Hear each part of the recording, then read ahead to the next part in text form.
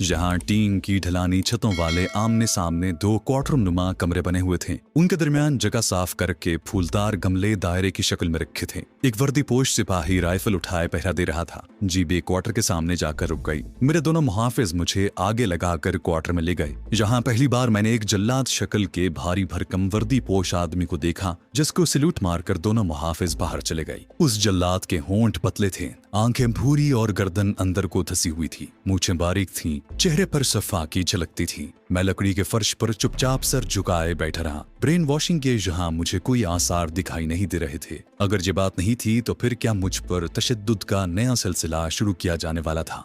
मुझे जजीरे से निकालकर हेडक्वार्टर में लाया जा चुका था। मेरे सामने एक जल्लाद शक्ल का भारी भरकम वर्दीपोश आदमी बैठा हुआ था। उसने जेब से सिगार निकालकर लाइटर से सुलगाया और कदम कदम चलकर मेरे पास आया और झुककर बोला, हेडक्वार्टर से तुम्हारी रिहाई के ऑर्डर्स आ गए हैं। पहले तो मुझे लगा कि ये इन लोगों की कोई नई चाल है और मुझसे मेरे साथियों और पाकिस्तान के बारे में मालूमात हासिल करने के लिए कोई नया जाल बिछाया जा रहा है। लेकिन जब उसने मेज की दराज में से एक फाइल निकालकर उसमें नत्थी किया हुआ इब्रानी जबान का एक सरकारी ऑर्डर पढ़ा तो मुझे कुछ यकीन आ गया। उसकी एक वजह यह भी थी कि ये लोग बेपनाह तशद्दुद करने के बावजूद मुझसे कोई राज उगलवाने में नाकाम रहे थे। इसके बावजूद दिल नहीं मान रहा था कि ये मुझे इतनी आसानी से छोड़ देंगे। ये शख्स शायद उसी मौत के तैदी कैंप का इंचार्ज था। वो सिगार के कश लगा रहा था। कुर्सी पर बैठते हुए उसने मुहाफिज को आवाज देकर बुलाया और उसे मेरे लिए कॉफी और कुछ खाने को लाने को कहा। मैंने किसी किस्म के रद्द-ए-अमल का इजहार न किया, इसलिए कि मुझे उन कसाईयों से रहम की तवक्को नहीं थी। जरूर ये भी उनकी कोई नई चाल थी।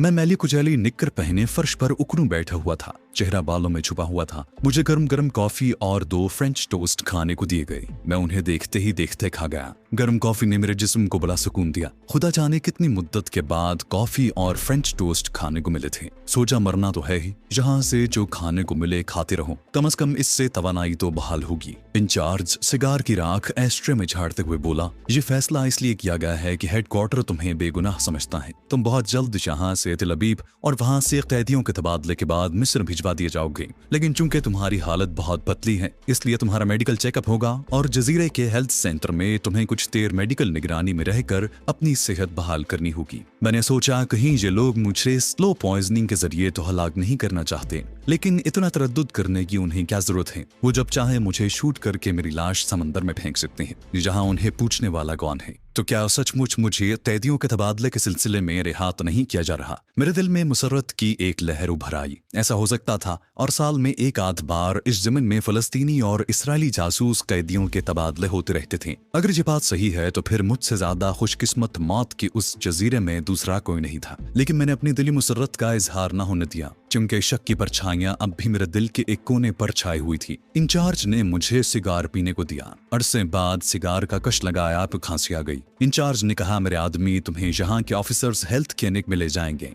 वहां तुम नहा धोकर नए कपड़े तब्दील करोगे और तुम्हारा मेडिकल ट्रीटमेंट शुरू हो जाएगा। मैंने पहली बार जबान खोली और इंचार्ज से पूछा कि मुझे कब तक हेल्थ क्लिनिक में रखा जाएगा। वो कॉफी के घूंट निकल रहा था, मेरी तरफ गौर से देखने लगा, फिर उसके होंठों पर अजीब सी मुस्कुराहट नमूदार हुई। कहने लगा, जब तुम पूरी तरह सेहतयाब हो जाओगे तो हम तुम्हें क्लिनिक से फारिग करके यहाँ से तेल अबीब रवाना कर देंगे। कुदरती तौर पर मुझे यही ख्याल आया कि चूंकि कैदियों के तबादले के वक्त जासूस मुलजिमों को सेहतमंद हालत में दूसरे मुल्क में भेजा जाता है, ताकि प्रेस के जरिए ये प्रोपेगेंडा किया जा सके कि हमने कैदियों के साथ किसी किस्म का तशद्दुद नहीं किया, इसलिए ये लोग मुझे अस्पताल में दाखिल कर रहे हैं। मैं चुप बैठा सिगार के हल्के हल्के कश लगाता रहा। दिल में यही सोचा कि इनकी कोई भी साजिश क्यों न हो, अभी अस्पताल में चलकर अपना इलाज करवाया जाए और अपनी तवानाई को बहाल किया जाए, क्योंकि हो सकता है कि मुझे इसकी जरूरत पड़ जाए। मौत के उस जजीरे का ऑफिसर्स हेल्थ क्लिनिक जजीरे के जनूबी इलाके में वाक़ था। 4-5 कमरों पर मुश्तमिल इस छोटे से अस्पताल में ले जाकर मेरे मुंह और सर के बाल सारे के सारे मूड दिए गए। मैंने गर्म पानी से गुस्ल किया,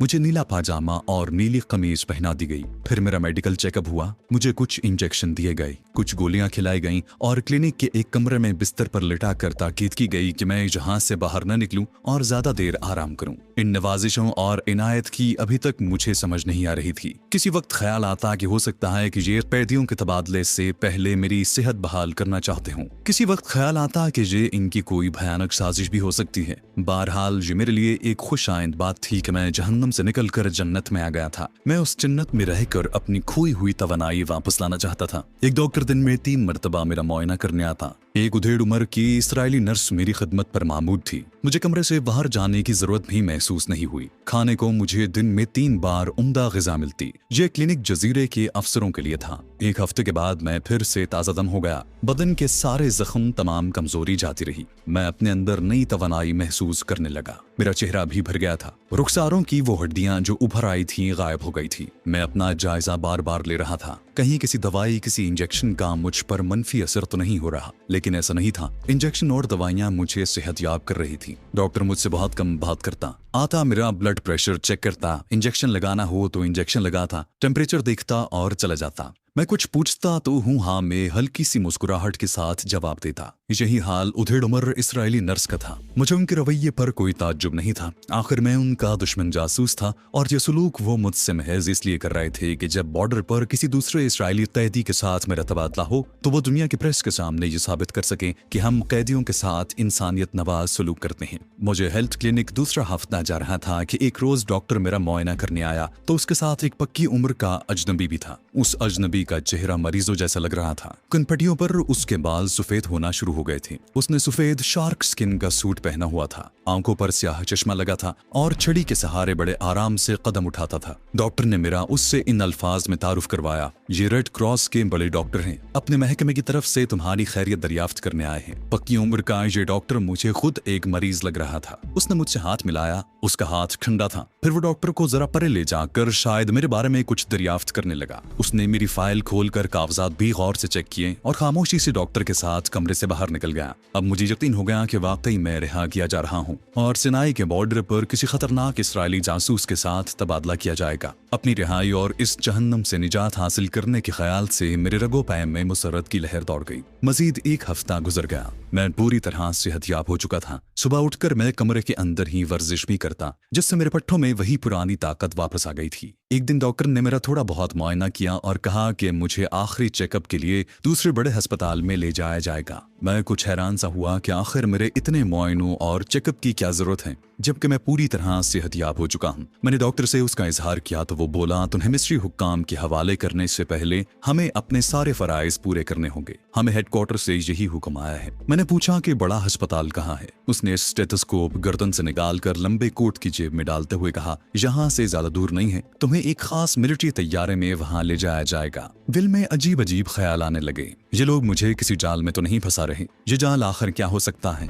नहीं, ये मेरा वहम है। हकीकत यही है कि ये अपने किसी खतरनाक और इंतहाई कीमती जासूस के बदले मुझे मिस्री हुक्काम के हवाले करने वाले हैं। बड़े अस्पताल में मेरे आखिरी चेकअप के बाद मुझे सिनाई बॉर्डर पर ले जाकर मिस्री हुक्काम के हवाले कर दिया जाएगा और मेरे बदले में अपना आदमी वसूल कर लेंगे। अगले ही रोज अस्पताल के बाहर एक जीप आकर खड़ी हो गई। मैं खुद चलकर जीप में बैठ गया। जजीरे की हवा बड़ी खुशगवार लगी। जीप जजीरे के मगरबी साहिल से निकलकर शुमाल मशरिक की जानिब एक छोटे से हवाई अड्डे पर पहुंचकर रुक गई, जहां एक छोटा फौजी तैयारा पहले से मौजूद था। तैयारे में से एक फौजी अफसर स्टेन गन हाथ में लिए बाहर निकला। 2 फौजी तैयारे के अंदर ही बैठे रहे। मुझे तैयारे में उनके दरमियान बिठा दिया गया। उन इसराइली फौजियों के चेहरे खामोश और सपाट थे। डॉक्टर ने मेरी प्रोफाइल इसराइली फौजी अफसर के हवाले कर दी। तैयारा हवाई पट्टी पर कुछ देर तक दौड़ने के बाद फजा में बुलंद हो गया। मौत के जजीरे से निजात पाने के एहसास से मैं बेहद खुश था। इसराइली फौजी अफसर मेरे पास ही सीट पर बैठा था। एक बार उसने मेरी तरफ मुस्कुरा कर देखा। मैंने उससे खुशगवार मौसम के बारे में बात की और फिर पूछा, हम कितनी देर में बड़े अस्पताल पहुंच जाएंगे? उसने अपने सर को जरा सा हिलाकर इब्रानी जबान में कहा, बहुत जल्द। और ये कहकर वो तैयारे की गोल खिड़की में से बाहर देखने लगा। उस वक्त दिन के 2 बजे होंगे। खाना मैंने अस्पताल वाले कमरे में ही खा लिया था। दिल काफी हद तक मुतमईन था। चुनाचे मुझ पर गुनूद की तारी होने लगी और मैंने सीट के पीछे सर लगाकर आंखें बंद कर ली। मुझे नींद आ गई। मैं काफी देर तक सोया रहा क्योंकि जब मेरी आंख खुली तो बाहर अंधेरा था। तैयारा आहिस्ता आहिस्ता एक तरफ घूम रहा था। मैंने इसराइली फौजी अफसर की तरफ देखकर वक्त पूछा। उसने कहा, हम मंजिल पर पहुंच गए हैं। मैंने खिड़की से नीचे निगाह डाली। एक तरफ कुछ मध्यम सी रोशनियां चिलमिला रही थी। नीचे कोई ऐसा शहर नहीं था जिसकी बेशुमार रोशनियां दिखाई देती। मैंने फौजी अफसर से कहा, क्या ये अस्पताल किसी शहर में है? उसने एक लम्हे के लिए मेरी तरफ देखा, जरा सा मुस्कुराया और बोला, अस्पताल शहरों में ही होते हैं। जब मैंने कहा कि नीचे किसी शहर की रोशनियां नजर नहीं आ रही तो वो बोला, यहाँ बिजली की पावर की कमी है, इसलिए शहर के बेशतर इलाकों में रात के शुरू होते ही रोशनियां बुझा दी जाती हैं। वो नीचे दूर जो बत्तियां नजर आ रही हैं वो बड़ा अस्पताल है। मेरे पूछने पर फौजी अफसर ने बताया कि फाइनल चेकअप 10 मिनट में हो जाएगा। मैंने इत्मीनान का सांस लिया। तैयारा नीचे उतर रहा था। फिर उसके पहिए हवाई पट्टी से टकराए और कुछ दूर जाकर तैयारा रुक गया। एक जीप दौड़ती हुई हमारे तैयारे के पास आकर रुक गई। उसमें से एक सफेद कोट और मजबूत जिस्म वाला डॉक्टर बाहर निकला और मेरे कांधे को आहिस्ता से थपथपा कर कहने लगा, दोस्त तुम जवान आदमी हो, बहुत जल्द सेहतयाब हो जाओगे, वरना जहां तुम्हें बंद किया गया था वहां से कभी कोई जिंदा वापस नहीं आया। मुझे दूसरी जीप में बिठा दिया गया। दोनों स्टेन गनबरदार इसराइली मुहाफिज और डॉक्टर भी मेरे साथ ही जीप में बैठ गए। जीप बड़े अस्पताल की तरफ चल पड़ी। ये एक वीरान सी सड़क थी जिसके दोनों जानिब कहीं कहीं खजूर और अंजीर के दरख्त अंधेरे में मुझे दिखाई दे जाते। अंजीर के दरख्तों को मैं अंधेरे में भी पहचान लेता था। ये इलाका इसराइल का ही था। मैंने दबी जबान में फौजी मुहाफिज से पूछा कि ये कौन सा इलाका है, तो उसने इशारे से मुझे खामोश रहने को कहा। मैंने कोई ख्याल न किया। मैं बहरहाल एक दुश्मन जासूस था और मुझसे ज्यादा बातचीत नहीं की जा सकती थी। जीप अब एक ऐसी सड़क पर आ गई जहां थोड़े थोड़े फासले पर बिजली के बल्ब रोशन थे। हम एक खुश्क दरिया के पुल पर से गुजरे तो जीप निस्बतन एक पक्की और हमवार सड़क पर आ गई। इलाका सतह मुर्तफा का था। आसपास छोटे छोटे टीलों का सिलसिला फैला हुआ था। मजबूत जिस्म वाला डॉक्टर अगली सीट पर फौजी ड्राइवर के साथ बैठा था। उसने एक थैले में से कोका कोला का टिन निकाल कर मुझे पीने को दिया। मुझे भूख महसूस हो रही थी, लेकिन मैं इस ख्याल से खामोश रहा कि शायद अस्पताल पहुंचने पर ये लोग रात का खाना खाएंगे। टीला में से निकलकर जीप एक सीधी सड़क पर आई तो मुझे दूर से बहुत सी जगमगाती हुई बत्तियों का झुरमुट नजर आया। मैंने इत्मीनान का सांस लिया। बड़ा अस्पताल आ गया था। मैंने इब्रानी में डॉक्टर से पूछा कि डॉक्टर वो सामने बड़े अस्पताल की रोशनियां है क्या? उसने इस बात में जवाब दिया और चुप हो गया। मुझे उन लोगों की खामोशी कुछ पुरस्कार सी लगने लगी थी। न जाने क्यों मेरा दिल किसी आने वाले खतरे को महसूस करके जोर से धड़क उठा, मगर मैंने अपने दिल को तसल्ली दी कि ऐसी कोई बात नहीं है। यहाँ मामूली सा फाइनल चेकअप होगा और फिर मुझे इस बकबक से हमेशा के लिए निजात मिल जाएगी। मैं इसी तैयारे के जरिए तिल अबीब और फिर वहां से सीना की मिस्री सरहद पर पहुंच जाऊंगा और उसके बाद मैं आजाद हो जाऊंगा। रोशनियां करीब आ रही थी। कोई 20 मिनट के बाद हमारी जीप एक 2 मंजिला सफेद रंग की खूबसूरत इमारत के पोर्च में खड़ी थी। लॉबी का फर्श चमक रहा था। इमारत के बाहर कुछ नहीं लिखा था। एक नर्स तेज तेज कदम उठाती हमारे करीब से गुजर गई। मेरे सारे खदशे और अंदेशे दूर हो गए। ये अस्पताल ही था। परेशान होने की कोई बात नहीं थी। मैं बड़ा खुश जीप में से निकलकर लॉबी के फर्श पर आ गया। मेरे मुहाफिज फौजी भी मेरे पीछे निकल आए और मेरे दाएं बाएं खड़े हो गए। ये कोई अनोखी बात नहीं थी। आखिर मैं एक खतरनाक जासूस था। उन्होंने मेरी निगरानी तो करनी ही थी। सामने वाला शीशे का दरवाजा खुला और एक नया डॉक्टर मुस्कुराता हुआ नमूदार हुआ। हमारे डॉक्टर ने उससे हाथ मिलाया और मेरी तरफ इशारा करके कहा, डॉक्टर ये हैं तुम्हारे मरीज, इनका फाइनल चेकअप होगा। हम कब तक फारिग हो जाएंगे? क्योंकि मुझे वापस एयरपोर्ट के क्लिनिक भी जाना है। नौवारिद डॉक्टर ने कहा, 1 घंटे में हम आपको फारिग कर देंगे, आइए अंदर चलिए। अस्पताल की राहदारी भी बेहद साफ सुथरी और चमकीली थी। इस वीरान इलाके में ये बहुत ही साफ सुथरा और अहम अस्पताल था। शायद ये इसराइली फौजी अफसरों के लिए बनाया गया था कि वो यहाँ आकर इलाज भी करवाएं और सुकून के माहौल में कुछ दिन भी गुजार सकें। एक बहरी फौज का अफसर हमारे करीब से गुजर गया। अस्पताल एयर कंडीशन था। बाहर की गर्म फजा के मुकाबले में अंदर हल्की हल्की खुशगवार खुनकी थी, जिसमें मुख्तलिफ दवाइयों की धीमी धीमी बू रची हुई थी। एक नर्स ट्रॉली लेकर हमारे करीब से गुजरी। ट्रॉली पर स्टेनलेस स्टील के तश्त में कुछ शीशियां और इंजेक्शन का सामान पड़ा था। मुझे एक छोटे से मगर साफ सुथरे कमरे में ले जाया गया। दरमियान में सफेद चादर वाला बिस्तर लगा था। साइड टेबल पर थर्मस और ग्लास पड़ा था। छत में मरकरी लाइटों की 2 ट्यूबें रोशन थी। मेरे फौजी मुहाफिज बाहर ही रह गए। दोनों डॉक्टर मेरे साथ अंदर आए थे। उन्होंने मुझे बिस्तर पर लेटने का इशारा किया। फिर एक डॉक्टर मेरी नब्ज देखने लगा। दोनों ने मेरी कमीज ऊपर करके मेरे दिल पर स्टेथोस्कोप लगाया और अपनी कलाई की घड़ी पर नजरें जमाती। मेरी मेडिकल फाइल उसके पास ही थी, जो उसने कमरे में दाखिल होते ही मेरे बिस्तर की साइड टेबल पर रख दी। कोई 1 मिनट तक वो मेरे दिल की धड़कनें और दूसरा डॉक्टर मेरी नब्ज देखता रहा। फिर नए डॉक्टर ने मेरी फाइल खोलकर उसमें कुछ लिखा। फाइल बंद करके मेज पर रखी और दोनों बाहर निकल गए। जाहिर है मेरा फाइनल चेकअप हो रहा था। कुदरती तौर पर मेरे दिल में किसी किस्म का कोई दूसरा ख्याल पैदा नहीं हो सकता था और वहां कोई ऐसी शय भी नजर नहीं आ रही थी कि मुझे कोई खतरा महसूस होता। आखिर खतरा किस बात का हो सकता था? डॉक्टर दरवाजा खोलकर बाहर निकले तो मैंने देखा कि बाहर दोनों फौजी मुहाफिज स्टीन गन्ने उठाए पहरा दे रहे थे। ये भी कोई अनोखी बात नहीं थी। मैं दुश्मन मुल्क का खतरनाक जासूस था। मेरी निगरानी उनका फर्ज था। ये उनकी ड्यूटी थी। मैं सेहतमंद था,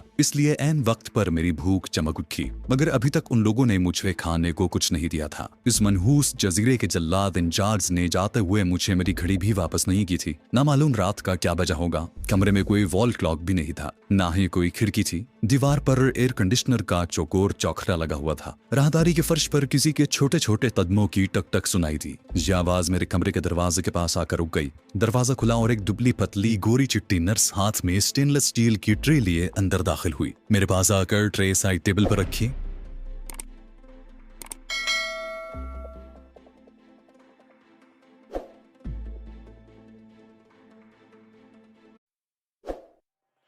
मेरे पास आकर ट्रे साइड टेबल पर रखी, उसमें से थर्मामीटर निकाल कर झाड़ा, फिर मेरे मुंह में लगाया और अपनी कलाई पर बंधी सुनहरी घड़ी को तकने लगी। जब वो मेरा टेम्परेचर ले चुकी तो मैंने उससे वक्त पूछा। उसने कोई जवाब न दिया और टक टक करती बाहर निकल गई। दरवाजा खुलने पर मुझे बाहर खड़े मुसल्ला मुहाफिजों की एक झलक फिर दिखाई दी। चाहे नर्स गूंगी थी, लेकिन अस्पताल में गूंगी बहरी नर्स का क्या काम? फिर उसने मेरी बात का जवाब क्यों नहीं दिया? शायद उसे मुझसे बात करने की इजाजत नहीं होगी। आखिर मैं कोई आम मरीज तो नहीं हूँ, दुश्मन मुल्क का जासूस हूँ। मैं अपने आप से यूं ही बातें करने लगा। राहदारी में खामोशी छाई थी। किसी वक्त दूर से किसी दरवाजे के खुलने और बंद होने की आवाज आ जाती। मैं गहरी सोच में डूब गया। फजा में मुझे कुछ पुरस्कार सी बात का एहसास हो रहा था। इतने में बाहर से कदमों की आवाज आने लगी। मैं साफ सुथरे बिस्तर पर पलंग से टेक लगाए नीम दराज था। दरवाजा आहिस्ता से खुला। उस अस्पताल का डॉक्टर अंदर दाखिल हुआ। उसके साथ वही सफेद सूट वाला उधेड़ उम्र का कमजोर और उदास चेहरे वाला पुख्ता उम्र का आदमी था, जिससे जजीरे में मेरी मुलाकात हुई थी। उसकी कनपटियों के बाल सफेद हो रहे थे।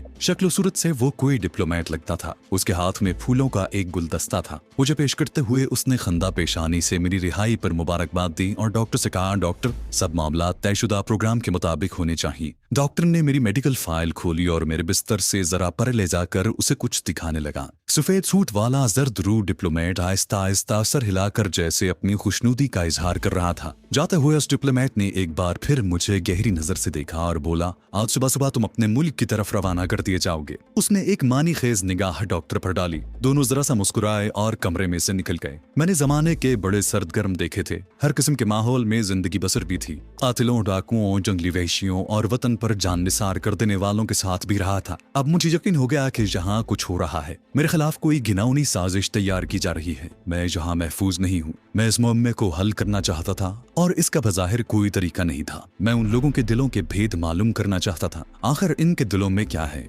ये हकीकत में क्या चाल चल रही है? ये वो सवाल था जिसका जवाब मुझे हर हालत में हासिल करना था। काफी देर सोच विचार करता रहा। आखिर एक ही तरीका सुझाई दिया। मैंने उसी पर अमल करने का फैसला कर लिया और अपने कमरे में किसी के दाखिल होने का इंतजार करने लगा। मुझे उन लोगों पर इसलिए भी शक पड़ा कि मैंने नर्स से कुछ खाने के लिए मांगा, क्योंकि मुझे भूख लग रही थी। तो उसने कहा कि अभी तुम्हें खाने को कुछ नहीं मिलेगा, थोड़ा इंतजार करो। ये तमाम अलामात किसी ऑपरेशन की थी। क्या ये लोग मेरा ऑपरेशन करने वाले थे? 15-20 मिनट के बाद राहदारी में एक बार फिर किसी के कदमों की आवाज सुनाई दी। वह जल्दी से बिस्तर से उठकर कमरे में टहलने लगा। अपनी स्कीम पर अमल करने का वक्त आ गया था। दरवाजा खुला। वही नर्स टेम्परेचर देखने वाला सामान ट्रे में रखी अंदर दाखिल हुई। मैंने सोची समझी स्कीम के मुताबिक उससे बातें शुरू कर दी। नर्स ने मुझे बिस्तर पर लेट जाने को कहा। मैं बड़ी फुर्ती से अपने पलंग की तरफ बढ़ा और फिर प्रोग्राम के मुताबिक धड़ाम से फर्श पर गिर पड़ा। यूं जाहिर किया जैसे बेहोश हो गया हूँ। नर्स घबरा कर पीछे हट गई। फिर उसने मुझे उठाने की कोशिश की। मैंने अपना आप छोड़ दिया।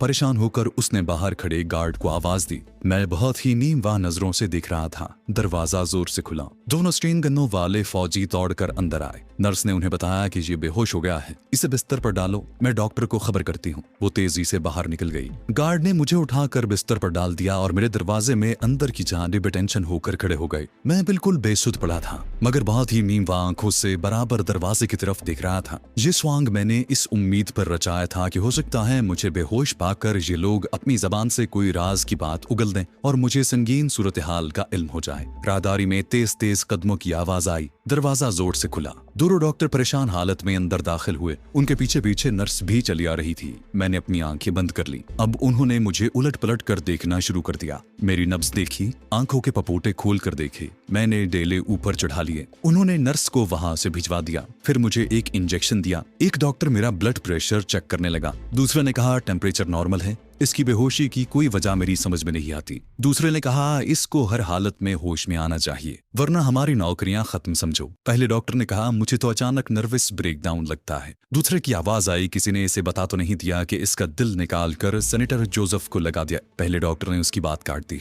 एहतियात से काम लो डॉक्टर, जहाँ कोई भी तुम्हारी बात सुन सकता है। मेरे जिस्म में खौफ की ठंडी यख लहर दौड़ गई। पहले मैं बेहोश नहीं था, लेकिन जो कुछ मेरे कानों ने सुना उसके बाद मुझे यूं लगा कि मैं वाकई बेहोश हो रहा हूँ। या खुदा, ये लोग मेरा दिल निकाल कर किसी सेनेटर सेनेटर जोसेफ को लगाने वाले हैं। यकीनन सेनेटर जोसेफ वही कमजोर चेहरे और सफेद सूट वाला उधेड़ उम्र आदमी है जो थोड़ी देर पहले मेरे लिए फूलों का गुलदस्ता लाया था। अब मेरी समझ में आ गया कि जो लोग मेरी इतनी खिदमत क्यों कर रहे थे, मुझे क्यों खिला पिलाकर सेहतमंद किया जा रहा था, मुझे कुर्बानी का बकरा बनाया जा रहा था। ये सेनेटर जरूर इस्राएली पार्लियामेंट का कोई अहम तरीन रुकन है और दिल का मरीज है, और मेरा धड़कता हुआ जिंदा दिल निकाल कर उसके सीने में पेवस्त करने वाले हैं। ये ऑपरेशन नहीं बल्कि मेरी मौत और मेरी लाश की चीर फाड़ थी। फौरी तौर पर मुझे यूं लगा जैसे मैं जरा सी भी मज़ाहमत करने के काबिल नहीं रहा, और ये लोग मेरे होश में आने के बाद मुझे स्ट्रेचर पर बांध कर ऑपरेशन थिएटर में ले जाएंगे, जहां मेरे पहलू में दूसरे स्ट्रेचर पर जर्द रूह इस्राएली सेनेटर जोसेफ एक स्ट्रेचर पर बेहोश पड़ा होगा। फिर मुझे भी बेहोश कर दिया जाएगा और मेरे सीने में से दिल निकालने के लिए चीर फाड़ शुरू हो जाएगी।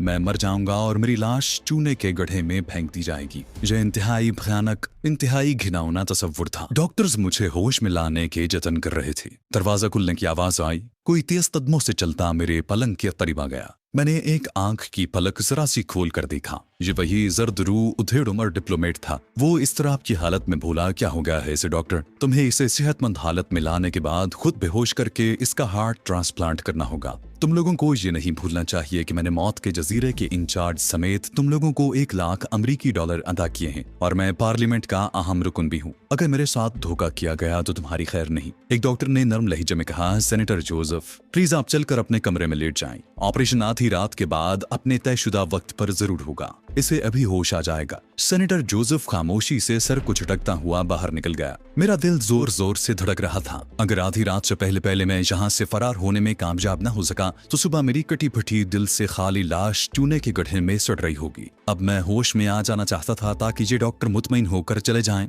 और मुझे यहाँ से फरार होने के बारे में सोचने का मौका मिल सके। मैंने इंतहाई नकाहत के आलम में हूं की आवाज हलक से निकाली और आंखें खोल दी। डॉक्टर ने मुस्कुराकर मेरी तरफ देखा। मैंने पूछा, डॉक्टर मुझे क्या हो गया था? हट्टा कट्टा डॉक्टर बोला, शायद कमजोरी के बायस तुम बेहोश हो गए थे। तुम्हें ताकत का इंजेक्शन लगा दिया गया है। दूसरे डॉक्टर ने मेरे बाजू को थपथपा कर कहा, अब तुम आराम करो, मैं तुम्हारे लिए नर्स के हाथ गर्म गर्म सूप भिजवाता हूँ। और दोनों डॉक्टर जल्दी जल्दी कमरे से बाहर चले गए। बाहर खड़े मुसल्ला गार्ड की एक खौफनाक झलक मुझे फिर दिखाई दी। मेरा चेहरा गर्म हो गया। मुझे हर हालत में इस मक्तल से फरार होना था। वक्त महदूद था और फरार का कोई रास्ता दिखाई नहीं दे रहा था। मौत मेरे सामने खड़ी थी। मौत को इतना करीब मैंने पहले कभी नहीं देखा था। निस्फ रात की घड़ी नजदीक से नजदीक आ रही थी। सबसे बड़ी मुसीबत ये थी कि फरार होने का कोई रास्ता नहीं था। कमरे में कोई खिड़की रोशनदान भी नहीं था। सिर्फ एक दरवाजा था जिसके बाहर मुसल्लह पहरेदार संतरी खड़े थे। मैं बैक वक्त उन दोनों को काबू नहीं कर सकता था। मेरे पास नाखून काटने वाली कैंची तक नहीं थी। मुझ पर इज़्तिरारी कैफियत तारी थी।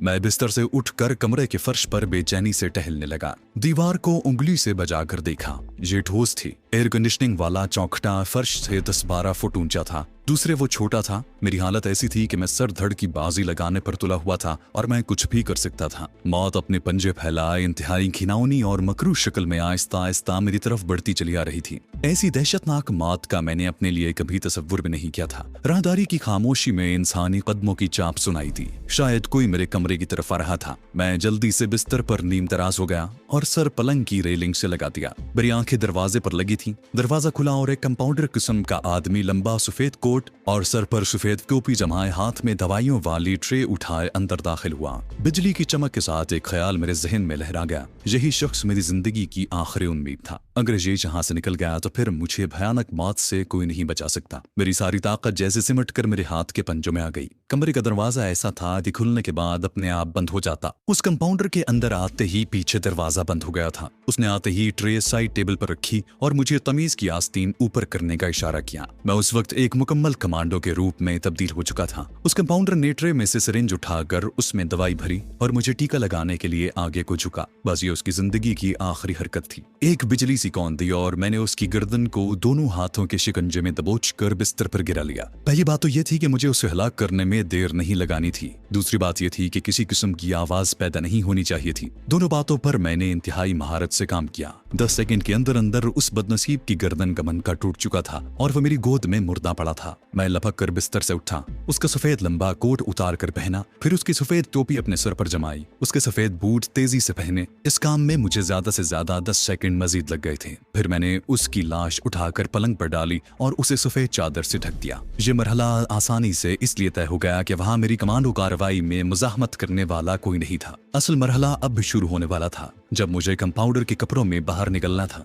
एक बात मुझे मालूम थी कि राहदारी में रोशनी नहीं थी। ये नीम अंधेरा और मेरी किस्मत ही मेरा साथ दे सकती थी। मैंने साइड टेबल पर से ट्रे उठाई और धुरकते हुए दिल के साथ दरवाजे की तरफ बढ़ा। उस वक्त मुझे वाकई यूं महसूस हो रहा था जैसे मैं पुल सिरात पर से गुजरने वाला हूँ। मेरी शेव जरा बढ़ाई थी, मुंडा हुआ सर पूरे का पूरा मैंने सफेद टोपी में छुपा लिया था। दरवाजे के पास पहुंचकर मैं एक लम्हे के लिए जैसे अपने आप रुक गया। दिल की तेज धड़कन को आहनी अज़्म से काम लेते हुए मामूल पर लाया और फिर खुदा का नाम लेकर दरवाजा खोलकर बाहर निकल गया। मैं जरा सा खांसता हुआ सर को नीचे किए हुए मुंह के आगे एक हाथ रखे तेज तेज मगर इंतहाई मोहतात कदमों से चलता मुसल्लह पहरेदार के करीब से होकर गुजर गया। ये लम्हा कयामत का लम्हा था। उनके करीब से गुजरते हुए मुझे मुसल्लह पहरेदारों के सांस की आवाज भी सुनाई दी। पीछे से किसी भी वक्त हॉल्ट की आवाज आ सकती थी और मुझे एकदम सरपट भागना था और फिर स्टेन गन की एक बाढ़ ने मेरे जिस्म को छलनी कर देना था। एक माहिर कमांडो होते हुए भी उस वक्त मेरे कदम खौफ के मारे एक एक मन भारी हो गए थे। रहदारी नीम तारीख थी। मुझे कुछ मालूम नहीं था कि मुझे कहाँ जाना है। सामने से वही डॉक्टर मुझे मिल सकता था, नर्स मिल सकती थी। अस्पताल की इमारत का दरवाजा कोई 20 कदम के फासले पर था। मुझे उसी दरवाजे से अंदर लाया गया था। ये 20 कदम मेरे लिए 20 मील की मुसाफत बन गए। यूं महसूस हुआ जैसे मैं न जाने कब से इस राहदारी में से गुजर रहा हूँ। दरवाजा आने का नाम नहीं ले रहा। मेरे कान सनसना रहे थे। पीछे से किसी वक्त हॉल्ट या स्टेन गन की तरह सुनाई दे सकती थी। सामने से एक ठिगने कद की नर्स चली आ रही थी। जो मेरी नर्स नहीं थी, फिर भी वो मुझे पहचान सकती थी। मैंने गैर शौरी तौर पर खांसते हुए अपना चेहरा नीचे कर लिया। नर्स मेरे करीब से गुजर गई। शायद वो मैट्रन थी और रात के राउंड पर थी। मुझे यूं लगा जैसे मैं अपनी जगह पर पत्थर का बुत बना खड़ा हूं और मेरी टांगें चल रही हैं। बाएं जानिब दरवाजा नजर आया। मैं उसकी तरफ घूम गया। चमकीले फर्श वाली लॉबी खाली थी। छत पर लगी ट्यूबलाइट के चौखटों में से सिर्फ 2 चौखटे रोशन थे। ख्याल आया कि मुझे अस्पताल से बाहर जाते किसी ने देख लिया तो वो जरूर आकर पूछेगा कि मैं बाहर कहाँ जा रहा हूँ। हजारहा किस्म के वसवसे दिल में पैदा हो रहे थे। अपने कमरे से लॉबी के दरवाजे तक आने में मुझे 7-8 सेकंड से ज्यादा नहीं लगे होंगे, लेकिन ये महसूस हो रहा था जैसे मैं सैकड़ों किलोमीटर की मुसाफत तय करके वहां तक पहुंचा हूं। मैं लॉबी में आकर एकदम दीवार की तरफ हो गया। पहरेदारों की फायरिंग से बचकर निकल आया था। मैं उनकी रेंज से बाहर था, मगर इंतहाई खतरे के जोन से बाहर नहीं था। अस्पताल के पोर्च में एक बावर्दी पहरेदार हाथ में छोटा सा डंडा लिए टहल रहा था। मेरी तवज्जो अस्पताल की इमारत के पहलू में बाग की झाड़ियों की तरफ थी, जहां अंधेरा था। कुछ फासले पर पार्किंग शेड में 3-4 गाड़ियां और एक एम्बुलेंस खड़ी थी। मैं बज़ाहिर बड़े सुकून के साथ कदम उठाता हुआ जिस तरफ झाड़ियां और अंधेरा था उस तरफ चल पड़ा। मैंने महसूस किया कि मुझे उतर जाते देखकर पहरेदार और उसकी नजरें मेरा ताकुब करने लगी। मैं अभी झाड़ियों के पास नहीं पहुंचा था कि पीछे से आवाज आई, मिस्टर जरा रुकना। ये जुमला जाहिर है उसने इब्रानी जबान में अदा किया था। मेरा खून एकदम जैसे जमकर रह गया। उसे भी ठिकाने लगाने का फैसला किया और उसकी तरफ चेहरा घुमाया। पहरेदार की छोटी छोटी शाह मूछें थीं और वो एक खूबसूरत नौजवान था जिसने पहरेदारों वाली नीली वर्दी पहन रखी थी। मेरे करीब आकर बोला, दोस्त मैं यहाँ नया नया आया हूँ। आज मेरी ड्यूटी का पहला दिन है। मैं यहाँ किसी को नहीं जानता, तो मुझे कोई ऐसी गोली ला दो जिसके खाने से मुझे नींद आ जाए। मैंने इत्मीनान का सांस भरा और कहा, मैं सामने एम्बुलेंस में ये फर्स्ट एड की दवाइयाँ रखा हूँ, वापस आकर तुम्हें गोलियां ला दूंगा। उसने बड़े अखलाक से मेरा शुक्रिया अदा किया और उस अस्पताल के बारे में पूछने लगा कि यहाँ तनख्वाह हफ्ते के बाद मिलती है या 15 दिन के बाद, और ये कि यहाँ कितनी नर्सें रात को ड्यूटी पर होती हैं। मैंने लॉबी की तरफ देखा। अभी तक मेरे फरार का राज फाश नहीं हुआ था, लेकिन ये बम किसी वक्त भी फट सकता था। मैंने पहरेदार से कहा, मैं वापस आकर तुम्हें सब कुछ बताता हूँ। मैंने तेज तेज कदमों से एम्बुलेंस की तरफ चलने लगा। अब मुझे कम से कम पहरेदार की तरफ से इत्मीनान था कि ये मुझे एम्बुलेंस की तरफ जाते देखकर कुछ नहीं कहेगा। पार्किंग शेड में जाते ही मैं एम्बुलेंस की ओट में हो गया। मुझे अब जितनी जल्दी हो सके यहाँ से निकल जाना चाहिए था। मैं दुश्मन की तबाहकुन फायरिंग की जद में था। फायरिंग किसी वक्त भी शुरू होकर मेरे जिस्म छल्ली कर सकती थी। मैंने ट्रे जमीन पर रख दी। एम्बुलेंस के दरवाजे को खोलने की कोशिश की। उसके सारे दरवाजे लॉक थे। करीब खड़ी एक कार का दरवाजा खींचा, वो भी लॉक था।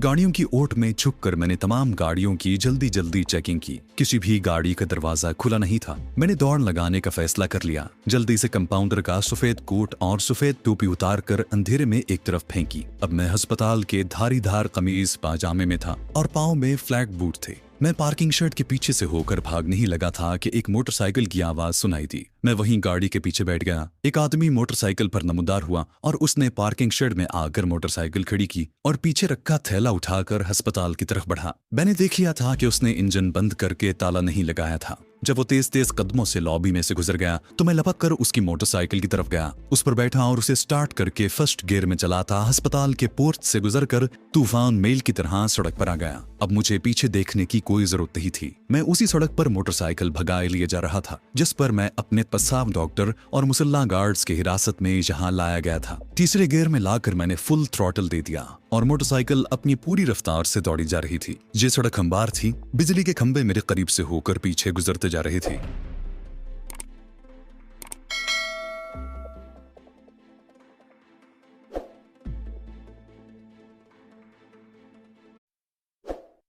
और मोटरसाइकिल अपनी पूरी रफ्तार से दौड़ी जा रही थी। ये सड़क हमवार थी, बिजली के खंभे मेरे करीब से होकर पीछे गुजरते जा रहे थे। मुझे यूं लगा जैसे मेरा राज फाश हो गया है। अस्पताल में एक हंगामा मच गया होगा और मुसल्ला मुहाफिज जीप में सवार होकर स्टेन गन्ने लिए मेरे पीछे चले आ रहे होंगे। मैंने एक पल के लिए गर्दन घुमाकर पीछे देखा, पीछे कोई गाड़ी या जीप नहीं आ रही थी। मेरा हौसला बुलंद हो गया। मेरे लिए एक एक सेकंड कीमती था। एक एक सेकंड का फायदा उठाते हुए मुझे अस्पताल से दूर निकल जाना था। मुझे ये मालूम नहीं था कि मैं कहाँ जा निकलूंगा, लेकिन इतना जरूर मालूम था कि मुझे इस जहन्नम से हजारों लाखों मील दूर निकल जाना है। निस्बतन हमवार और बेहतर सड़क खत्म हो गई। अब बाएं जानिब वो सड़क आ गई जो छोटी थी और गैर हमवार थी और जिसके दोनों जानिब काफी फासले पर जाकर ट्यूबलाइट्स लगी थी। मैंने रफ्तार कुछ कम कर ली। मेरी मोटरसाइकिल सड़क पर उछलती हुई चली जा रही थी। आगे वही एयरपोर्ट आने वाला था जहां मुझे फौजी तैयारे के जरिए लाया गया था। उस एयरपोर्ट के खित्ते में मेरे लिए शदीद खतरा था। अस्पताल का डॉक्टर एयरपोर्ट पर मौजूद सिक्योरिटी के अमले को मेरे फरार के बारे में टेलीफोन कर सकता था और मैं गिरफ्तार किया जा सकता हूँ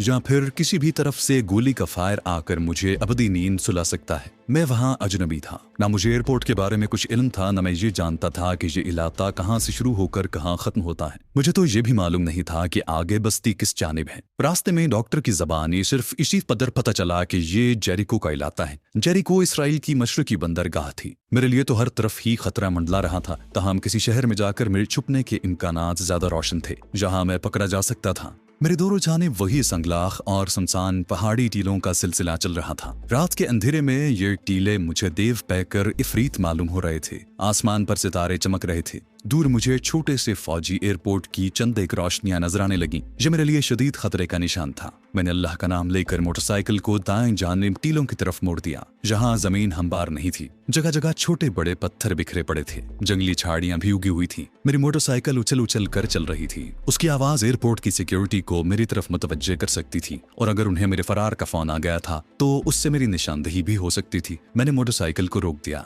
उसका इंजन बंद हुआ तो मुझे टीलों के कब्रिस्तानी सन्नाटे का एहसास हुआ। मैंने मोटरसाइकिल को एक जगह झाड़ियों के पीछे छुपा दिया। न जाने मुझे क्यों ख्याल आया कि मोटरसाइकिल के पीछे जो छोटी सी डिग्गी लगी है उसे खोल कर देखना चाहिए। डिग्गी एक डिब्बे की तरह थी और कैरियर के पीछे लगी थी। वो मुकफ्फल थी। मैंने पत्थर की ज़रब से उसका ताला तोड़ डाला। झुककर गौर से अंदर देखा, फिर हाथ डाला तो अंदर से एक मोटरसाइकिल साफ करने वाला मैला कुचैला रुमाल, एक पेचकस माना लोहे के तार का एक गुच्छा और एक चाकू निकला। ये चाकू आम साइज का था, जैसा कि घरों में सब्जी या तरकारी फल काटने के लिए होता है। सिर्फ यही एक चीज मेरे काम की थी। मैंने चाकू अपने कुर्ते की जेब में रखा, मोटरसाइकिल को वहीं छोड़ा और टीलों के दरमियान से होकर मगरिब की तरफ चलने लगा। मेरे पाँव में जो फ्लैट शूज थे वो चलने में मेरी बड़ी मदद कर रहे थे। ताहम अंधेरे रास्तों में बिखरे हुए पत्थरों पर बार बार पाँव फिसल जाते। कुछ दूर चलने के बाद मुझे सितारों की फीकी रोशनी में सिर्फ इतना नजर आने लगा कि मैं बड़े पत्थरों से बचकर गुजर सकता था। ये कौन सा इलाका है, कौन सी जगह है, ये रास्ता मुझे कहाँ ले जाएगा? इन सवालों में से किसी एक का जवाब भी मेरे पास नहीं था। सिर्फ जान बचाने का जज्बा मुझे आगे ही आगे खींचे जा रहा था। ये सारे का सारा इलाका दुश्मन का था। मैं उस मनहूस अस्पताल के जिस कमरे में था वहाँ हर 10 या 15 मिनट के बाद कोई ना कोई नर्स या डॉक्टर आकर मुझे देख जाता था। इस हिसाब से अब तक उन्हें मेरे फरार का भी इल्म हो चुका होगा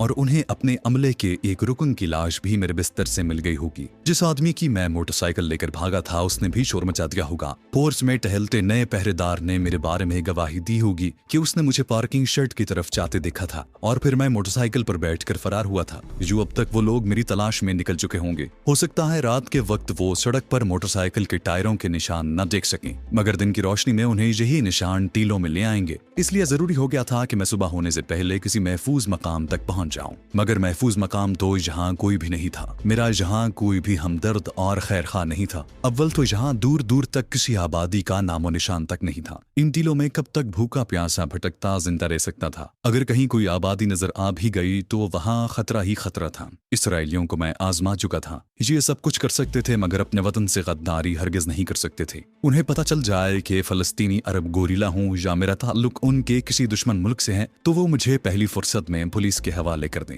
एक ही बात मेरे हक में जाती थी कि मैं इब्रानी जबान बड़ी रवानी से बोल लेता था और यहूदी मजहब के बारे में भी मुझे काफी मालूमात थी और मैं यहूदी बनकर कुछ देर देहाती लोगों के दरमियान रह सकता था। लेकिन इसमें हर कदम पर खतरा था। खतरा मेरे चारों तरफ था, लेकिन मैंने अहद कर रखा था कि मौत के जबड़ों में से भी गुजर कर यरूशलेम अपनी साथी नादिया के पास पहुंच कर रहूंगा। मेरे लिए एक नावाकिफ सरजमीन पर सफर करते हुए उर्दन की सरहद उबूर करना तकरीबन नामुमकिन था। इतना मुझे इल्म हो गया था कि मैं जेरिको के मशरकी शहर के करीब हूँ। जेरिको शहर यरूशलेम से इतनी दूरी पर वाक़ नहीं था कि मेरे लिए वहाँ पहुँचना नामुमकिन हो। सवाल ये था कि जेरिको एक खासा अच्छा सेहूनी शहर है। मेरा लिबास अस्पताल के मरीजों वाला है। मेरे फरार की खबर रेडियो, टेलीविजन और अखबारात में शाया कर दी जाएगी और मेरे कपड़ों और हुलिये की तफसील भी जरूर बता दी जाएगी। इस सूरत में सुबह तक मुझे न सिर्फ अपना लिबास बदलने बल्कि किसी हद तक अपना हुलिया तब्दील करने की भी अशद जरूरत थी। ये तमाम बातें मेरे जहन में गर्दिश कर रही थीं और मैं संगलाख टीलों के वहशत खेज सन्नाटे और आधी रात के अंधेरे में नामालूम मंजिल की तरफ बढ़ता चला जा रहा था। टीलों के यहाँ बहुत से दर्रे थे और अजीब भूल भुलैयां सी बनी थी। मुझे डर हुआ कि कहीं मैं एक ही जगह पर तो नहीं घूम रहा। इस खदशे को दूर करने के लिए मैं एक टीले पर चढ़ गया। मगरिब की तरफ निगाह दौड़ाई। दूर दूर तक तारीकी ही तारीकी फैली थी। किसी जगह पर कोई नन्ही सी रोशनी भी दिखाई न देती थी। पीछे निगाह डाली तो दूर एयरपोर्ट के टावर की रोशनी चमक रही थी। फिर अचानक मुझे किसी मोटर के इंजन की आवाज सुनाई दी। शायद अस्पताल की सिक्योरिटी गार्ड मेरी तलाश में निकल खड़ी हुई थी। यहाँ से मुझे अस्पताल की रोशनियां नजर नहीं आती थी क्योंकि उस जानिब मेरे और अस्पताल की इमारत के दरमियान एक बुलंद टीला हायल था। मैं सिर्फ छोटे फौजी एयरपोर्ट की रोशनी को ही देख सकता था। इंजन की आवाज किसी जीप की लगती थी। फिर दूर एक टीले के पीछे रोशनी की लंबी लकीर नमूदार हुई। उस लकीर का रुख एयरपोर्ट की तरफ था। खुदा जाने ये कोई मोटर कार थी या जीप थी। मैं ठीक तरह से अंदाजा न लगा सका। रोशनी एयरपोर्ट की तरफ घूम गई। उसके बाद फजा अचानक पिस्तौल के यक के बाद दीगरे 2 फायरों से गूंज उठी। टीलों से टकराकर फायर के कई धमाके बुलंद हुए। शायद ये मुझे डराने के लिए फायरिंग की गई थी। मैं तेजी से टीले की दूसरी जानिब उतर गया और बेतहाशा दौड़ना शुरू कर दिया। अंधेरे में एक टीला आता, गुजर जाता,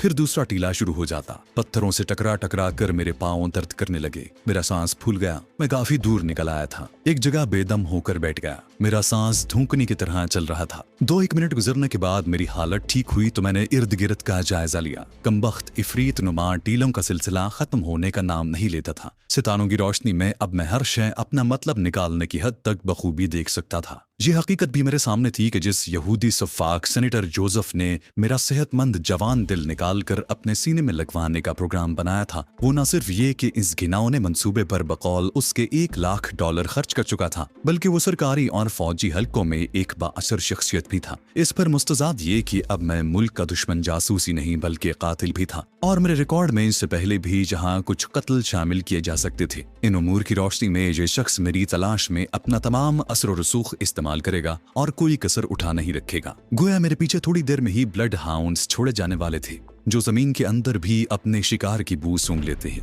मैं उठा और अल्लाह का नाम लेकर चल पड़ा। अगर मेरे पाँव में कंपाउंडर के रबड़ के जूते ना होते तो खुदा जाने मेरे पाँव का अब तक क्या हशर हो चुका होता। एक अजब मानूस सी गूंज सुनाई देने लगी। मैं रुक गया। कान लगाकर सुना तो यह हेलीकॉप्टर की आवाज थी। आसमान पर जिधर से आवाज आ रही थी उधर देखा। नीले और सुर्ख रंग की जलती बुझती बत्तियां मेरी तरफ बढ़ रही थीं। गोया मेरी तलाश की मुहिम शुरू हो गई थी। हेलीकॉप्टर के नीचे से एकदम रोशनी का एक आबशार निकलकर टीलों पर पड़ा। रोशनी का ये आबशार आगे ही आगे बढ़ रहा था। मैं जल्दी से एक टीले की ओट में हो गया। हेलीकॉप्टर एक गड़गड़ाहट के साथ टीलों के ऊपर से गुजर गया। उसकी सर्च लाइट की रोशनी से टीले के दर्रे पल के पल में रोशन हो गए। उसके बाद फिर अंधेरा छा गया। हेलीकॉप्टर दूर जाकर बाएं जाने मुड़ गया। वो काफी नीचे रहकर उड़ रहा था। वो दोबारा उन टीलों की तरफ आया जहां मैं छुपा हुआ था, मगर इस दफा कुछ फासले पर से होकर गुजर गया। उसने टीलों पर 4-5 चक्कर लगाए और एयरपोर्ट की तरफ चला गया। अब मैं वहां नहीं रुक सकता था। चुनाचे जितना तेज मैं उस इलाके में चल सकता था चलने लगा। हेलीकॉप्टर फिर ना आया, लेकिन एक और मुसीबत नमूदार हो गई। दूर से मुझे कुत्तों के भौंकने की आवाजें आने लगी।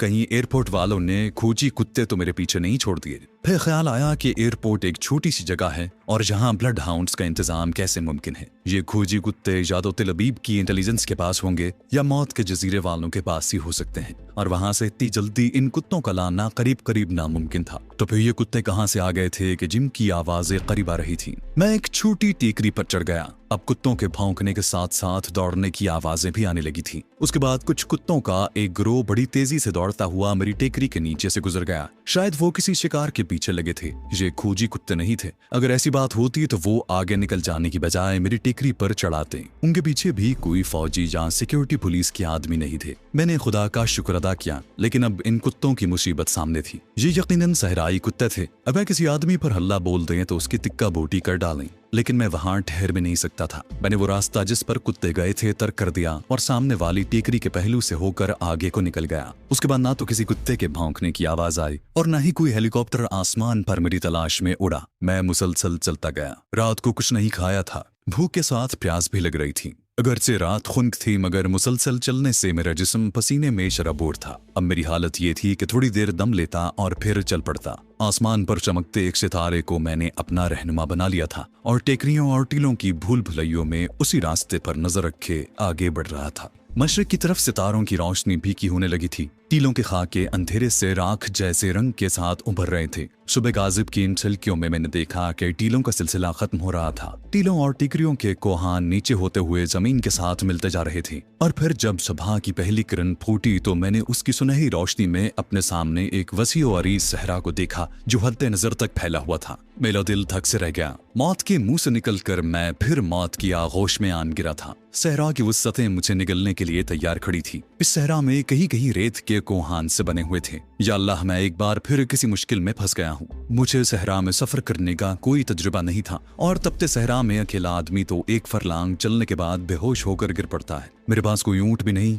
जबकि सहराओं में ऊंट पर सवार अनाड़ी भी रास्ता भूलकर मौत की आगोश में चला जाता है। पहले एक आध सहरा में सफर जरूर किया था, लेकिन ये सहरा तो बेहद दहशतनाक नजर आ रहा था। ताद्दे निगाह किसी जगह कोई दरख्त क्या एक झाड़ी भी नहीं थी। एक बार उस सहरा में चल पड़ा तो हेलीकॉप्टर के आने की सूरत में किसी जगह छुप भी नहीं सकूंगा। अब मैं पछताने लगा कि इस तरफ क्यों निकल आया। पीछे भी मौत थी, आगे भी। आगे वाली मौत से बच निकलने का 1% चांस मौजूद था, लेकिन पीछे किसी किस्म की गुंजाइश नहीं थी। मैं इस तल्ख हकीकत से भी वाकिफ था कि सूरज के निकलते ही सहरा तपना शुरू हो जाएगा। या अल्लाह, अब क्या करूं, किधर जाऊं? पहले ही प्यास से होंठ खुश्क हो रहे थे और आगे दो पानी के मिलने का सवाल ही पैदा नहीं होता था। मैं वहीं बैठ गया। जमीन कुछ दूर तक पथरीली थी। सूरज ने मशरक़ी टीलों के पीछे से अपना सुर्ख चेहरा उठाकर मेरी तरफ देखा। सहरा में एकदम से दिन निकल आता है और रोशनी फैल जाती है। यहाँ भी ऐसा ही हुआ। सूरज के टीलों से ऊपर आने की देर थी कि सहरा की रेत चमक उठी और हर तरफ आंखों को चुंधिया देने वाली रोशनी फैल गई। रात भर की खून की महकी महकी गर्मी में तब्दील होना शुरू हो गई थी।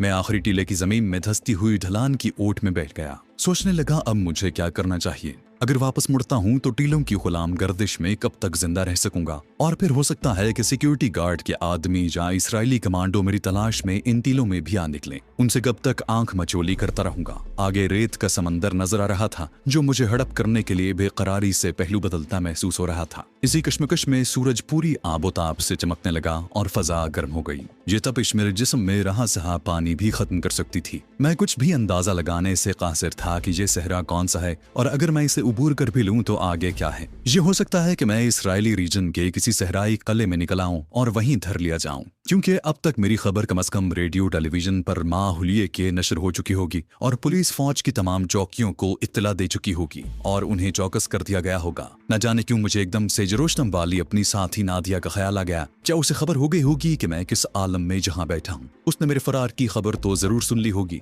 डॉक्टर एकाद को भी मेरे भागने का पता चल गया होगा, मगर वो मेरी कुछ मदद नहीं कर सकते थे। नादिया कितना ख्याल रखती थी, लेकिन मैंने फौरन अपने ख्यालों को छिटक दिया। मैं अपनी भूख प्यास को भूल गया और अब मैंने सहरा को इस निगाह से देखा कि मैं उसे कैसे शिकस्त दे सकता हूँ। उस वक्त सहरा मेरा सबसे बड़ा दुश्मन था जो मेरा रास्ता रोक कर खड़ा था। मैंने गौर किया कि अगर मैंने दिन के वक्त इतनी शदीद धूप में सफर शुरू किया तो सहरा की तपिश और आग बरसाती रेत मुझे भून कर रख देगी। जिस तरह काफिले सरे शाम रखते सफर बांधते हैं, मुझे भी उसी तरह धूप ढलने के बाद अपने सफर का आगाज करना चाहिए। मेरे पास ज्यादा राह कुछ नहीं था। सहरा में सफर करते हुए इंसान के पास पानी की एक छागल जरूर होनी चाहिए, लेकिन मैं अपनी मर्जी से तो सफर नहीं कर रहा था। ये सफर नहीं बल्कि जलावतनी और जान बचाने की दौड़ थी। मेरे पीछे मौत बहुत करीब थी। आगे इस बात का इम्कान जरूर था कि शायद मैं अपनी जान बचाकर यरूशलेम तक पहुंच जाऊं। मेरी कोशिश ये थी कि सहरा में ऐसा रास्ता तलाश करूं जिस पर छोटे मोटे काफिले चलते हों। ऐसे रास्तों पर काफिले वालों के लिए रेत के अंदर पानी के मटके दबा कर रखते हैं। और बाहर उनकी निशानी ये होती है कि वहाँ एक बांस गाड़ दिया जाता है। सवाल ये पैदा होता था कि मैं भूखा रहकर यहाँ इस गर्म चट्टान की ओट में सारा दिन कैसे बसर करूंगा। जूं जूं सूरज बुलंद हो रहा था, चट्टान उसकी धूप में गर्म होने लगी थी और उसका सेक मेरे जिस्म में रहे सहे पानी को भी पसीने की शक्ल में खारिज कर रहा था। इसका एक ही हल था कि मैं किसी टीले के नशेब में गड्ढा खोद कर उसके अंदर बैठ जाऊं। रेत नीचे ठंडी होती है। इस तरीके से अमल करने से कम से कम मैं धूप की कयामत खेज तपिश से जरूर बच जाऊंगा। जिस जगह में बैठा था वो जमीन पथरीली थी और रेतीला सहरा थोड़ी दूर आगे जाकर शुरू होता था। मरता क्या न करता कि मुश्ताक में उठा और पथरीली जमीन पर चलता 2-3 मीटर आगे सहरा में आ गया। कड़ी धूप और गर्मी में इतनी दूर चलने से ही मैं पसीने में नहा गया।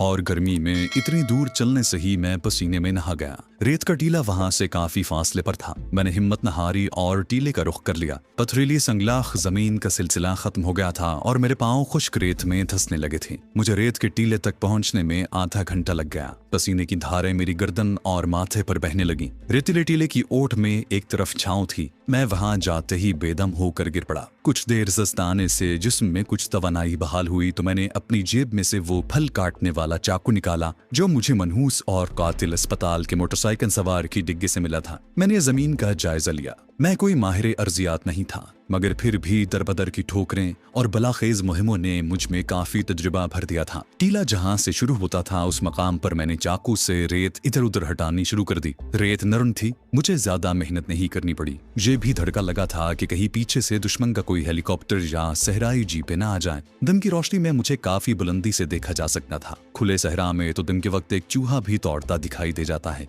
मैंने जमीन खोदने की रफ्तार तेज कर दी। दरमियान में सांस लेने को रुक भी जाता। यूं कुछ देर बाद मैंने रेत में इतना गहरा गड्ढा खोद लिया कि मैं उसी में गर्दन तक छुप कर बैठ सकता था। फिर ख्याल आया कि जमीन मजीद खोदी जाए ताकि मैं पूरा उसमें छुप जाऊं। मैंने रेत की तह में दोबारा चाकू चलाना शुरू कर दिया। रेत नीचे से गीली निकलने लगी। मेरा दिल खुशी से धड़का। कहीं इस जगह रेत के नीचे कोई चश्मा तो नहीं बह रहा। मैंने काम तेज कर दिया। अब रेत इतनी गीली थी कि मैं निचोड़ कर उसमें से पानी निकाल सकता था। मेरा हौसला बढ़ गया। मजीद 1 फुट खोदने पर जमीन के अंदर से पानी निकल आया। खुशी से मेरा दिल उछल पड़ा। पानी रेत के नीचे से रिस रहा था। मैंने सैर होकर पानी पिया, मुंह हाथ धोया और गड्ढे के पहलू में एक शिगाफ डालकर उसे कुशादा कर दिया। मैं उस शिगाफ में बैठ गया। ये जगह ठंडी थी और सहरा की तपिश से महफूज थी। प्यास बुझने से जिस्म ताजा हो गया। अगरचे भूख अपनी जगह पर कायम थी, लेकिन भूखे रहने की मुझे ट्रेनिंग मिली हुई थी। आदमी भूखा तो 2-3 दिन रह सकता है, मगर पानी के बगैर ज्यादा देर तक जिंदा नहीं रह सकता।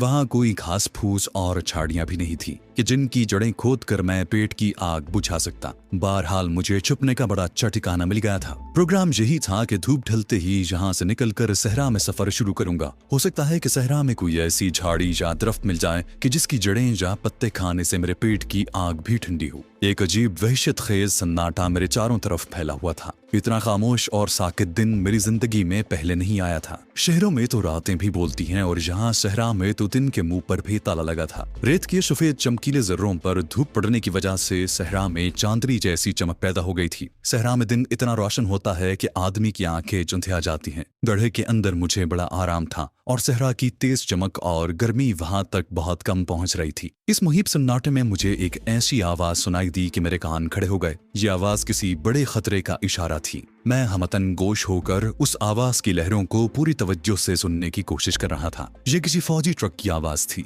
घूम घूम करता ट्रक दूर से किसी तरफ बढ़ता जा रहा था। पहले तो एहसास हुआ कि आवाज मेरी तरफ नहीं आ रही, बल्कि मेरे मुतवाजी दूर सहरा में किसी तरफ जा रही है। लेकिन जब आवाज आहिस्ता आहिस्ता ज्यादा साफ होती गई तो मुझे तशवीश हुई। मैं तेजी से गड्ढे में से निकलकर बाहर आ गया और टीले की ओट में लेटकर उस समत को देखा जिधर से ट्रक की आवाज आ रही थी। दूर मुझे संगलाख और जमीन में जज्ब होते कोहान नुमा टीलों के बीच में एक स्याह धब्बा आहिस्ता आहिस्ता एक तरफ रेंगता नजर आया। एक बार धूप में उसमें चमक पैदा हुई। ये ट्रक की स्क्रीन की चमक थी। मेरे जहन ने तेजी से काम शुरू कर दिया। जाहिर है ये इस्राएली फौजी ट्रक था और वो लोग मेरी तलाश में ही इधर आए थे। मुझे अपने बचाव के लिए क्या करना चाहिए था, यही एक सवाल मेरे दिमाग में बार बार सामने आ रहा था। अगर वो उस टीले के करीब पहुंच गए तो मेरा बचना मुहाल होगा। वो मुझे बड़ी आसानी से तलाश कर लेंगे। अगर उनके पास खोजी कुत्ते भी हुए तो मेरी गिरफ्तारी यकीनी थी। मैं गौर से ट्रक के धब्बे की तरफ देख रहा था। वो एक संगलाख टीले की ओट में गायब हो गया। उसकी आवाज भी आ रही थी। थोड़ी देर बाद वो टीले का चक्कर लगाकर बाहर निकल गया। अब वो ज्यादा करीब नजर आने लगा था। मेरे लिए वहां कोई जगह नहीं थी।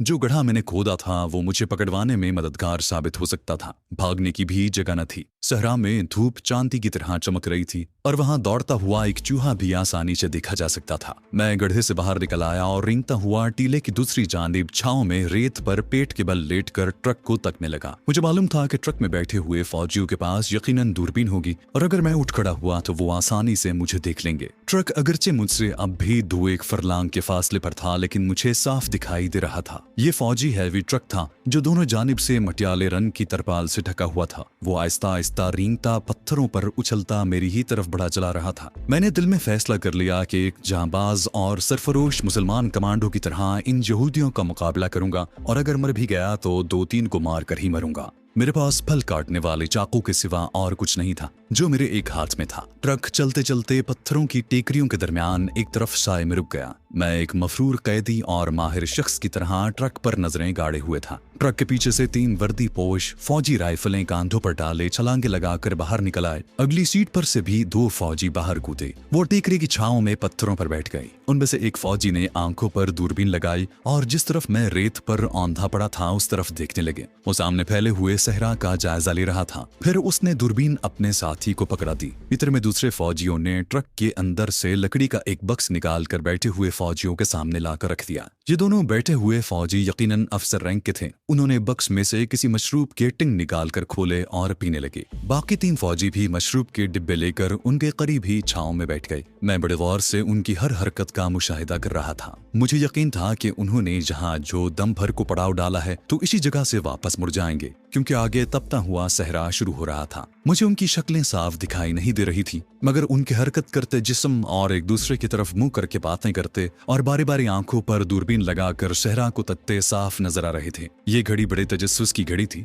मेरा अंदाजा यही था कि वो इसी मकाम से वापस पलट जाएंगे और इतनी तेज धूप में सहरा में दाखिल होने की अहमकाना हरकत नहीं करेंगे, जबकि सूरज ने आसमान से आग बरसाना शुरू कर दी थी। उनकी बातें करने की आवाज भी मुझे सुनाई नहीं दे रही थी। फजा में एक गहरा सुकूत तारी था। दुश्मन मुझसे थोड़े फासले पर मौजूद था। मेरी जरा सी गलती, जरा सी हरकत उन्हें मेरी जानिब मुतवज्जे कर सकती थी। यही वजह थी कि मैं रेत पर औंधे मुंह बिल्कुल साकित पड़ा था और जरा सी भी हरकत नहीं कर सकता था। अचानक मेरा दिल धड़क उठा। एक फौजी राइफल कांधे पर डाले ट्रक के करीब से निकलकर जिधर मेरे वाला रेत का टीला था उसी तरफ बढ़ने लगा। शायद उसे उसके अफसर ने हुक्म दिया था कि वो रेत के बड़े टीले की तरफ जाकर जायजा ले। यहूदी फौजी आहिस्ता आहिस्ता कदम उठाता सीधा मेरे टीले की तरफ आ रहा था। उसी टीले की छांव में मैं लेटा था। मैं बिल्कुल उसकी जद में था। अभी ये यहूदी फौजी मुझसे काफी फासले पर था। मैंने तेजी से पीछे को उल्टे रेंगना शुरू कर दिया और रेंगते रेंगते टीले के अकब में उस जगह आ गया जहां मैंने गड्ढा खोद रखा था। अगर फौजी जहां आता है तो मेरा पकड़ा जाना यकीनी अमर है।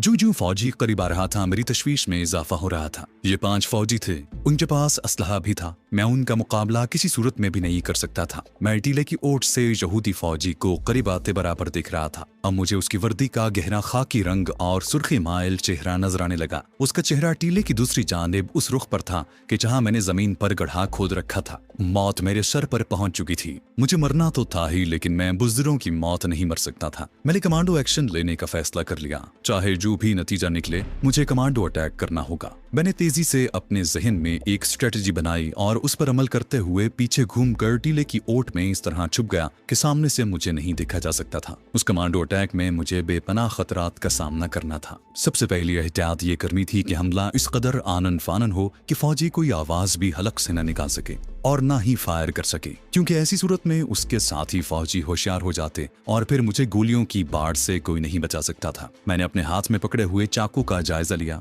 उसका फल इतना लंबा नहीं था, लेकिन अगर होशो हवास को कायम रखते हुए ऐन दिल पर उसका भरपूर वार किया जाए तो इंतहाई कारगर भी साबित हो सकता था। मेरे पट्टे भड़कने लगे। रगों में खून की गर्दिश तेज हो गई थी। मैंने चाकू को अपने दाएं हाथ में थाम लिया और टीले की ओढ़ ही में चौकस होकर बैठ गया। गौर से आगे बढ़ते यहूदी फौजी को देख रहा था। सहराई धूप की चमक में अब वो साफ नजर आ रहा था। ये नौजवान ही था, ज्यादा बोझल जिस्म भी नहीं था। मेरे होंठ भींच गए थे। मैं आहिस्ता आहिस्ता सांस दे रहा था कि आवाज पैदा ना हो। मैं चाहता था कि यहूदी फौजी को अगर आना ही है तो वो इस टीले की ओट में आ जाए जहां उसे दूर बैठे उसके साथ ही न देख सकें। पहले यही ख्याल था कि वो टीले के बिल्कुल ही करीब नहीं आएगा और चंद कदमों के फासले से ही मुड़ जाएगा, मगर वो बराबर आगे बढ़ता चला रहा था। उसके भारी फौजी बूट रेत में धंस रहे थे। शायद उसने उस गड्ढे के बाहर पड़ी रेत को देख लिया था जो मैंने खोदा था। उसके कदम तेज हो गए और वो गड्ढे की तरफ बढ़ा। मैं तेजी से पीछे खिसक गया। अब मैं टीले की दीवार में पड़े हुए एक छोटे से शिगाफ की ओट में आ गया था,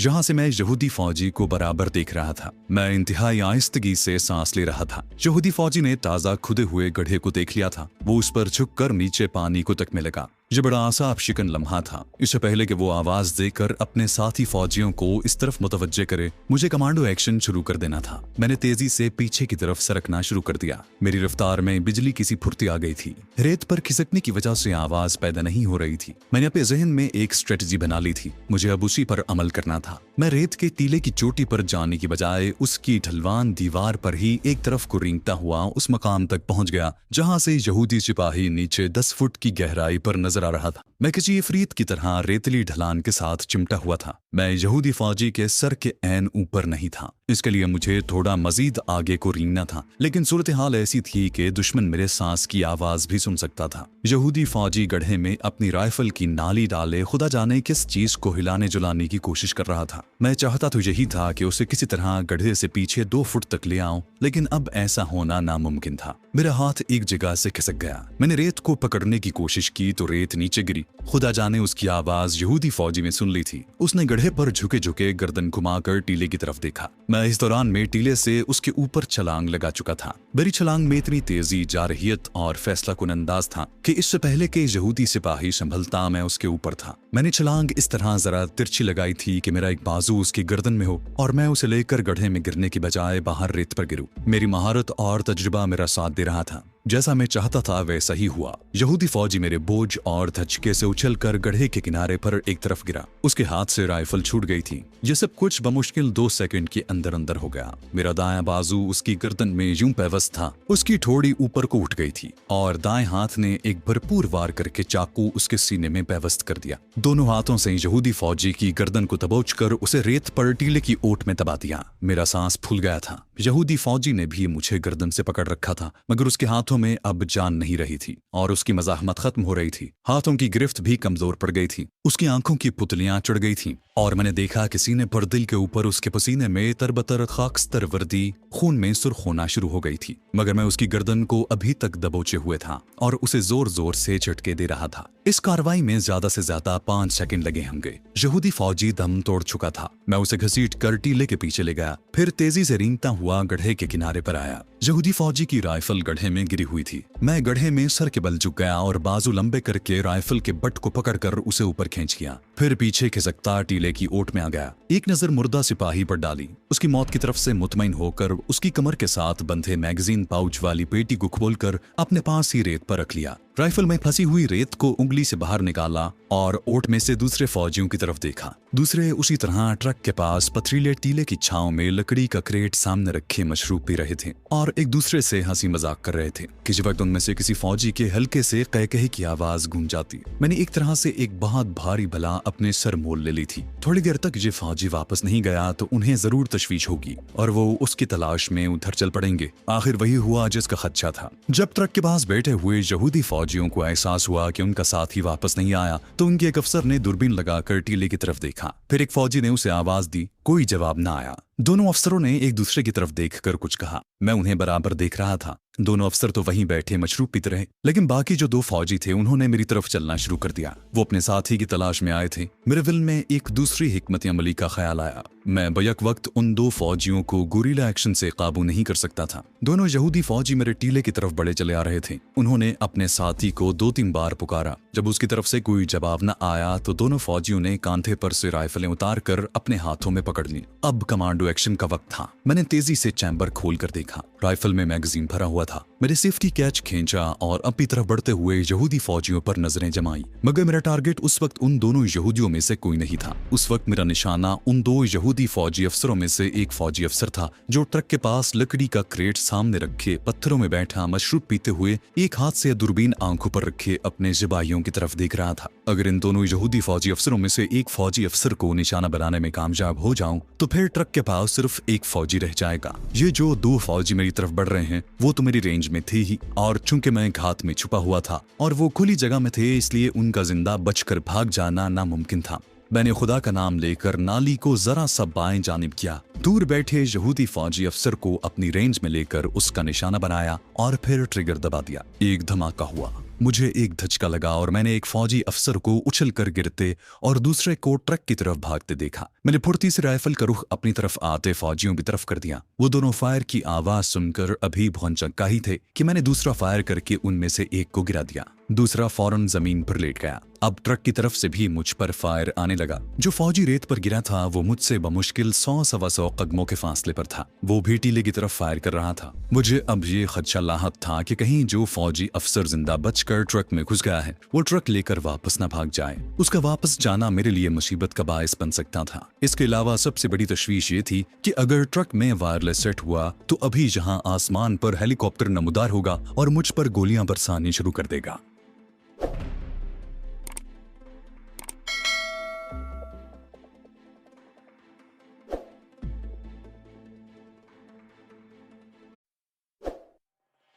आसमान पर हेलीकॉप्टर नमूदार होगा और मुझ पर गोलियां बरसानी शुरू कर देगा और मेरे लिए फरार की कोई राह भी नहीं थी। लेकिन इन तमाम खदशात और इम्कानात को पसे पुष्ट डालकर मेरी सारी तवज्जो उस फौजी पर मरकूज थी जो रेत पर औंधे मुंह लेटा हुआ था और राइफल से बराबर फायर कर रहा था। मैं ज्यादा फायर नहीं कर रहा था क्योंकि मैं एमुनिशन जाया नहीं करना चाहता था।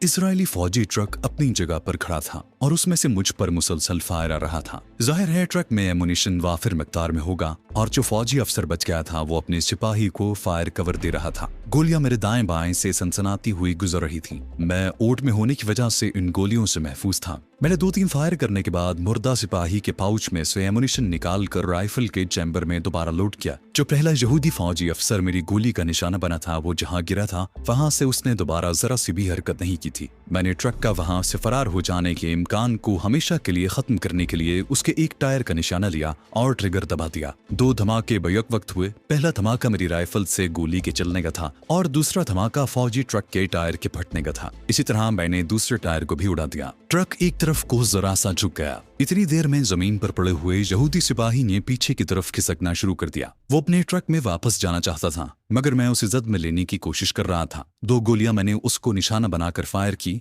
मगर उनमें से एक भी न लगी। खुदा जाने उसे क्या हो गया कि वो एकदम से उठा और झुका झुका दाएं बाएं लहराता ट्रक की तरफ भागा। मैंने ऊपर तले 3-4 गोलियां फायर की। एक गोली उसकी पीठ में घुस गई। वो चकरा कर वहीं गिर पड़ा। ये मेरी स्ट्रेटजी की बहुत बड़ी फतह थी। अब सिर्फ एक ही दुश्मन रह गया था जो ट्रक में छुपा हुआ था। वो मेरी रेंज में नहीं था। एक तरह से वो ट्रक में मोर्चाबंद था। एमुनिशन मेरे पास भी काफी था। खतरा अगर था तो यही कि कहीं ट्रक वाले फौजी अफसर ने पीछे वायरलेस न कर दिया हो। इस सूरत में वहां थोड़ी देर में किसी न किसी फौजी हेलीकॉप्टर या फाइटर जहाज को पहुंच जाना चाहिए था। मैं ज्यादा देर इंतजार भी नहीं कर सकता था और अपने दुश्मन को मजीद वक्त भी नहीं दे सकता था। मुश्किल ये थी कि अगर टीले से निकलता हूँ तो दुश्मन की रेंज में आ जाता हूँ। मेरे और ट्रक के दरमियान कोई आड़ नहीं थी। मैंने फायर से हाथ रोक लिया था। अचानक फजा में हल्की सी सनसनाहट सुनाई दी और मैंने दिन की रोशनी में किसी गेंद की तरह की चीज को ट्रक के पीछे से निकलकर अपनी तरफ आते देखा। 1 सेकंड में मैं समझ गया कि ये क्या चीज है। मैंने सर रेत में डालकर दोनों बाजू अपने सर के ऊपर कर लिए। एक धमाका हुआ और दस्ती बम के टुकड़े शोर मचाते इधर उधर उड़ गए। उसके बाद दूसरा ग्रेनेड फेंका गया।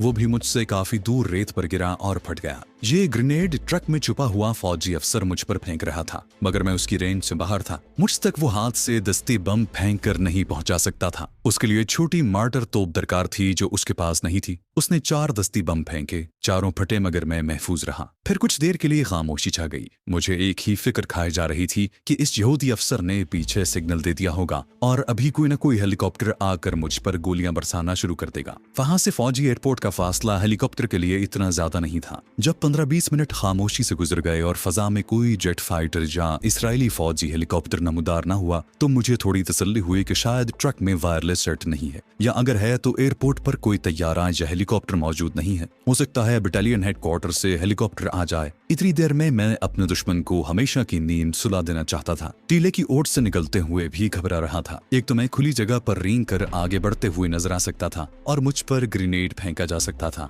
दूसरे मैं ये भी जानता था कि इजरायली फौजी के पास दूरबीन भी है और वो बड़ी आसानी से मुझे निशाना बना सकता है। मार्च पर खामोशी छा गई। न मैं गोली चला रहा था, न ट्रक की तरफ से कोई फायर हो रहा था। मैंने सोचा कहीं दुश्मन की कोई चाल तो नहीं, कहीं वो अपने टीले के अकब से होकर मेरे टीले की तरफ तो नहीं बढ़ रहा। मगर वो सारा इलाका मेरी निगाहों के सामने खुला था।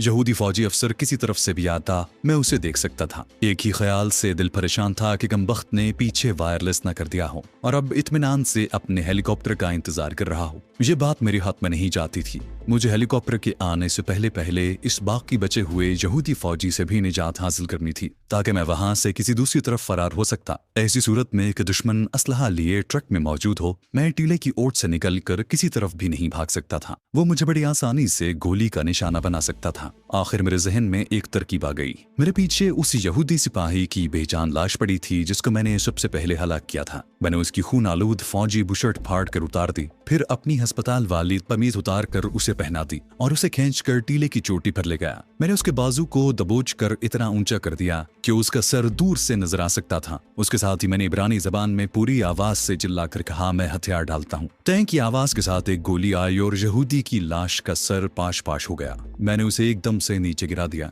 ये तासुर देने के लिए कि गोली मुझे लगी है और मैं पीछे गिरा हूँ। उसके साथ ही मैं रेत की ढलान पर से फिसलता हुआ नीचे आ गया। उसकी ओट में से जरा सा सर बाहर निकाल कर ट्रक की तरफ देखा। मेरा अंदाजा यही था कि यहूदी फौजी अफसर ने मुझे गिरते देख लिया है और अब वो मैदान साफ पाकर मेरी लाश उठाने ट्रक में से निकलकर मेरी तरफ आएगा, लेकिन ऐसा न हुआ। ट्रक में छुपा हुआ यहूदी फौजी शायद मेरी चाल को समझ गया था। एक बार फिर आसाब शिकन खामोशी छा गई। जब मजीद 15-20 मिनट गुजर गए और कोई हेलीकॉप्टर पीछे से न आया तो मैं समझ गया कि ट्रक में वायरलेस सेट नहीं है। इस एहसास से मुझे बड़ी तसल्ली हुई। अब मैंने किसी नए मंसूबे पर वार करना शुरू कर दिया। हम दोनों एक दूसरे के सामने एक दूसरे के लिए घात लगाए बैठे थे और हम में से किसी एक की मौत लाजमी थी और मैं अपनी नजरें ट्रक से इधर उधर नहीं कर सकता था। अचानक ट्रक के इंजन की आवाज बुलंद हुई। मैंने घूर कर देखा। ट्रक अपनी जगह से थोड़ा सा आगे को खिसका। मैंने दूर से ट्रक की अगली सीट का निशाना लेकर फायर कर दिया। ट्रक आहिस्ता आहिस्ता खिसकता जा रहा था। उसके दोनों टायर फट चुके थे मगर वो चल सकता था। मेरी समझ में नहीं आ रहा था कि ये शख्स ट्रक को स्टार्ट करके कहाँ ले जाना चाहता है। एक बात जाहिर थी कि वो उसे वापस नहीं ले जा सकता था। उसे बखूबी इल्म था कि मैं उसे रेंगते हुए ट्रक के पीछे आकर उस पर हमला कर सकता हूँ और ड्राइवर की सीट पर बैठे होने की वजह से वो मेरे लिए बड़ा आसान निशाना होगा। मैंने गौर से देखा तो ट्रक का रुख मेरे वाले टीले की तरफ हो गया था और वो आहिस्ता आहिस्ता मेरी तरफ रेंग रहा था। मैंने ड्राइवर की सीट पर 2-3 गोलियां चला दी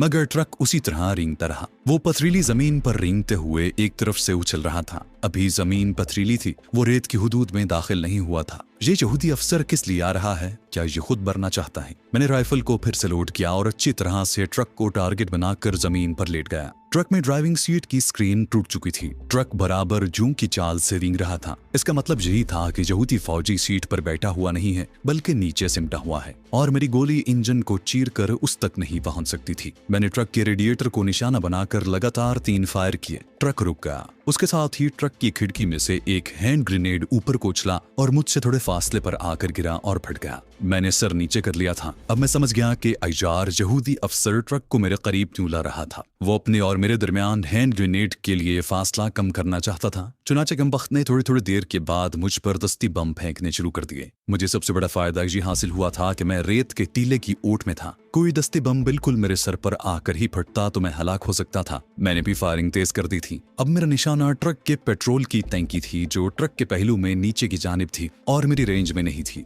मैं टीले के पीछे से घूमकर दूसरी तरफ आ गया जहां से ट्रक का अकबी हिस्सा दिखाई दे रहा था जिस पर तरपाल का पर्दा गिरा हुआ था। मैंने बड़ी दिक्कत के बाद ट्रक के पेट्रोल की टैंकी को ढूंढ निकाला। पीछे टायरों के ऊपर से मुझे पेट्रोल की टंकी का सिर्फ एक कोना ही दिखाई दे रहा था। मेरे लिए इतना ही बहुत था। एक और दस्ती बम टीले के ऊपर आकर फटा। धमाके के साथ रेत उड़कर मेरे ऊपर गिरी। मेरी निगाहें राइफल के ऊपर नाली की सतह से होती हुई पेट्रोल टंकी के कोने पर जमी हुई थी। जब मुझे यकीन हो गया कि निशाना बिल्कुल सही है तो मैंने ट्रिगर पर आहिस्ता से पहला दबाव डाला और फिर इंतहाई सुर्रत से काम लेते हुए ट्रिगर दबा दिया। अब जो धमाका हुआ उसने एक बार सारे सहरा को दहला कर रख दिया। उस धमाके के साथ ही ट्रक में से एक शोला बुलंद हुआ और सारे का सारा ट्रक उसकी लपेट में आ गया। मेरा निशाना सही था और गोली लगने से पेट्रोल की टैंकी फट गई थी। उसके फटते ही ट्रक में आग लग गई थी। ट्रक बराबर जल रहा था। लाल लाल शोलों के ऊपर काला स्याह गाढ़ा धुआं आसमान की तरफ मरगूले बनाता उठता चला जा रहा था। सारे का सारा ट्रक आग की जद में आने की वजह से यहूदी अफसर भी जरूर जल गया होगा। मैं तस्दीक करने के लिए ट्रक की टैंकी की तरफ तेजी से कोहनियों के बल रेंगता चला गया। ट्रक की तरपाल जल कर राख हो गई थी और अब उसके ढांचे में से गाढ़ा धुआं उठ रहा था और किसी वक्त कोई गोली चल जाती थी। ये राइफल का एमुलेशन फट रहा था।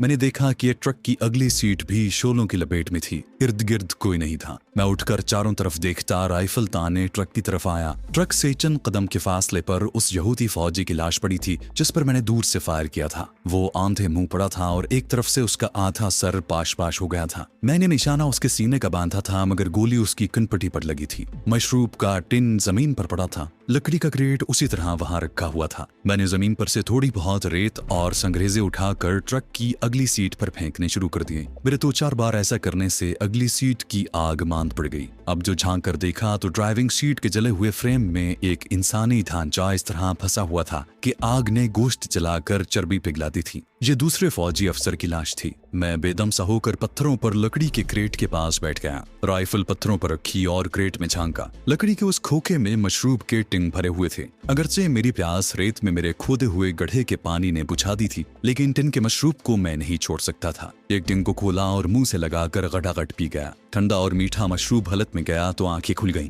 अब मैंने लकड़ी के क्रेट की तलाशी ली। उसमें एक जानिब निस्वारी रंग के प्लास्टिक के चौकोर डिब्बे में गुलाबी रंग के बीफ के 10-12 पार्चे एक दूसरे के ऊपर रखे हुए थे। ये बीफ ही था क्योंकि मैं जानता था कि यहूदी खिंजीर नहीं खाते। भूख से बुरा हाल हो रहा था। गोश्त के आधे पार्चे फौरन ही हड़प कर गया। अगर ये ख्याल न होता कि सामने एक तवील सहराई सफर दरपेश है तो सारे के सारे गोश्त को चट कर जाता। ट्रक की आग के शोले बुझ चुके थे। सिर्फ हल्का हल्का सा धुआं उठ रहा था। मैंने ट्रक में जलती हुई चीजों का जायजा लिया। उनमें वायरलेस सेट नाम की किसी शय का ढांचा नहीं था। वैसे भी अब काफी दिन गुजर चुका था। अगर इन फौजियों ने सिग्नल दे दिया होता तो अब तक वहां पर इसराइली फौज की पूरी डेजर्ट फोर्स पहुंच चुकी होती। ट्रक का फ्रेम ही बाकी रह गया था। इंजन जल कर स्याह हो गया था और उसमें से अभी भी हल्का हल्का धुआं उठ रहा था। यहाँ गर्मी और तपिश बढ़ गई थी। मैंने लकड़ी का छोटा क्रेट उठाकर कांधे पर रखा और अपने वाले रेत के टीले की तरफ बढ़ा। रास्ते में दोनों यहूदी सिपाहियों की लाशें सहरा के तपती रेत पर इधर उधर पड़ी थीं। अब मैंने उनकी जेबों की तलाशी ली। चमड़े के बटुओं में से मुझे कुल 50 इसराइली डॉलर मिले। च्युइंगम और शनाख्ती कार्ड मेरे किसी काम के नहीं थे। उनकी राइफलें, मैगजीन पाउच भी मेरे लिए बेकार थे। जिस यहूदी की लाश मेरे टीले की ढलवान पर पड़ी थी उसकी तलाशी ली तो मजीद 15 डॉलर मिले। एक खत उसकी जेब में था जो मैंने पढ़े बगैर ही लाश की जेब में रहने दिया। उस लाश पर भी चूंटियां चढ़ गई थी। लकड़ी का क्रेट मैंने एक तरफ रख दिया। सूरज आहिस्ता आहिस्ता मगरिब की तरफ जा रहा था और रेत के टीले का साया अब मगरिब की तरफ से मशरिक की तरफ घुमाया था। मैं कमीज के बगैर था। सिर्फ अस्पताल वालों का धारीधार पाजामा पहना हुआ था। दूर रेत पर पड़ी लाशों में से एक लाश की पतलून और दूसरे की खाकी कमीज उतार कर पहनी, क्योंकि एक सिपाही की कमीज खून से लिथड़ी हुई थी और दूसरे की पतलून पर खून जम रहा था। एक के जूते मुझे पूरे आ गए। ये जूते अगरचे भारी थे लेकिन सहरा में चलने में बड़े काम आ सकते थे। पेट में गोश्त और ठंडा मशरूब गया तो अपने आप गलूदगी तारी होने लगी। सहरा में गर्म हवा चल रही थी लेकिन साए में कदरे सुकून था। एक ही डर था कि इन फौजियों की तलाश में पीछे से कोई दूसरी कंपनी ना आ जाए। ये ख्याल मुझे परेशान करने लगा। मगर इतनी देर गुजर गई थी कि इन लोगों की तलाश में अभी तक कोई नहीं आया था। ताहम उनके आने के इम्कान को नजरअंदाज नहीं किया जा सकता था। सहरा में धूप ने आग सी लगा रखी थी। इस दहकते हुए जहन्नम में चलने की हिम्मत नहीं हो रही थी। जहां ट्रक को आग लगी थी वहां मुझे दूरबीन कहीं नहीं मिली थी। शायद उसे वो फौजी अपने साथ ट्रक में ले गया था जो ट्रक के धमाके में ही जलकर राख हो गया। तबीयत इस खतरे से परेशान हो गई कि अगर पीछे से कोई दूसरा ट्रक आ गया तो एक ऐसी मुसीबत नाजिल हो जाएगी जिसका मेरे पास कोई इलाज नहीं होगा और मैं उनसे अपने आप को ना बचा सकूंगा। मेरी आंखों में जो थोड़ी देर पहले गुनूद की सी छा रही थी वो गायब हो गई। मेरे सामने एक तवील सहरा था जिसमें धूप की वजह से भाप की लहरें उठती महसूस हो रही थी। पीछे देखा तो संगलाख टीले दूर तक तेज तपिश में वीरान वीरान नजर आए। आसमान पारे की तरह सूरज की तमाजत से कांप रहा था। दूर से किसी हेलीकॉप्टर या ट्रक वगैरह की आवाज भी नहीं आ रही थी। कभी ख्याल आता कि पीछे से कोई नहीं आएगा। सूरज ढलने तक उसी जगह पड़े रहना चाहिए। अगर एक बार तपते हुए आग बरसाते सहरा में चल पड़ा तो फिर जिंदा न बच सकूंगा। कभी ख्याल आता कि नहीं, यहाँ ठहरना खतरे से खाली नहीं, जहाँ से जितनी जल्दी हो सके निकलना चाहिए। मैंने कोका कोला किस्म के मशरूब के टिन के छोटे गोल डिब्बों को, जो तादाद में 13 थे, खोखे में से निकाल कर बाहर रख लिया। इसी कश्मकश में दोपहर ढल गई। मैंने मजीद 2 डिब्बे पी लिए। अब मैंने चलने का इरादा बांध लिया क्योंकि धूप में वो पहले जैसी तमाजत और शिद्दत बाकी नहीं रही थी। कोका कोला के 10 डिब्बे मैंने कुछ पतलून और कमीज की जेबों में और कुछ पतलून की पेटी में उड़स लिए। गोश्त के पार्चे भी रुमाल में लपेट कर साथ रखिए। राइफल में पूरा मैगजीन भरा और खुदा का नाम लेकर सहरा में चलना शुरू कर दिया। मेरा रुख एक बार फिर जुनूब मशरिक की तरफ था क्योंकि मेरे हिसाब से यरूशलेम उसी तरफ वाक़ हो सकता था। सूरज मगरिब में पथरीले टीलों के पीछे उतर रहा था। रेत के टीलों के साए लंबे हो रहे थे। फजा में तपिश कम हो गई थी। रेत खुश्क और भुरभुरी थी। भारी बूट रेत में धस धस जाते। मैं कदम कदम चल रहा था। सहराई रेत कहीं एकदम से किसी छोटे से नशेब में गिरने लगती और कहीं ऐसा गढ़ा आ जाता जैसे वहां रेत के भंवर हों,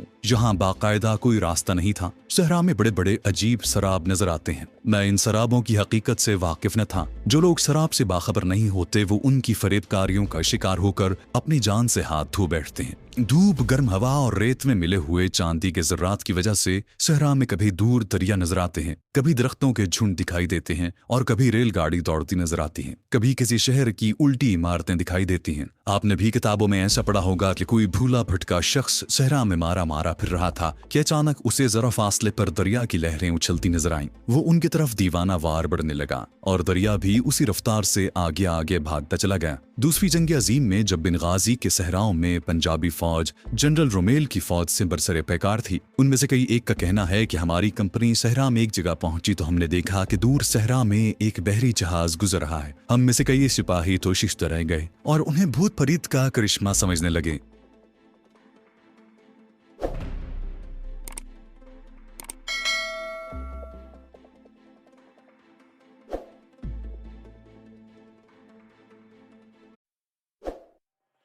हम में से कई सिपाही तो शिश्त रह गए और उन्हें भूत फरीद का करिश्मा समझने लगे। लेकिन बाद में हमें बताया गया कि वहां से दूर समंदर में कोई जहाज सफर कर रहा था। जिस वक्त मैंने अपना सफर शुरू किया उस वक्त दिन ढलना शुरू हो गया था, इसलिए मुझे किसी किस्म का कोई शराब नजर नहीं आ रहा था। अगरचे धूप में वो तमाजत नहीं रही थी, ताहम मेरे ऊपर ऐसा बोझ लदा हुआ था कि मैं करीब 1 फरलांग ही चला हूंगा कि पसीने में शराबोर हो गया। सांस चढ़ गया। मैं एक जगह सांस लेने को बैठ गया। मेरी जेबों में भरे हुए टिन मुझे तंग कर रहे थे, लेकिन उनमें मीठा पानी था जो सहरा में आब हयात से भी बढ़कर था। मैं उन्हें नहीं फेंक सकता था। राइफल भी बेहद कारआमद थी। कुछ देर सस्ताने के बाद फिर चल पड़ा। यूं ही चलते चलते सूरज गुरूब हो गया। सूरज के डूबते ही सहरा में अंधेरे की पतली सी धुंध उतर आई। इसकी वजह यह थी कि धुंध की किरणों में जो रेत के सर्रे चमक कर रोशनी पैदा कर रहे थे वो एकदम खत्म हो गए थे। साथ ही रेत भी जो चंद लम्हे पहले छोटे छोटे अंगारों की तरह दहक रही थी अब ठंडी पड़ रही थी। उसकी वजह से फजा खुन खोना शुरू हो गई थी। इससे मुझे बड़ी तस्कीन मिली।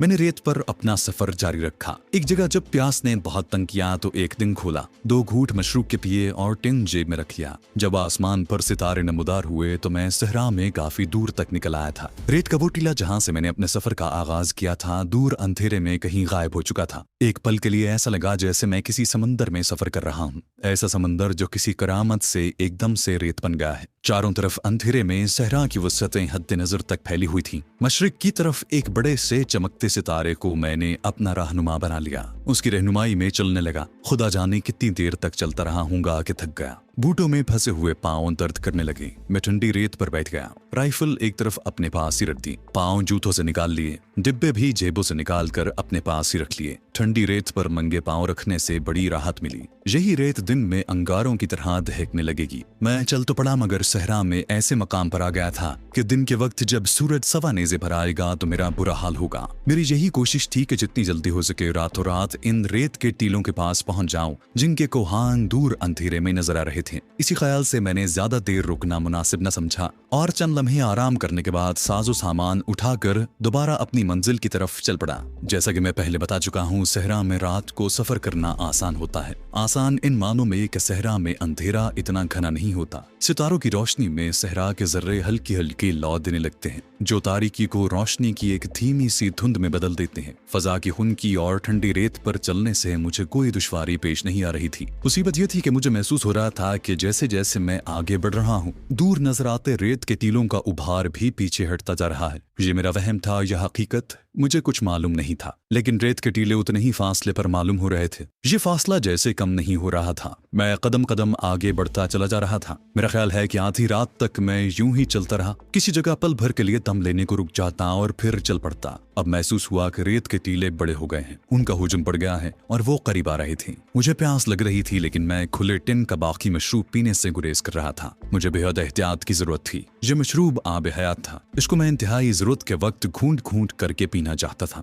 रात का पिछला पहर आ गया। मशरिक की तरफ उफक की लकीर नीली और सब्ज होने लगी। रेत के जिस टीले को मैं एक ही टीला समझ रहा था, अब वो एक तवील सिलसिला दिखाई दे रहा था, जो दूर मशरिकी उफक तक फैलता चला गया था। मेरा दिल एक बार तो बैठने लगा। या अल्लाह, कहीं मैं इस लकुदक सहरा में मरने के लिए तो नहीं आ गया। बज़ाहिर ये सहरा कहीं खत्म होता दिखाई नहीं देता था। इस मुसीबत में भी सहरा की खूबसूरती से नजरें नहीं हटाई जा सकती थी। ऐसा लग रहा था कि रात के पिछले पहर के सितारों भरे आसमान पर से नीली रोशनी का नूर सा नीचे उतर रहा है। एक सहर तारी कर देने वाली अजीब सी महक फजा में बस गई थी। खुदा जाने ये रेत की खुशबू थी या रेत के अंदर छुपे हुए नजर न आने वाले फूलों की महक थी। ऐसी खुशबू मैंने पहले कभी नहीं सूंघी थी। इसमें रूह को तरोताजा कर देने वाली तवानाई थी। कभी कभी ऐसी आवाज आती जैसे कोई सरगोशी कर रहा हो। बाद में मालूम हुआ कि ये किसी नशीबी जगह पर रेत के अपने आप फिसल कर गिरने की आवाज थी। सहराई रेत के सन्नाटे और खामोशी का सिर्फ वही शख्स तसव्वुर कर सकता है जिसने कभी रातों को सहरा में पैदल सफर किया हो। ये खामोशी दिल पर कुदरत की हैबत तारी कर देती है। किसी वक्त खामोशी जैसे अपने आप सरगोशियां करने लगती हैं और किसी वक्त ऐसे चुप साध लेती है कि इंसान को अपने सांस की आवाज भी नहीं सुनाई देती। महसूस होता है कि इंसान खला में आ गया है, जहां कोई आवाज नहीं, कोई वजन नहीं, कोई फजा नहीं, कोई रोशनी नहीं। हर तरफ खला ही खला है, अदम ही अदम है। अज़ल से लेकर अबद तक वक्त की गर्दिश रुक गई है। जब सुबह हुई तो मैं रेतीले टीलों के सिलसिले के करीब पहुंच चुका था। ये टीले मुझे सहरा की जलती भुनती धूप से बचा सकते थे, मुझे दिन भर पनाह दे सकते थे। सूरज निकलने तक मैं उस सिलसिले में पहुंच गया था। ये देखकर मेरा दिल थक से रह गया कि इन टीलों की ढलानें इतनी तिरछी थी कि वहां किसी साये का सवाल ही पैदा नहीं होता था। उन पर सूरज हर तरफ से पड़ रहा था। चुनाचे जब सूरज ने अपना दहकता हुआ चेहरा मशरिकी उफक से निकाल कर सहरा पर एक निगाह डाली तो ये बात साबित हो गई कि किसी टीले के पहलू में कोई ऐसी जगह नहीं थी जहां धूप न हो, और इन टीलों का रुख कुछ ऐसा था कि धूप उन पर चारों तरफ से आती थी। सूरज के निकलते ही फजा ने तेजी से गर्म होना शुरू कर दिया। रात भर की शबनम से भीगी रेत की ठंडक हरारत बनकर खारिज होने लगी। मैं किसी महफूज मकाम की तलाश में उन टीलों के दरमियान आ गया। सबसे शदीद खतरा ये था कि कहीं मैं इन टीलों की भूल भुलैयों में न भटक जाऊं। उन टीलों में अगर आदमी एक बार भटक कर रास्ते की दुरुस्त समत खो बैठता है तो फिर उसकी लाश वहीं टीलों के दरमियान गंद रेत पर कहीं पड़ी होती है और उसे गिद्ध नोच रहे होते हैं। चुनाचे मैं चलते वक्त खास तौर पर सूरज से रहनुमाई हासिल कर रहा था। अभी सूरज तुलू हुए जरा देर नहीं हुई थी कि मेरी राइफल की नाली गर्म हो गई। मुझे फौरन किसी ऐसी जगह की जरूरत थी जहां मैं इस आग से बच सकूं जो सूरज के जिलों में बढ़ती चली आ रही थी। टीले ऐसे थे जैसे किसी ने बुलडोजरों की मदद से बड़े एहतमाम से रेत के बड़े बड़े ढेर लगा दिए हों। इस किस्म के रेत के एक देव पैकर ढेर से निकलकर दूसरे की तरफ आया तो देखा कि आगे सहरा में गड्ढे पड़े हुए हैं। ये गड्ढे ऐसे थे जैसे पहाड़ में वादियों की शक्ल में होते हैं। खुशकिस्मती से एक गड्ढे में मुझे छोटा सा शिगाफ दिखाई दिया। ये गड्ढा किसी बड़े प्याले की तरह था। मैं उसमें उतरा ही था कि नर्म रेत में फिसलता ही चला गया। तह में जाकर मैंने अपने आप को संभाला और छोटे से शिगाफ की तरफ बढ़ा। शिगाफ ज्यादा चौड़ा नहीं था। मैंने राइफल के बट की मदद से उसे मजीद कुशादा कर दिया। अब उसमें इतनी जगह बन गई कि मैं अंदर नीम दराज हो सकता था, जहां धूप नहीं पहुंचती थी। मैंने अपनी राइफल और जूते उतार दिए, मशरूब के डिब्बे निकाल कर एक तरफ रख दिए। पांव जूतों से निकले तो बेहद सुकून महसूस हुआ। मेरी एड़ियों पर जख्म आ गए थे। जूता एड़ियों के साथ रगड़ खाता रहा। सबसे पहले तो मैंने बचा हुआ मशरूब पिया और गोश्त के बचे हुए 6 पार्चों में से 2 पार्चे खा लिए। भूख और प्यास किसी हद तक बहल गई। मैं उससे ज्यादा मशरूब और पार्चे इस्तेमाल भी नहीं करना चाहता था। ये मेरा कलील तरीन राशन था और सफर खुदा जाने किस कदर तवील था। मैंने टांगले शिगाफ से बाहर कर ली और लेट गया। रात भर की थकन इतनी ज्यादा थी कि लेटते ही नींद आ गई। दोपहर को आंख खुली, सूरज सवा नेज़े पर था। हर तरफ आग बरस रही थी। जिस शिगाफ में मैं पड़ा था उसमें हल्की हल्की खुनकी थी, मगर गर्म लौ के थपेड़े यहाँ भी परेशान कर रहे थे। मशरूब के टिन भी गर्म हो गए थे। एक टिन खोल कर पिया, 2 पार्चे खाए और ऊँघने लगा। यूं जागते ऊँघते सहरा का शदीद गर्म दिन गुजर गया। शाम को गोश्त का एक बारजा खाया, एक टिन पिया और अल्लाह का नाम लेकर एक बार फिर मशरिक की तरफ अपना सफर शुरू कर दिया। यूं ही दिन को आराम करते और रात को सफर करते मुझे सहरा में 3 दिन गुजर गए। मेरे पास खाने के लिए सिर्फ गोश्त का आधा पार्चा और पीने को मशरूब का 1 टिन रह गया था। मैं कब तक और उसे संभाल कर इस्तेमाल करता। चौथे रोज एक गड्ढा खोद कर सहरा की तेज धूप से बच कर बैठा था कि ये पार्चा और मशरूब का टिन भी खत्म हो गया। अब मेरे पास सिवाय खाने के नाम के और कुछ नहीं था। मुझे पूरी उम्मीद थी कि 2 दिन के बाद कोई न कोई बस्ती या शहर जरूर दिखाई देगा, लेकिन ऐसा न हुआ था। मुझे यकीन हो गया कि मैं सहरा में रास्ता भूल गया हूँ और एक ही जगह चक्कर लगा रहा हूँ। उसी रोज सहरा में बड़ी शदीद आंधी आ गई। मैंने कमीज उतार कर अपने सर के ऊपर डाल ली और गड्ढे में उकड़ू बैठ गया। आंधी क्या थी, एक भयानक तूफान था। जब आंधी रुकी तो मेरे ऊपर रेत ही रेत पड़ी थी। बड़े मुश्किल से अपने आप को छाड़ कर गड्ढे से बाहर निकाला तो देखा कि रेत के पुराने टीले गायब थे और उनकी जगह नए टीले मार्ज़े वजूद में आ चुके थे। मैं उन टीलों को बिल्कुल नहीं पहचानता था। आंधी के बाद फजा थोड़ी देर के लिए खुनक हुई और उसके फौरन बाद ही आसमान से वही आग बरसना शुरू हो गई। चौथी रात आई तो मैं सफर करते हुए हिचकिचा रहा था, क्योंकि मेरे पास खाने पीने को अब कुछ भी नहीं था। यूं सहरा में सफर करना इंतहाई खतरनाक बात थी। सहरा में अभी तक मुझे कोई चश्मा वगैरह दिखाई नहीं दिया था। खुदा जाने इसराइलियों का ये सहरा किस नौयत का था कि सैकड़ों मील चले जाएं,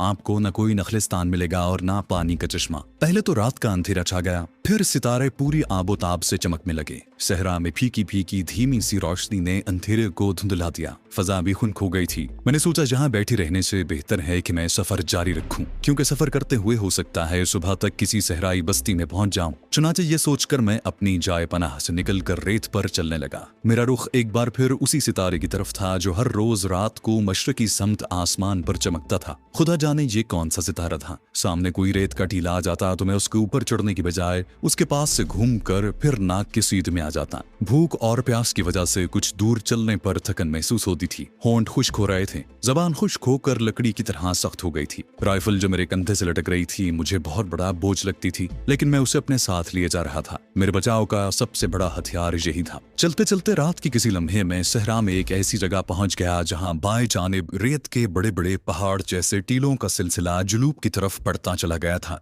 जहां एक तरफ गहरी घाटी नजर आई। अंधेरे में घाटी में कुछ दिखाई नहीं दे रहा था। रेत के बड़े बड़े ढेर जगह जगह बिखरे हुए थे। प्यास ने निठाल कर दिया था। मैं थक कर एक जगह रेत के ढेर के पास खुद भी ढेर हो गया। मैं ठंडी रेत पर बिल्कुल चित लेट गया। फिर उठकर रेत को मुट्ठी में लेकर निचोड़ने की कोशिश की, मगर पानी की एक बूंद भी न टपकी। ठंडी रेत को आंखों, होंठों और गालों से लगाया। मेरे सर और दाढ़ी मूछ के बाल काफी बड़ आए थे। राइफल रेत पर मेरे पास ही पड़ी थी। नकाहत से मेरा सर चकराने लगा था। मैंने आंखें बंद कर ली और खुदा के हुजूर दुआ मांगने लगा कि वो मुझे इस मुसीबत से निजात अता फरमाए और सहरा की भयानक मौत से बचाए। मेरी आंखें बंद थीं कि मुझे ऐसी आवाज सुनाई दी जैसे कोई जानवर भाग रहा हो। मैंने आंखें खोलकर राइफल अपने हाथ में ले ली और सहरा के अंधेरे में चारों तरफ देखने लगा। आवाज करीब आकर दूर हो गई। चंद लम्हों के बाद फिर वही आवाज आई। मैंने उठकर बाएं तरफ निगाह उठाई तो देखा कि एक खच्चर या गधा अंधेरे में रेत के छोटे छोटे ढेरों के इर्द गिर्द चक्कर लगा रहा था। मैं घिसटता हुआ उन ढेरों के पास गया। वो एक गधा था। शायद उसे भी मेरी मौजूदगी का एहसास हो गया था। वो जोर से चीखा और एक तरफ भागकर अंधेरे में गायब हो गया। सोचा कि शायद ये कोई भूत प्रेत था, लेकिन ऐसा मुमकिन नहीं था।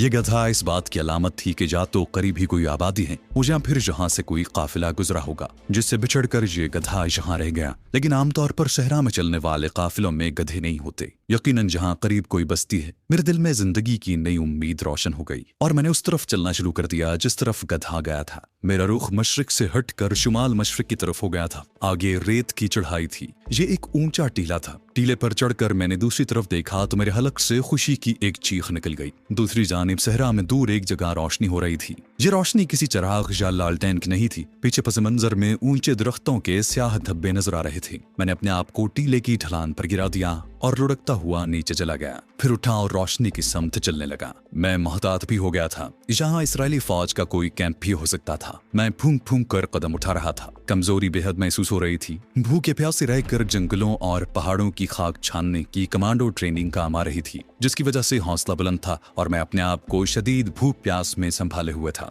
ये एक मखसूस सहराई खेमा था जिसके बाहर मांस के साथ एक लालटेन लटक रही थी। लालटेन की बत्ती धीमी थी, उसकी रोशनी इर्द गिर्द पड़ रही थी। मैंने रेत पर पोजीशन संभाल ली। खेमे के आसपास कोई मवेशी या इंसान दिखाई नहीं दे रहा था। खेमे के सामने वाला पर्दा भी ऊपर को उठा हुआ था। हर तरफ गहरी खामोशी छाई थी। मैंने लेटे लेटे अपने पीछे की तरफ देखा। वही गधा भागता चला रहा था। वो मुझसे चंद कदम के फासले पर से गुजर कर खेमे के बाहर जाकर रुक गया और फिर एक तरफ होकर बैठ गया। गधे की मौजूदगी वहां किसी इंसान की मौजूदगी की दलील थी। हो सकता है लोग खेमे में सो रहे हों। मैंने कोहनियों के बल एक माहिर कमांडो की तरह खेमे की तरफ परिंगना शुरू कर दिया। खेमा अब मेरे सामने था। लालटेन की धीमी रोशनी में उसका पर्दा ऊपर उठा हुआ था। बाहर कोई मिट्टी का मटका या खजूर की सफ भी नहीं बिछी हुई थी। मैं सांस रोके आंखें फाड़े खेमे के अंदर देखने की कोशिश कर रहा था। खुदा जाने अंदर बद्दू लोग सो रहे थे या वहां कोई भी नहीं था। मैं रेंगता हुआ खेमे के अकब में आ गया।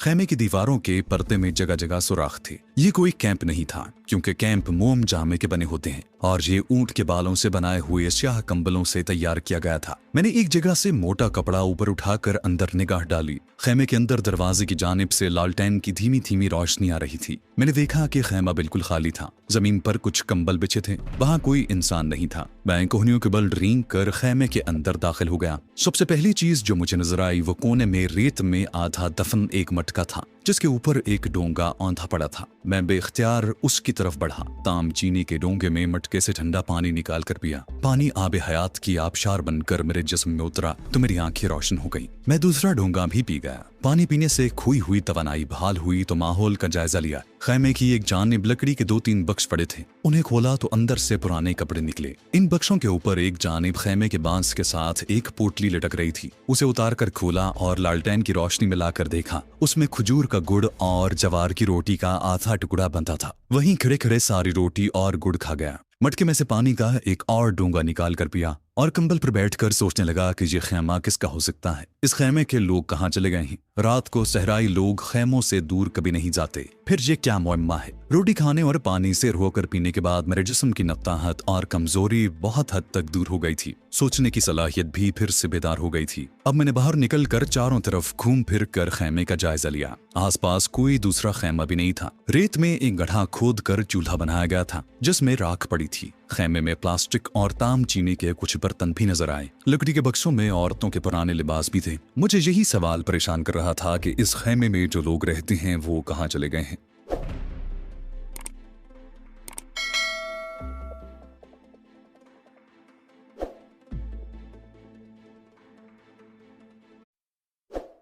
लकड़ी के बक्सों में औरतों के पुराने लिबास भी थे। मुझे यही सवाल परेशान कर रहा था कि इस खेमे में जो लोग रहते हैं वो कहाँ चले गए हैं। खेमे के बाहर लालटेन गालिबन इसलिए रोशन कर दी गई थी कि ये दूर से नजर आ जाए और जो लोग इस खेमे में रहते हैं वो सहरा में रास्ता ना भूल जाएं। मैं खेमे के बाहर रेत पर बैठ गया। कुछ फासले पर गधा खामोश बैठा था। लालटेन की रोशनी में मुझे उसका बड़ा सा सर साफ नजर आ रहा था। अचानक गधे ने अपना सर ऊपर उठाकर एक तरफ घुमाया। उसने यकीनी तौर पर फजा में किसी इंसान की बू पाली थी। मैंने राइफल अपने हाथ में ले ली और चारों तरफ निगाह दौड़ाई। मुझे अंधेरे में कुछ नजर न आया, लेकिन गधे का चौकस होना बेमकसद नहीं था। मैं झुके झुके एक तरफ को दौड़ा और खेमे से कुछ फासले पर रेत की एक ढेरी के पीछे छुप कर लेट गया। मेरी आंखें उस तरफ लगी थी जिधर गधा दिख रहा था। गधा उठकर खड़ा हुआ। उसने मुंह ऊपर उठाकर जोर से आवाज निकाली और फिर दौड़ पड़ा। दूर शुमाल की जानिब सहराई रेत की फीकी तारीकी में 2 ऊंटों के हयूले उभरे। मैंने राइफल में मैगजीन भर लिया। उसका सेफ्टी कैच चढ़ाकर मैंने नाली का रुख ऊंटों की तरफ कर दिया। दोनों ऊंट आहिस्ता आहिस्ता चलते खेमे की तरफ ही आ रहे थे। मेरी नजरें उन पर गड़ी थी। ऊंट करीब आ गए। अगले ऊंट पर 2 इंसान सवार थे और पिछले ऊंट पर एक आदमी बैठा था।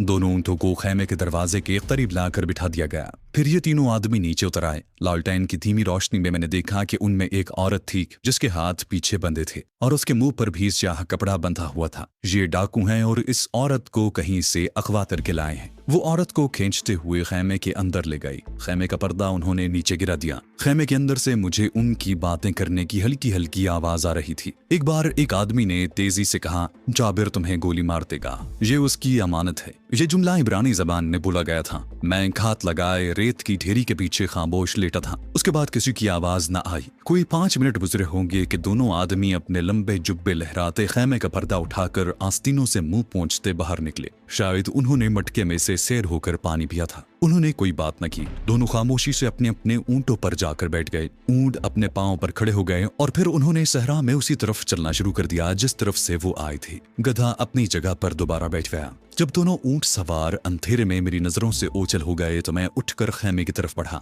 2 कदम चलकर रुक गया। सोचा न जाने ये औरत कौन है, कहीं मैं किसी मुश्किल में न फंस जाऊं। लेकिन उस वक्त वो औरत खुद मुश्किल में गिरफ्तार थी और ये लोग उसे कहीं से अगवा करके लाए थे। उस वक्त उसे मेरी मदद की जरूरत थी और ये भी मुमकिन था कि उस औरत की वजह से मुझे उस इलाके और खास तौर पर यरूशलेम के बारे में कुछ मालूमात हासिल हो जाएं। मैं पर्दा उठाकर खेमे के अंदर दाखिल हो गया। पर्दा गिरने की वजह से खेमे के अंदर अंधेरा था। मैंने खेमे के दरवाजे से पर्दा ऊपर उठा दिया। लालटेन की मध्यम रोशनी अंदर आई तो मैंने देखा कि वही औरत जिसका मुंह स्याह पट्टी से बंधा था, खेमे के बीच वाले बांस के साथ रस्सी से बंधी सर झुकाए बैठी थी। मुझे दाखिल होते देखकर वो फटी फटी आंखों से मेरी तरफ तकने लगी। मैंने उसके मुंह से पट्टी खोल दी। वो इब्रानी जबान में गिड़गिड़ा कर बोली, भाई मेरी इज्जत मेरे खामद की अमानत है। मैंने कोई जवाब न दिया। मेरे कांधे से लटकी हुई राइफल देखकर वो कुछ ज्यादा ही घबराई हुई थी। मैंने उसके हाथों की रस्सी खोल दी। वो अपनी कलाइयों को सहलाते हुए मेरी तरफ अजीब सी नजरों से देख रही थी। मैंने उसे मटके में से पानी निकाल कर पिलाया। वो अभी तक घबराई हुई थी।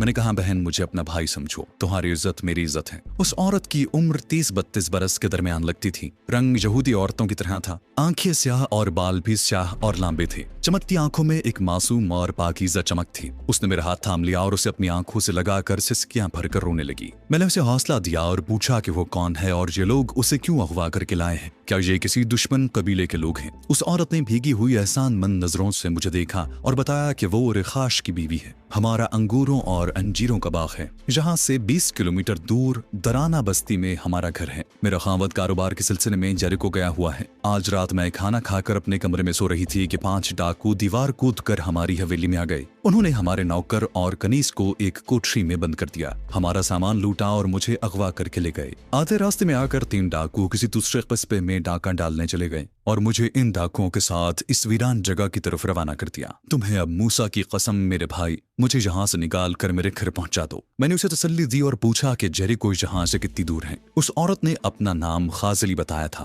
कहने लगी, हमारी बस्ती से जेरिको शहर के लोग ऊंटों पर बैठ कर जाते हैं। फिर मेरा हाथ अपने हाथों में ले लिया और बोली, मुझे यहाँ से ले चलो, डाकू आ गए तो मेरी इज्जत लुट जाएगी। मैंने राइफल पर हाथ रख कर कहा, मेरे पास ये राइफल मौजूद है, तुम फिक्र क्यों करती हो? लेकिन 15-20 किलोमीटर का सहराई रास्ता हम पैदल किस तरह तय कर सकते हैं? हमें सवारी की जरूरत होगी। खाजली परेशान होकर कहने लगी, क्या तुम्हारे पास कोई ऊंट नहीं है? तुम यहाँ किस पर सवार होकर आए थे? तुम्हारा नाम क्या है? क्या तुम फौज में हो? मैंने उसे कहा कि मेरा नाम अल शिकोल है और मैं फौज में नहीं हूँ। अपने एक दोस्त के साथ शिकार करने सहरा में निकला था कि हम रास्ता भूलकर एक दूसरे से बिछड़ गए। यहाँ खेमे के बाहर जलती हुई लालटेन देखकर इतरा गया। यूं तुमसे मुलाकात हो गई। मैंने उन दोनों डाकुओं को तुम्हें यहाँ बंद करते देख लिया था। जब वो चले गए तो मैं इसी नीयत से अंदर आया कि तुम्हें उन बेरहम सफाक इंसानों से निजात दिलाऊं। खाजिली ने खेमे से बाहर झांक कर देखा। मैं खेमे के अंदर कंबल पर बैठा था। वो मेरे पास आकर कंबल पर बैठ गई और बोली, भाई अल शिकोल, हमें जहां से सुबह होने से पहले पहले निकल जाना चाहिए।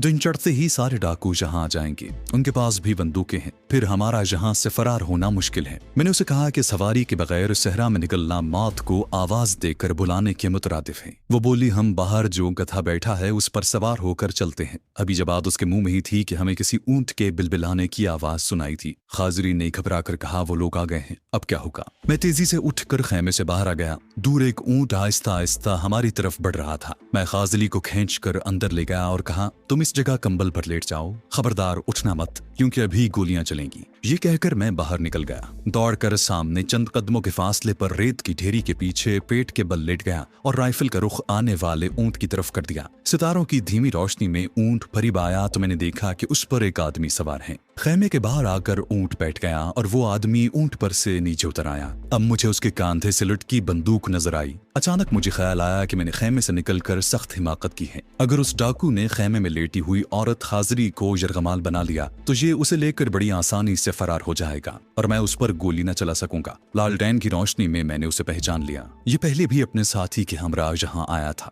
शायद उसे खेमे में एक तन्हा जवान औरत की मौजूदगी का गुनाह आलूद एहसास वापस खींच लाया था। मुझे उस पर फौरन हमला कर देना चाहिए था। अगर ये एक बार खेमे के अंदर चला गया तो फिर सारा खेल बिगड़ जाएगा। ये डाकू ऊंट से उतरकर अपने जुब्बे को ठीक कर रहा था और बंदूक अभी तक उसके कांधे पर पीछे लटकी हुई थी। मैंने एक हवाई फायर किया और छलांग लगाकर उस डाकू के सामने आ गया। मेरी राइफल की नाली का रुख उसके सीने की तरफ था। मैंने कड़क कर इब्रानी जबान में कहा, एक हाथ ऊपर उठा लो और दूसरे हाथ से बंदूक मेरी तरफ फेंक दो। वो डाकू हक्का बक्का सा होकर मेरा मुंह तकने लगा। मैंने कड़क कर अपना जुमला दोहराया और राइफल की नाली जरा आगे की तो उसने एक हाथ ऊपर उठा लिया और दूसरे हाथ से कांधे पर लटकी हुई बंदूक नीचे फेंक दी। मैंने उसे 2 कदम पीछे हटने का हुक्म दिया और पीछे हट गया। मैंने खाजली को आवाज दी, बाहर आकर ये बंदूक उठा लो। खाजली खेमे से निकलकर बाहर आई और जब ये मंजर देखा कि डाकू ने दोनों हाथ ऊपर उठा रखे हैं तो लपक कर उसने रेत पर पड़ी बंदूक उठा ली। मेरे इशारे पर खेमे के अंदर चली गई। डाकू ने करख्त लहजे में मुझसे कहा, तुम जाबिर को नहीं जानते, वो हमारा सरदार है, वो तुम्हें जिंदा नहीं छोड़ेगा। मैंने डाकू से कहा, बैठ जाओ और दोनों बाजू अपनी गर्दन के पीछे कर लो। उसने ऐसा ही किया। मैंने खाजली को बताया और कहा कि जिस रस्सी से इन्होंने तुम्हें बांधा था वो लाओ और इस डाकू के हाथ पीछे कसकर बांध दो। खाजली फौरन रस्सी अंदर से लाई और जमीन पर बैठे हुए डाकू के दोनों हाथ पीछे बांध दिए। अब मैंने राइफल खाजली को दी और डाकू को खींचता हुआ खेमे के अंदर ले गया। मैंने उसके मुंह पर स्याह पट्टी बांधी, उसे खेमे के दरमियानी बांस के साथ बिठाया और उसके दोनों पांव भी कपड़े से बांध दिए। फिर मैं तेजी से खेमे से निकल आया और खाजली से कहा, इस ऊंट पर बैठो, अब हम तुम्हारी बस्ती की तरफ सफर करते हैं। खाजली ऊंट पर आगे बैठी और मैं उसके पीछे। ऊंट अपने पांव पर उठ खड़ा हुआ और खाजली की हिदायत के मुताबिक मैंने ऊंट को उनकी बस्ती के रुख पर डाल दिया। सुबह होने से पहले पहले हम खाजली की बस्ती में दाखिल हो गए। वो हवेली में पहुंची तो नौकर और कनीज उसे देखकर खुशी से दीवाने हो गए। खाजली अपने घर में आकर भी घबराई घबराई सी थी। उसे हर लम्हे यही धड़का लगा था कि वो डाकू दोबारा उसके घर में आ जाएंगे। मैंने उसे तसल्ली दी और कनीज के साथ उसे उसके कमरे में पहुंचा दिया और खुद हवेली का दरवाजा बंद करके सामने वाले बरामदे में बिछे हुए लकड़ी के तख्त पर लेट गया। राइफल मेरे पास थी। खाजली का नौकर भी बरामदे के फर्श पर इधर उधर चलकर पहरा दे रहा था। उसकी ये ड्यूटी मैंने लगाई थी। तख्त पर लेटे लेटे मेरी आंख लग गई। जब सोकर उठा तो दिन निकला हुआ था। हवेली के सहन में सफेद धूप रोशन थी। नौकर गायब था। इतने में खाजली अपनी कनीज के साथ मेरी तरफ आती नजर आई। अगरचे उसने नहा धोकर कपड़े तब्दील कर लिए थे लेकिन चेहरे पर तरद्दुद और फिक्रमंदी के आसार साफ दिखाई दे रहे थे। वो मेरे लिए दूध, अंगूरों का रस और रोटी लाई। मैंने सैर होकर नाश्ता किया। मुझे उसकी अशद जरूरत थी। वो बार बार डाकुओं का जिक्र कर रही थी। अलचिकोल इस इलाके के डाकू बदला लेना कभी नहीं भूलते। वो जरूर आएंगे, तुम यहाँ से मत जाना। मेरा खामद शायद आज शाम तक वापस आ जाए। मैंने उसे तसल्ली दी कि जैसे वो कहती है वैसे ही होगा। तुम फिक्र मत करो, जब तक तुम्हारा खामद नहीं आ जाता मैं यही हूँ। नौकर कहवा ले आया। हमने इकट्ठे कहवा पिया। फिर खाजली कहने लगी, तुम्हारे कपड़े फट गए हैं, मैं तुम्हें नए कपड़े देती हूँ। उसने नौकर से कहा, वो मुझे गुसल खाना दिखा दे। मैं भी यही चाहता था। मैंने गुसल खाने में जाकर मल मल कर गुसल किया। वहाँ पड़ी हुई छोटी कैंची से अपनी मूंछों को होंठों के ऊपर से थोड़ा थोड़ा कतरा। नए कपड़े पहने। इब्रानी देहातियों जैसा लिबास था। एक लंबे नीले रंग का कुर्ता, जूता भी दूसरा पहना, सर पर किसाबा पहन लिया ताकि मैं पूरा यहूदी नजर आऊं। खाजली ने उस ऊंट को अपने नौकर की मदद से सहरा में दूर ले जाकर छोड़ दिया था जिस पर बैठकर हम वहां पहुंचे थे। मेरे पास इजरायली फौजियों की जेबों से निकाले हुए 70 के करीब डॉलर मौजूद थे। मैंने बातों ही बातों में खाजली से जेरिको के बारे में पूरी मालूमात हासिल कर ली थी। यह भी पता कर लिया था कि जेरिको से यरूशलेम को बसें भी जाती हैं। मैं उसी वक्त खाजली के घर से जेरिको की तरफ निकल जाना चाहता था लेकिन खाजली के इसरार पर उसके खामद के आने तक मजबूरन रुक गया। खाजली को ख्वाफ था कि डाकू उसे अकेला पाकर फिर उसे उठाकर ले जाएंगे। दोपहर को मैं खाना खाकर सो गया और शाम तक सोया रहा।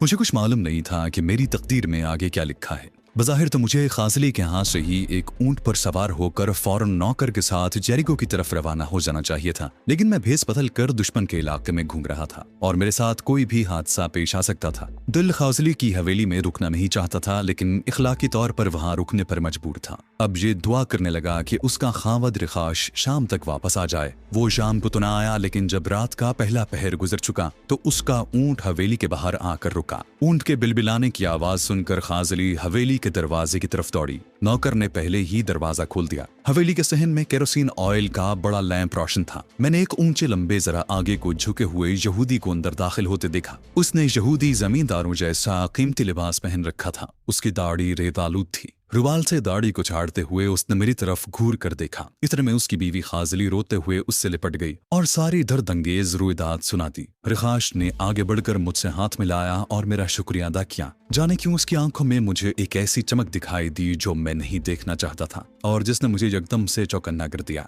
रात का खाना रिखाश ने मेरे साथ खाया। उसने सरसरी तौर पर मेरे बारे में पूछा। मैंने वही बयान दोहरा दिया कि यरूशलेम में फर्नीचर का कारोबार करता हूँ। एक दोस्त के साथ सहरा में हिरन का शिकार खेलने निकला निकला था कि आंधी में एक दूसरे से बिछड़ गए। रिखाश ने मुझसे किसी किस्म का कोई सवाल न किया। वो बार बार मेरा शुक्रिया अदा कर रहा था कि मैंने उसकी बीवी की इज्जत बचाई। मैं रात को ही वहां से निकल जाना चाहता था, लेकिन रिखाश ने ये कहकर मुझे रोक लिया कि सुबह वो अपने ऊंट पर नौकर के साथ मुझे रवाना कर देगा। ये मेरा नौकर तुम्हें खुद जेरिको छोड़ आएगा। रात को उसके रास्ता भूल जाने का खतरा है। मुंह अंधेरे चलोगे तो दिन निकलने से पहले पहुंच जाओगे। न जाने क्यों अब वहां मेरा दिल नहीं लगता था। मेरी छठी हिस्स बार बार मुझे कह रही थी कि यहाँ से भाग चलो, लेकिन रिखाश की पुरखुलूस बातें और उसके अखलाक की वजह से मैं इनकार न कर सका और रात की रात ठहर गया। मेरा बिस्तर बरामदे में लगा दिया गया था। आधी रात तक मैं जागता रहा, करवटें बदलता रहा। कई बार ख्याल आया कि उठकर हवेली से निकल जाऊं, मगर उसे कुछ बदअखलाकी समझ कर लेटा रहा। फिर न जाने किस वक्त मुझे अपने आप नींद आ गई। कोई मुझे कांधे से हिला रहा था। मैंने हड़बड़ा कर आंखें खोल दी। रिखाश का नौकर मुझ पर झुका हुआ था। सफर की तैयारी कर लें आका। मैं जल्दी से उठ बैठा, नहा धोकर कपड़े पहने। मेरी राइफल रिखाश ने मुझसे ये कहकर मांग ली थी कि उसे उसकी जरूरत होगी। क्या मालूम डाकू कब उसकी हवेली पर धावा बोल दें। ये राइफल इसराइली फौजी की थी और उस पर रेजिमेंट का नंबर लिखा हुआ था, लेकिन रिखाश एक देहाती आदमी था। मैंने यही ख्याल किया कि वो उसे कहाँ पहचान सकेगा। मैंने उसे राइफल के बारे में यही बताया कि मैंने एक रिटायर्ड फौजी से यरूशलेम में खरीदी थी। मुझे अब राइफल की जरूरत भी नहीं थी, बल्कि वो उल्टा मुझे जेरिको में पकड़वा सकती थी। चुनाचे मैंने खुशी से राइफल रिखाश को पेश कर दी। जब मैं उसके नौकर के साथ सफर पर रवाना होने लगा तो उसने बंद लिफाफा नौकर को दिया और कहा, जेरिको में मेरे भाई गिदान को दे देना। फिर मेरी तरफ मुतवज्जे होकर बोला, अलशिकोल, जेरिको में मेरे भाई के हाँ ही कायम करना। तुम्हारी मेजबानी हमारे खानदान का फर्ज है। तुमने हमारे खानदान की इज्जत बचाई है। मैंने अपने भाई को सब कुछ खत में लिख दिया है। वो खुद तुम्हें यरूशलेम जाने वाली बस में सवार करवा देगा। मैंने रिखाश का शुक्रिया अदा किया। हवेली के बाहर तक खाजली भी अपने खामद के साथ मुझे छोड़ने आए। मैं ऊंट की पिछली सीट पर और नौकर अगली सीट पर बैठ गया और हम अपने सफर पर रवाना हो गए। रिखाश के नौकर के साथ मैं जेरिको के सफर पर रवाना जरूर हो गया था, लेकिन तबीयत कुछ बेचैन सी थी। इस बेचैनी की कोई वाज़ेह वजह मेरे पास नहीं थी। दिल में खामखा के वसवसे पैदा होने लगे थे। मैंने अपनी उसी नफ्सियाती कश्मकश पर गौर किया तो मुझे उसी के पस मंजर में खाजली की खावद रिखाश की दिल में उतरती हुई तेज आंखें नजर आईं। उसने जब पहली बार मुझे घूर कर देखा था तो मुझे उन आंखों में कई सवाल तैरते नजर आए थे। कहीं उसे मुझ पर शक तो नहीं हो गया था। फिर ख्याल आया कि ये शहर से दूर दराज एक गांव में रहने वाला जमींदार है। उसे तिल अबीब की सियासी सरगर्मियों और इंटेलिजेंस के झमेलों से क्या सरोकार हो सकता है। और फिर उसके बाद रिखाश की तरफ से मुझ पर किसी किस्म के शुबे का इजहार नहीं किया गया था। हो सकता है ये मेरा वहम हो और अपने बारे में ज्यादा मोहतात रहने का नतीजा हो। हमारा सफर जारी था। रात के पिछले पहर में सहरा का धुंधला हुस्न बेनजीर था। रिखाश के नौकर से मैंने उसका नाम नहीं पूछा था। उसकी जरूरत नहीं थी। वो ऊंट गांव की तंग सी गलियों से निकलकर अंगूर और अंजीर के बागात वाली कच्ची दीवार के करीब से होता हुआ सहरा की लामहदूद वुसअतों में दाखिल हो गया।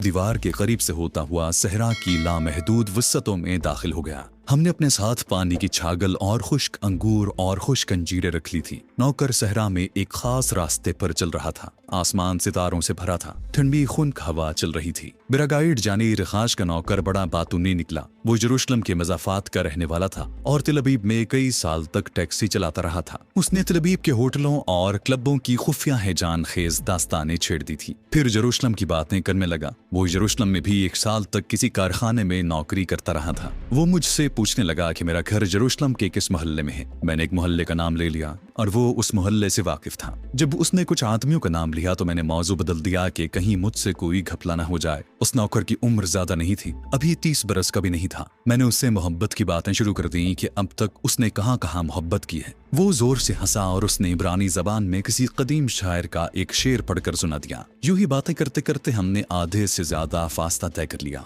जब पौ फट रही थी तो हम एक नखलिस्तान में पहुंच गए। यहाँ उतरकर थोड़ी देर आराम किया। ऊंट को चरने और पानी पीने के लिए छोड़ दिया। थोड़ी खुश्क अंजीरें खाई। मैंने नौकर से रिखाश के भाई के बारे में पूछा जिसके नाम का रुक्का लेकर हम उसके यहाँ जा रहे थे। नौकर ने हाथ आंखों पर रखकर कहा, वो बड़ा नेक दिल इंसान है। मैं जब भी उसके यहाँ अंगूरों का मटका लेकर गया हूँ मुझे 15-20 डॉलर उसने जरूर दी है। बड़ा मजहबी आदमी है। मैं तो इबादत गाह अब कभी कभार ही जाता हूँ, मगर मेरे मालिक रिखाश का ये बड़ा भाई गिदान रोज इबादत गाह में जाता है। मैंने कस्सन उससे पूछा कि गिदान का ताल्लुक जेरिको के सियासी लीडरों और सरकारी अफसरों से भी है। मुझे बार बार ये एहसास होने लगा था कि कहीं मुझे किसी जाल में तो नहीं फंसाया जा रहा। नौकर बोला, ग़िदान बड़ा मजहबी आदमी है, वो लीडरों और सरकारी अफसरों से दूर भागता है, वो तो खामोश तबीयत वाला है, बहुत कम बात करता है, आप उसे मिलकर बहुत खुश होंगे। अब मेरी शदीद ख्वाहिश हुई कि वो खत पढ़ा जाए जो रिखाश ने अपने भाई ग़िदान को लिखा है। मैंने नौकर से कहा कि जरा दिखाओ तो रिखाश ने खत में क्या लिखा है। मैं नहीं चाहता कि ग़िदान मेरी ज्यादा खातिरदारी करे। रिखाश ने जरूर लिखा होगा कि अल शिकोल की बड़ी खिदमत करना, उसने मेरी बीवी की जान बचाई है। रिखाश के नौकर ने थैले में से लिफाफा निकाल कर मुझे दे दिया और कहने लगा, सर आपकी खिदमत तो अब हमारा फर्ज बन गई है। सच तो ये है कि अगर आप न होते तो हमारी मालिकन का डाकुओं के शिकंजे से अपनी इज्जत बचा कर निकलना नामुमकिन था। आप खत पढ़ लें।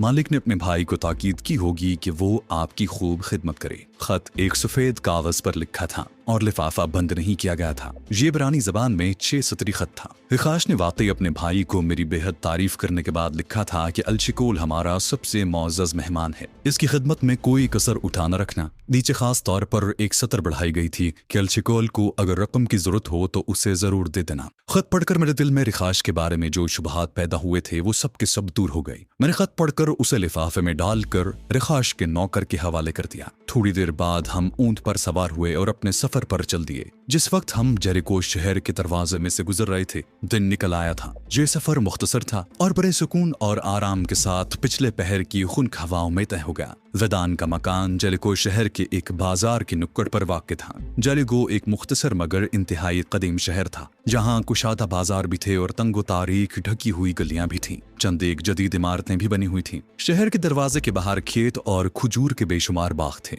यहाँ भी यरूशलेम की तरह अक्सर औरतों की आंखें नीली थीं और बाल सुनहरी। ग़िदान की छोटी सी हवेली थी, उसका दरवाजा खुला था। हमारा ऊंट हवेली के सहन में दाखिल हुआ तो झरोके में से किसी औरत ने झांक कर देखा। शायद उसने रिखाश के नौकर को पहचान लिया था। ग़िदान ने खुद मकान के बरामदे में आकर हमारा इस्तकबाल किया। नौकर ने ग़िदान से मेरा सरसरी तारुफ करवाया और फिर उसके भाई का खत दिया। खत पढ़कर ग़िदान जैसे मेरे आगे बिछवाया। झुककर उसने मेरे हाथ चूमे, आंखों से लगाए और अपनी बीवी को बुलाकर कहा, देखो नौमाश, ये हमारा सबसे बड़ा मोहसिन है, इसने मेरे भाई की इज्जत को डाकुओं से बचा लिया। नौमाश वही औरत थी जिसने झरोके में से नीचे देखा था। जरा पुख्ता उम्र की यहूदन थी, जिस्म मजबूत और माथा चौड़ा था। स्याह आंखों में मोहब्बत की गर्मी अभी तक मौजूद थी। उसने सर पर यहूदी औरतों वाली टोपी पहन रखी थी। वो मेरी तरफ देखकर मुस्कुराई और जरा सा झुककर ताज़ीम बजा लाई। मेरे लिए एक बैठक में फर्श पर कालीन डालकर तकिए लगा दिए गए। ग़िदान खुद मुझे गुस्ल खाने में ले गया। मैंने गुस्ल किया। ग़िदान ने मेरे कपड़ों पर इतर लगाया।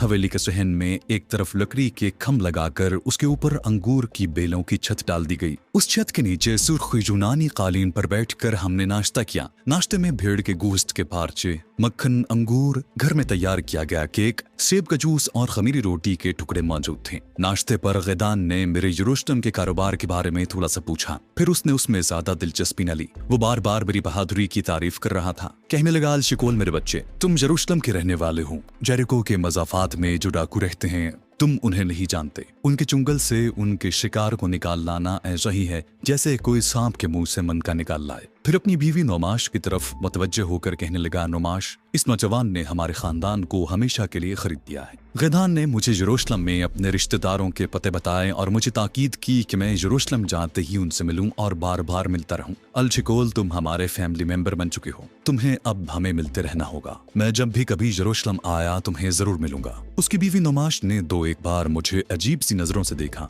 ऐसा हुआ कि मैंने दूध का गिलास उठाते हुए जो नौमाश की तरफ देखा तो वो पहले ही से अजीब सी नजरों से मुझे देख रही थी। हमारी नजरें चार हुई तो उसने घबरा कर मुंह दूसरी तरफ कर लिया। मैंने महसूस किया कि इन आंखों में एक पुरस्कार पैगाम था। उस पैगाम को मैं अच्छी तरह जानता था। मुसीबत यह थी कि मैं उस लाइन का आदमी नहीं था। मेरे सामने एक आला मकसद था और जिन लोगों के सामने जिंदगी का कोई अरफा मकसद होता है उन्हें ऐसी फुरुआत में कोई दिलचस्पी नहीं होती। ताहम मैंने एक बात जरूर महसूस की थी कि ग़िदान की बीवी की आंखों में बेपनाह कशिश और जादू था। ग़िदान नाश्ता खत्म करके सबसे पहले उठा। वो नीले रुमाल से मुंह पोंछता हुआ बोला, मैं दोपहर के खाने के लिए खुद बाजार से गोश्त लाता हूँ। तुम थके हुए हो, जब तक आराम करो। मैं तैवा पी रहा था। उसकी बीवी ने अपने खामद की तरफ गहरी निगाह से देखा। मैंने कोई ख्याल न किया और गैदान से कहा कि नौकर ले आएगा, आप क्यों तकलीफ करते हैं। गैदान मुस्कुराया और बोला, मैं अपने मौजज़ मेहमान की मेजबानी का काम नौकरों पर नहीं डाल सकता। वो चला गया तो मैंने कहवा खत्म करके सिगरेट सुलगा लिया और गाँव तकिए से टेक लगा कर हल्के हल्के कश लगाने लगा।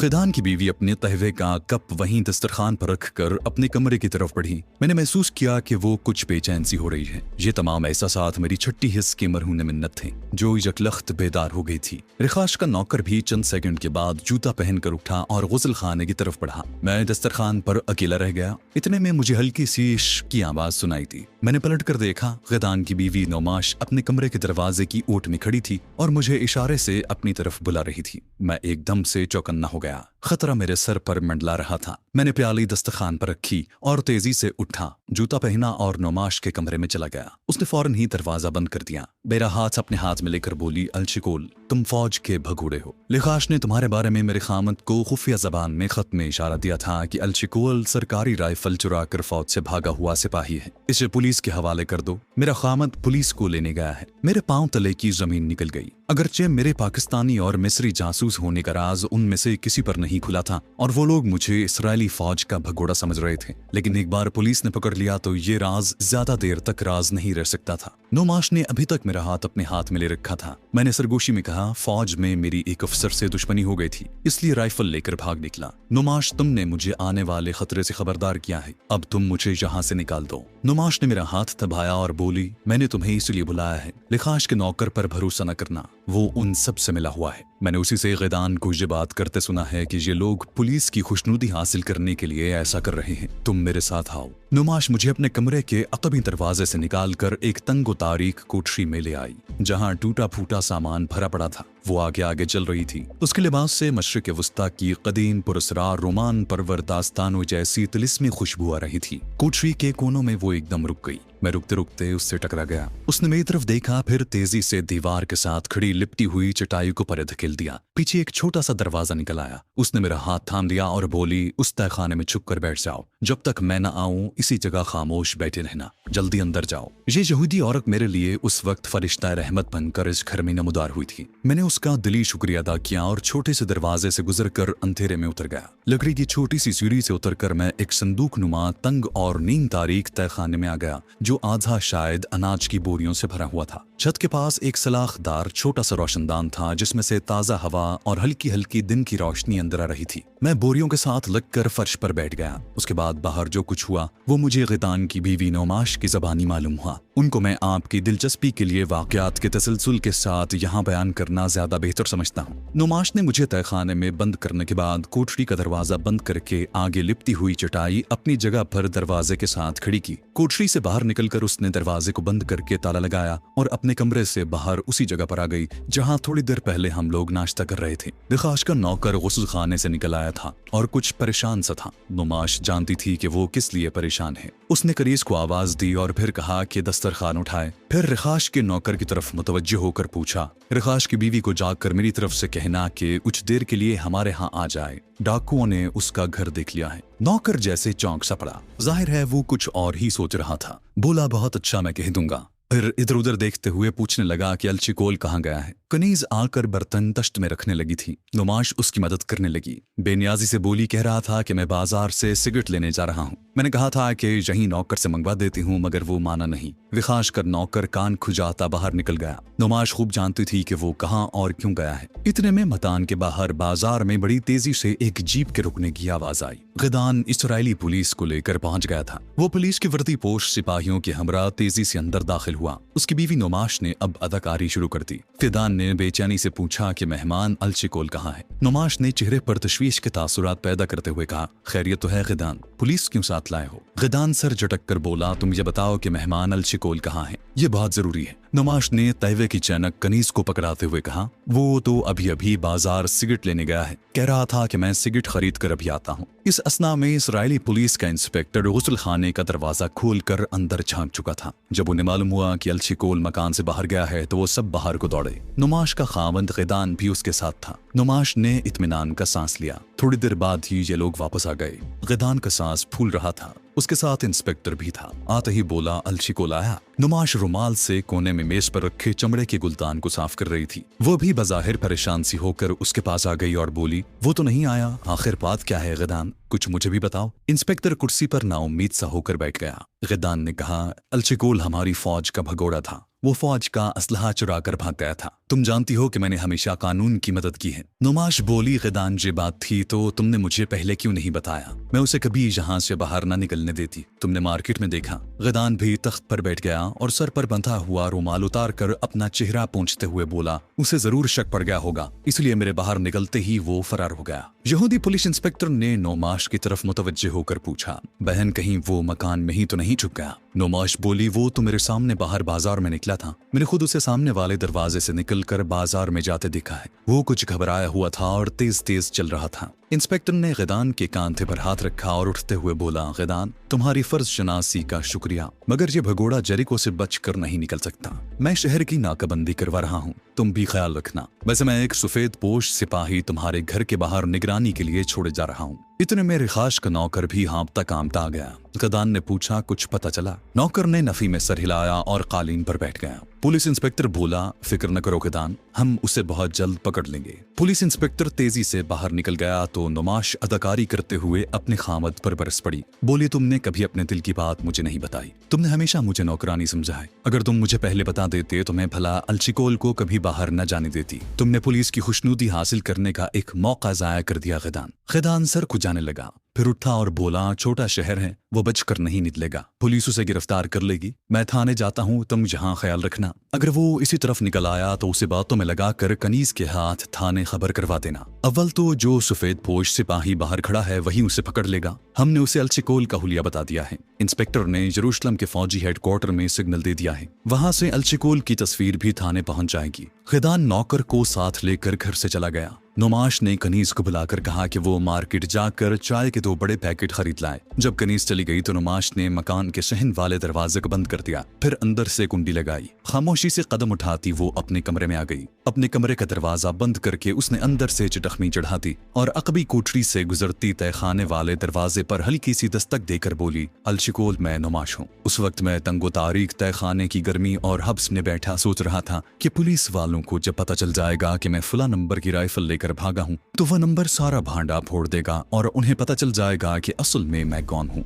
इसलिए जरूरी है कि इस राज के तश्तज़बाम होने से पहले पहले मैं यहाँ से किसी तरह फरार हो जाऊं। इस ज़िम्न में नुमाश मेरी मदद कर सकती थी। दरवाजे पर दस्तक के साथ मुझे नुमाश की आवाज सुनाई दी तो मैंने उठकर जल्दी से दरवाजा खोल दिया। वो मेरे साथ सीढ़ियां उतरकर तहखाने में आ गई। तहखाने में गर्मी और अंधेरा था। रोशनदान में से जो दिन की रोशनी और हवा रही थी वो नाकाफी थी। नुमाश ने मुझे बाजू से थामकर बोरियों के पास बिठा लिया और पुलिस के आने और फिर मेरी तलाश में निकल जाने का सारा वाकया सुना दिया। अलशिकोल मकान के बाहर एक वर्दी पोश पुलिस का संतरी 24 घंटे निगरानी पर है। पुलिस इंस्पेक्टर ने कहा है कि वो सारे शहर की नाकाबंदी करवा रहा है। ये लोग पीछे फौज वालों को तुम्हारी इत्तला देकर वहां से तुम्हारी तस्वीर भी मंगवा रही हैं। यह इत्तला मेरे लिए खासी परेशान कुन थी। आखिर हालात वही रुख इख्तियार कर रहे थे जिसका मुझे खदशा था। मैंने नुमाश से कहा, नुमाश मैं फौज में वापस गया तो मुझे 10 साल की सजा हो जाएगी। तुम यहाँ से फरार होने में मेरी मदद करो। मैं तुम्हारा ये एहसान जिंदगी भर फरामोश नहीं करूंगा। नुमाश ने अब अपना दिल खोलकर मेरे सामने रख दिया।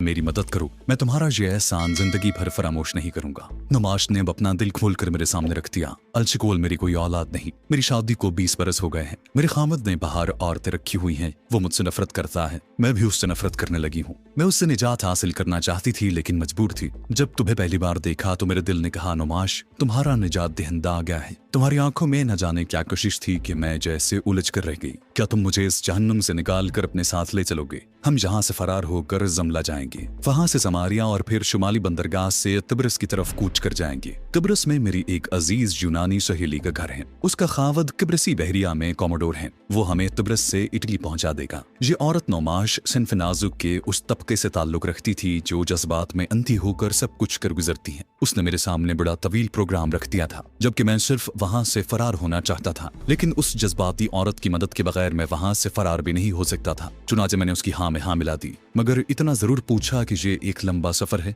जहां कदम कदम पर खतरे का सामना करना पड़ेगा। उसने आहिस्ता से कहा, तुम खुद यहूदी हो और यहूदी मर्दों की खसलत से वाकिफ हो। मेरे पास बेपनाह दौलत है जो मैं अपने साथ लेकर चलूंगी। दौलत और खास तौर पर अमेरिकी डॉलर हमारा रास्ता आसान बना देंगे। तुम सारा काम मुझ पर छोड़ दो, मैं सब बंदोबस्त कर लूंगी। हम आज आधी रात के बाद यहाँ से निकल चलेंगे। मैंने उसके खावद गिदान की बात की तो मेरे कान के करीब अपने होंठ लाकर उसने सरगोशी की। वो उस वक्त बेहोश पड़ा होगा और अजीब मक्काराना अंदाज में मुस्कुराई और चली गई। उसके जाने के बाद मुझे तरह तरह के वसवसों ने घेर लिया। कहीं ये औरत अपने साथ मुझे भी न ले डूबे, लेकिन मेरे पास कोई दूसरा चाराकार भी नहीं था।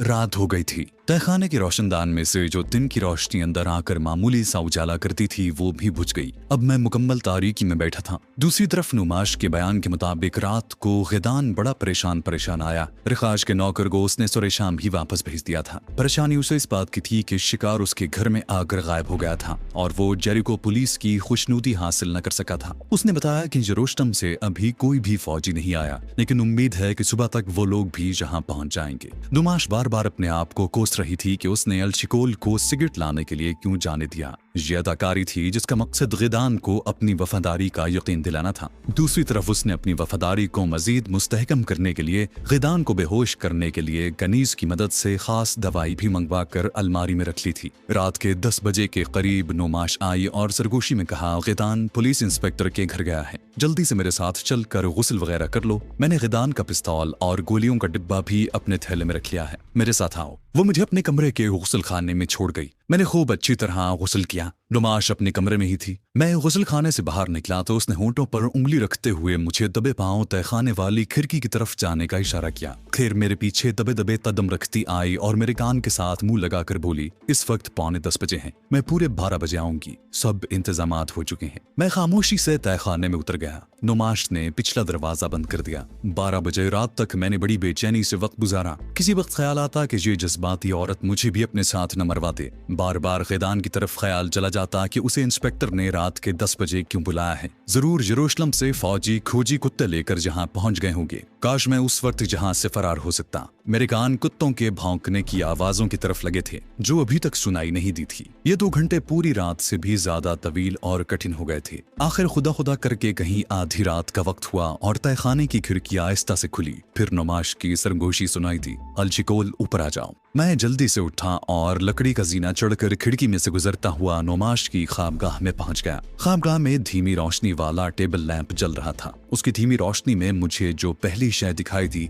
वो नुमाश का खामद गिदान था जो अपने बिछौने पर बिल्कुल चित पड़ा था। नुमाश ने कहा, ये बिल्कुल बेहोश है, और मेरा हाथ खींचते हुए मुझे अपने कमरे से बाहर ले गई। बाहर खुनक रात तारीख थी और हवेली का सहन अंधेरे में डूबा सनसना रहा था। नुमाश के कपड़ों से एक अनोखी किस्म की खुशबू आ रही थी। तारीख रात में हवेली का सहन सुनसान था। नुमाश ने अपने जिस्म के गिर्द स्याह चादर लपेट रखी थी। उसकी बगल में एक छोटी सी गठरी भी थी, वो मेरे आगे आगे चल रही थी। उसने सहन का बड़ा दरवाजा आहिस्ता से खोला, अंधेरे में मेरी तरफ मुड़कर इशारा किया और दरवाजे से बाहर निकल गई। मैं भी उसके पीछे बाहर आ गया। बाजार में सिवाय अंधेरे और वीरानी के और कुछ नहीं था। तमाम दुकानें बंद थी। नुमाश तेज तेज चल रही थी। नुक्कड़ से वो बाएं जानिब घूम गई। आगे खजूर के दरख्तों की कतार थी। इन दरख्तों के पीछे आए तो एक ऊंटनी गर्दन उठाए बैठी हुई जुगाली कर रही थी। उस पर 2 नशिस्तों वाला रख्त बंधा हुआ था। पानी की 1-2 छागलें और एक थैला लटक रहा था। हमें देखते ही अंधेरे में से एक आदमी निकल कर हमारे पास आया। नुमाश ने उसे रुमाल में से कुछ डॉलर निकाल कर दिए। उस आदमी ने डॉलर अपनी सदरी की जेब में रखे और ऊंटनी की मोहार नुमाश को थमा दी।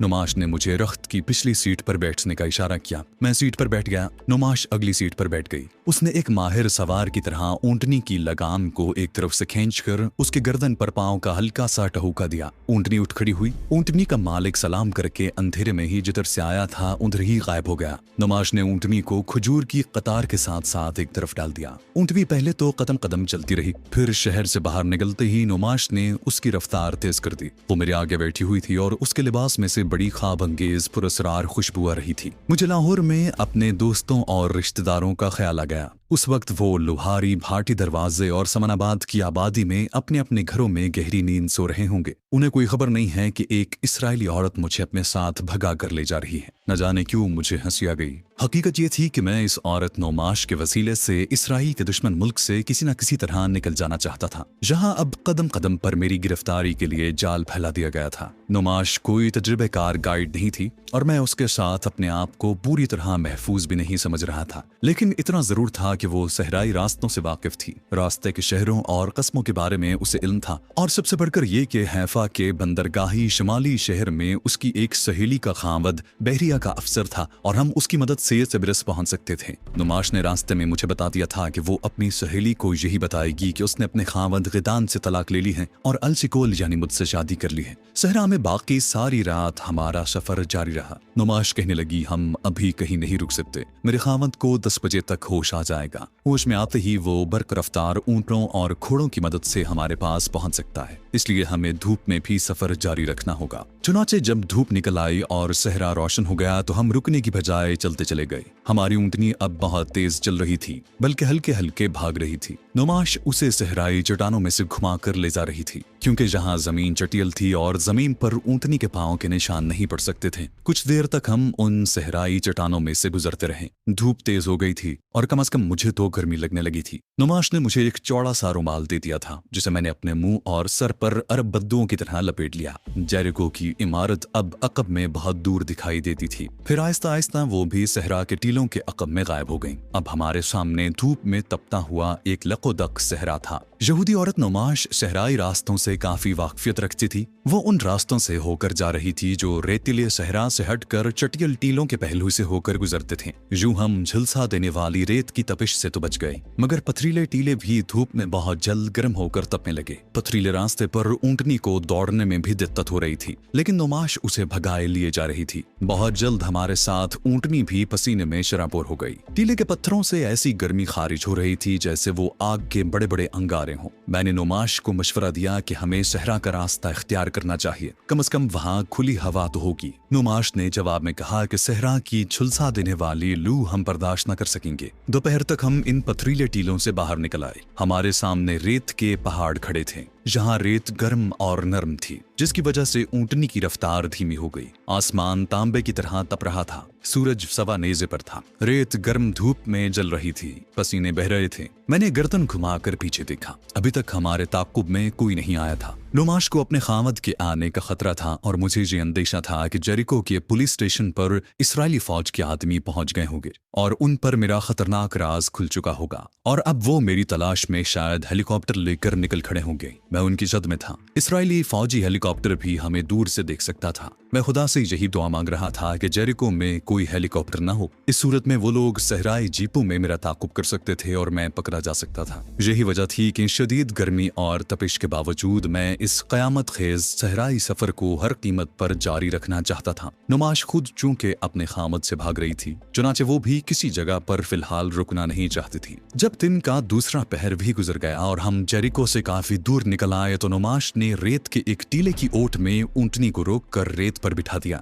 जहां टीले का साया पड़ रहा था और किसी हद तक गर्मी कम थी। हमने पानी पिया, थोड़ा सा गोश्त और एक सूखी अंजीर खाई। नुमाश के माथे और होंठों पर से पसीने के कतरे टपक रहे थे। सहराई धूप में उसका चेहरा सुर हो रहा था। हम रेत पर बैठे थे। उसने बताया कि अभी खतरे से बाहर नहीं है और गिदान के आदमी यहाँ पहुंच सकते हैं, इसलिए हमें ज्यादा देर नहीं रुकना चाहिए। मैं भी रुकना नहीं चाहता था। मैंने नुमाश से इतना जरूर पूछा कि हम ठीक रास्ते पर जा रहे हैं। उसने नीली चादर अपने सर और गर्दन के गिर्द लपेट रखी थी। चादर के पल्लू से अपना चेहरा पहुंचा और बोली, मुझ पर भरोसा रखो, ये सहरा मेरे देखे भाले हैं। मैं मुतमईन सा हो गया। हमने बमुश्किल 5 मिनट आराम किया होगा। उसके बाद दोबारा अपना सफर शुरू कर दिया। नुमाश ने कहा कि अगर हम इसी तरह सफर करते रहे तो शाम के बाद अल दाखिल नामी कस्बे में पहुंच जाएंगे। हो सकता है वहां से हमें कोई काफिला मिल जाए जो रबात जा रहा हो। रबात से हमें बस भी मिल सकती है। मैंने कोई जवाब न दिया। मेरी नजरें बार बार आसमान की तरफ उठ जाती थी कि कहीं कोई हेलीकॉप्टर तो मेरी तलाश में नहीं आ रहा। अभी तक तो ऐसी कोई बात नहीं थी। सहरा की तेज धूप से बचने के लिए हमने अपने सरों के गिर्द नीली चादरें पगड़ियों की तरह बांध ली थी। हमारी सिर्फ आंखें ही नजर आती थी, क्योंकि सहरा में हवा की वजह से रेत उड़ उड़ कर हमारे चेहरों पर पड़ रही थी। आग बरसाता हुआ सूरज आहिस्ता आहिस्ता मगरिब की तरफ झुकता चला गया। तीसरे पहर के बाद सूरज मगरबी उफक पर सहरा की लकीर को छूने लगा तो उसकी किरणें तिरछी हो गईं और धूप की तपिश में खासी हद तक कमी हो गई। नुमाश ने इर्द गिर्द फैले हुए रेत के टीलों पर एक फिक्रंगेज निगाह डाली। रेत के टीले अब हुजम में बड़े हो गए थे और हमारे दाएं बाएं दूर तक फैलते चले गए थे। ये कोई बाकायदा रास्ता भी नहीं था। सहरा में जो काफिलों का रूट होता है वो साफ नजर आ जाता है। ऐसे रास्तों पर जगह जगह ऊंटों के पैरों के निशान होते हैं और कहीं कहीं ऐसी चीजें, मसलन सिगरेट की कोई खाली डिब्बी, टूटा हुआ जूता, मैला रुमाल और ऊंटों खच्चरों का सूखा हुआ गोबर वगैरह। जिस रास्ते पर हम जा रहे थे वहां इस किस्म की किसी शय का सवाल ही पैदा नहीं होता था। ये बिल्कुल अजनबी सा रास्ता था और मैं महसूस कर रहा था कि नुमाश भी कुछ फिक्रमंद है। ऐसा महसूस हो रहा था कि हम सहरा के ऐसे इलाके में निकल आए हैं जहां इससे पहले कभी कोई नहीं गुजरा। जब मैंने नुमाश से पूछा कि हम ठीक जा रहे हैं तो उसने कोई जवाब न दिया। वो बार बार दाएं बाएं देख लेती। ऊँटनी एक नपी तुली रफ्तार के साथ सहरा में चली जा रही थी। मैंने दूसरी बार पूछा तो नुमाश कहने लगी, मैंने इससे पहले ये सहराई टीले नहीं देखे थे, लेकिन मुझे यकीन है कि हम अल-दाखिल कस्बे की तरफ ही जा रहे हैं। तुम फिक्र मत करो।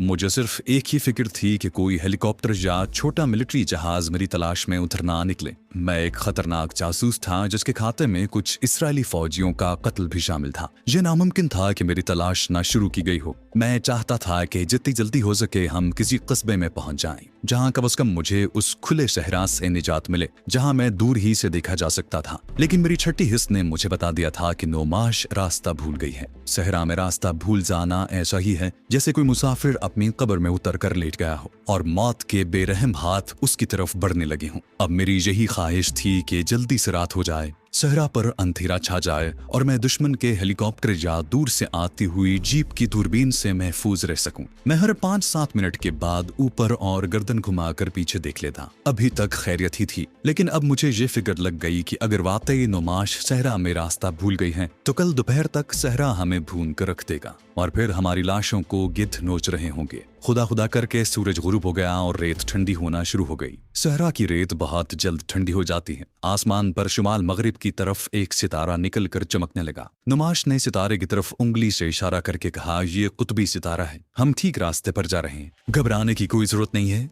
हम एक ऊंचे रेतले टीले की चढ़ाई चढ़ रहे थे। हमारे इर्द गिर्द सहरा में दूर दूर तक फीका फीका सा अंधेरा फैला हुआ था। ये अंधेरा गहरा होता जा रहा था। रेत के टीले की चोटी पर पहुंचकर हमें दूसरी जानिब एक गहरी रेती घाटी नजर आई। उसके आगे फिर रेत का एक पहाड़ सीना ताने खड़ा था। मैंने नुमाश से कहा कि हमें उस घाटी में थोड़ी देर आराम कर लेना चाहिए। नुमाश ने कहा कि वो दूसरे टीले के पार जाकर पड़ाव डालेंगे। ऊंटनी ढलान उतरने लगी, कहीं वो घुटनों तक रेत में धंस जाती और हम गिरते गिरते बचते। नुमाश ने कहा, मुझे पीछे से थाम लो, तुम कहीं गिर न पड़ो, तुम्हें ऊंट पर सफर करने का तजुर्बा नहीं है शायद। मैंने नुमाश के कांधे को पकड़ लिया। ढलान की मुसीबत खत्म हुई और ऊंटनी रेत की घाटी में दाखिल हो गई। फजा में खुनकी पैदा हो चली थी। धूप की गर्मी और रेत की तपिश बिल्कुल ही गायब हो गई थी। ये घाटी जिसमें से हम गुजर रहे थे एक पहाड़ी दर्रे की मानिंद थी। उसके दोनों जानिब रेत के पहाड़ खड़े थे। हम सामने वाले रेत के पहाड़ की तरफ जा रहे थे। नुमाश ने ऊंट की बाग थाम रखी थी। वो एक तरफ से घुमाकर ऊंटनी को सामने वाले रेत के पहाड़ की उस जानिब ले आई जहां चढ़ाई निस्बतन आसान थी।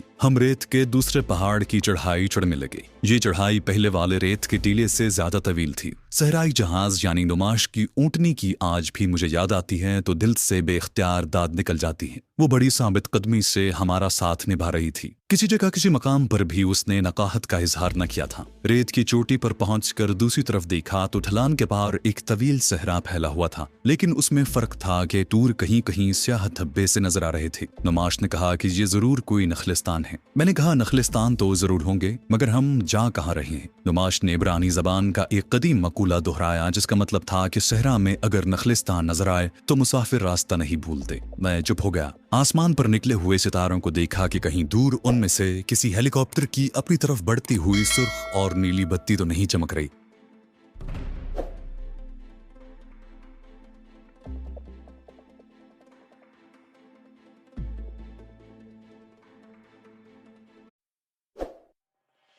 हेलीकॉप्टर की अपनी तरफ बढ़ती हुई सुर्ख और नीली बत्ती तो नहीं चमक रही। खुदा का शुक्र है कि ऐसी कोई बत्ती आसमान पर नजर नहीं आ रही थी। बड़े टीले की ढलान उतरते वक्त भी मैंने नुमाश के कांधे पकड़ लिए, फिर भी मैं बार बार गिर पड़ता। नुमाश के कांधे बड़े मजबूत थे। उस यहूदी औरत का इरादा भी बहुत मजबूत था। मुझे अंदाजा हो गया था कि नुमाश एक जोशीली और मुंहजोर यहूदी औरत है, जबकि उसका खावद गिदान एक एतदाल पसंद और खामोश तबे आदमी था। ऊँटनी अब हमवार सहराई रास्ते पर उन स्याह धब्बों की तरफ चली जा रही थी जो हमें दूर से नजर आ रहे थे। मैंने नुमाश से पूछा, क्या हम बाकी दाखिल कस्बे की तरफ ही जा रहे हैं? उसने कदरे तल्ख लहजे में कहा, जब तुम इन इलाकों से वाकिफ नहीं हो तो फिर सब कुछ मुझ पर क्यों नहीं छोड़ देते? मैं खामोश हो गया। मुझे नुमाश से कोई गरज, कोई मतलब नहीं था। मैं इसराइल की दुश्मन सरजमीन से निकल जाना चाहता था और नुमाश मेरे इस मकसद में मेरी मावन साबित हो सकती थी। बस यही खतरा था कि कहीं वो सहरा में रास्ता न भूल जाए, जिसकी वजह से मैं अपनी तसल्ली के लिए बार बार उससे पूछ लेता। मुझे उसके लहजे की तलखी नागवार लगी, मगर मैं मसलहतन खामोश रहा। चंद लम्हों के बाद शायद नुमाश को खुद ही कुछ नदामत सी महसूस हुई। वो मेरे आगे बैठी थी, अपना चेहरा मेरी तरफ किया और बड़े नर्म और प्यार भरे लहजे में बोली, तुमने मेरी बात का बुरा तो नहीं माना? ये बताओ कि तुम इतनी जल्दी घबरा क्यों जाते हो? क्या तुम्हें मुझ पर भरोसा नहीं? वो मुस्कुराई। सहरा में सितारों की फीकी सी धुंध उतर आई और फीकी सी नीम रोशन धुंध में उसके सफेद दांत मोतियों की तरह चमक उठे। जिन स्याह धब्बों को रात के वक्त हम नखलिस्तान के दरख्त समझ रहे थे, करीब जाने पर मालूम हुआ कि वो किसी सहराई लीजन की बैरकों के टूटे फूटे आसार थे। लकड़ी को जोड़कर बनाई गई उसकी गोल दीवार कई जगहों से गिरी हुई थी। सामने की जानिब एक पुराने जमाने की तोप आधी रेत में धसी हुई थी। नुमाश ने ऊँटनी रोक ली और बोली, जहां जरूर कभी फौजी छावनी थी, मगर मैं पहली नजर में पहचान गया था कि ये कभी इसराइली फौज के डेजर्ट लीजन की चौकी थी, जो किसी वजह से खाली कर दी गई थी। इस किस्म के सहराई लीजन फ्रांस ने शुमाली अफ्रीका में कायम कर रखे थे, जहां साबिक फौजी और किराए के सिपाही भर्ती करके रखे जाते थे। इन फौजियों को डबल राशन और डबल तनख्वाह दी जाती थी और सहरा में तन्हाई की जिंदगी बसर करते करते वो वहशी बन जाते थे। खुदा का शुक्र था कि ये सहराई लीजन की चौकी वीरान और उजड़ी हुई थी। लकड़ी की बोसीदा दीवार के अंदर एक खुला रेतीला सहन था। सामने निस्फ दायरे की शक्ल में एक बरामदा बना हुआ था। बरामदे के अकब में कुछ कोठरियां थी। कुशादा सहन में भी एक तोप के दो पहिए रेत में धसे पड़े थे। मुझे खतरा लगा कि जहां कोई फौजी छुपा हुआ न हो, अगरचे इसकी उम्मीद नहीं थी, क्योंकि जुलीजन पोस्ट इतनी वीरान हो चुकी हो, वहां किसी फौजी की मौजूदगी का सवाल ही पैदा नहीं होता। ताहम चूंकि मैं एक मफरूर जासूस था और अभी तक दुश्मन के इलाके में था, इसलिए मुझे इस किस्म के अंदेशे जरूर रहते थे। ऊँटनी को हमने लीजन पोस्ट के शहन में लाकर बरामदे के पास अंधेरे में बिठा दिया। हमने अपने मुंह और सर पर बंधी हुई नीली चादरें उतार कर झाड़ी। ऊँटनी पर से पानी की छागल उतार कर पानी के 4-4 घूंट पिए। हम बड़ी एहतियात से पानी पी रहे थे, क्योंकि हम सहराई सफर पर थे, जिसके बारे में अभी तक हमें मालूम नहीं था कि हम अपनी मंजिल पर पहुंच पाएंगे कि नहीं।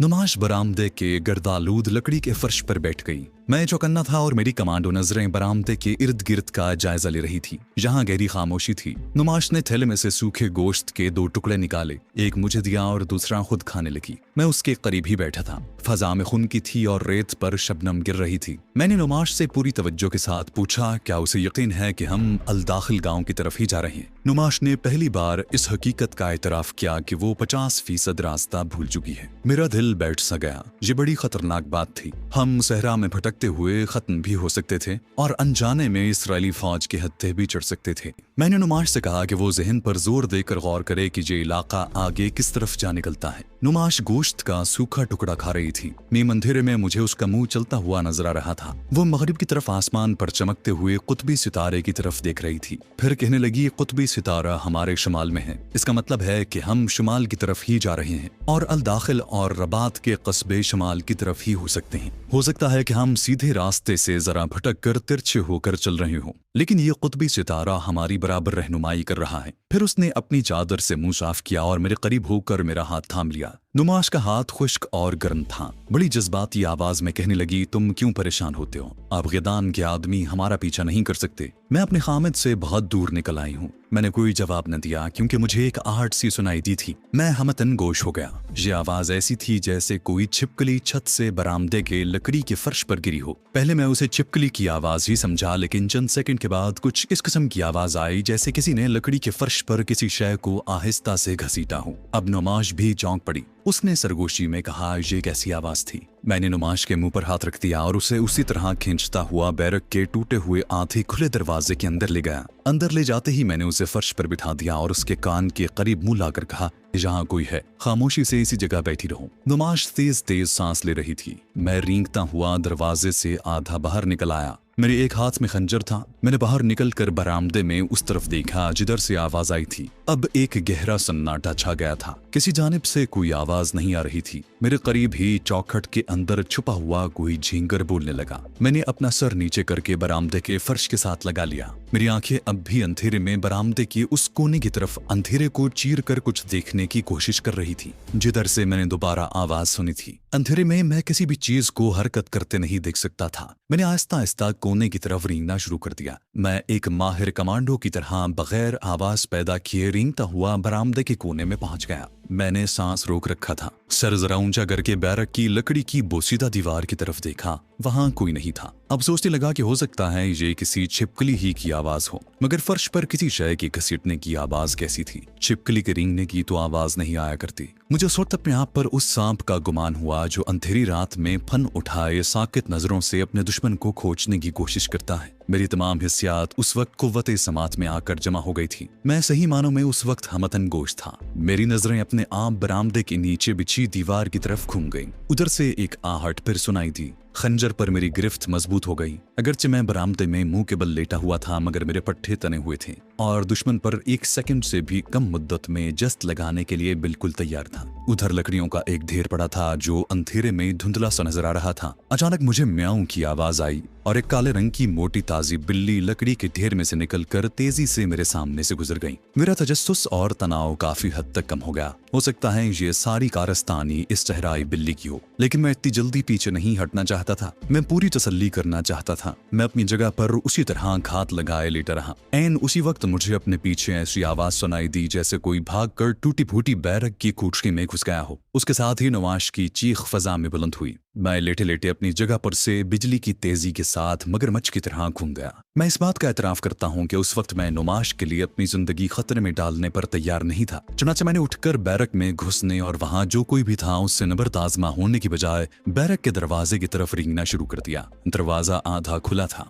अंदर 2 आदमी थे। एक की आवाज आई, तुम्हारे साथ कौन है? ये जुमला इब्रानी में बोला गया था। नुमाश ने एक बहुत बड़ी अक्लमंदी की थी कि चीख मारते वक्त मेरा नाम नहीं लिया था, यानी उसने मुझे मदद के लिए नहीं पुकारा था, सिर्फ चीख मारी थी ताकि मैं खबरदार हो जाऊं और छुपकर दुश्मन पर हमला कर सकूं। इसमें कोई शक नहीं कि नुमाश बहुत समझदार खातून थी। उसका खावत बड़ा अहमक था जो ऐसी अक्लमंद खातून को अपने पास रखने में कामयाब न हुआ। मैंने अपना चेहरा फर्श के साथ लगा दिया। नुमाश ने घबराई हुई आवाज में कहा, मेरे साथ कोई नहीं, मैं अकेली हूँ। दूसरे आदमी ने कहा, इसकी तलाशी लो, इसके पास जरूर दौलत होगी, मुझे घर से भागी हुई औरत लगती है। अब मैंने अपना सर आहिस्ता से आगे करके बैरक में झांका। अंधेरे में मुझे 2 आदमियों के हजूले नजर आए। उन्होंने नुमाश को दबोच रखा था। वो फर्श पर पंजों के बल बैठे थे। एक ने नुमाश के कपड़ों की तलाशी ली और फिर वो थैली निकालने में कामयाब हो गया जिसमें हीरे जवाहरात थे। ये जवाहरात नुमाश अपने घर से लेकर भागी थी। इतने जवाहरात पाकर दोनों आदमी एक दूसरे को तकने लगे। उनमें से एक के हाथ में खंजर था। दूसरे ने थैली के गिर्द रस्सी लपेटकर थैली अपनी आस्तीन के नीचे वाली जेब में डाली और खड़े होते हुए बोला, इसने हमें देख लिया है,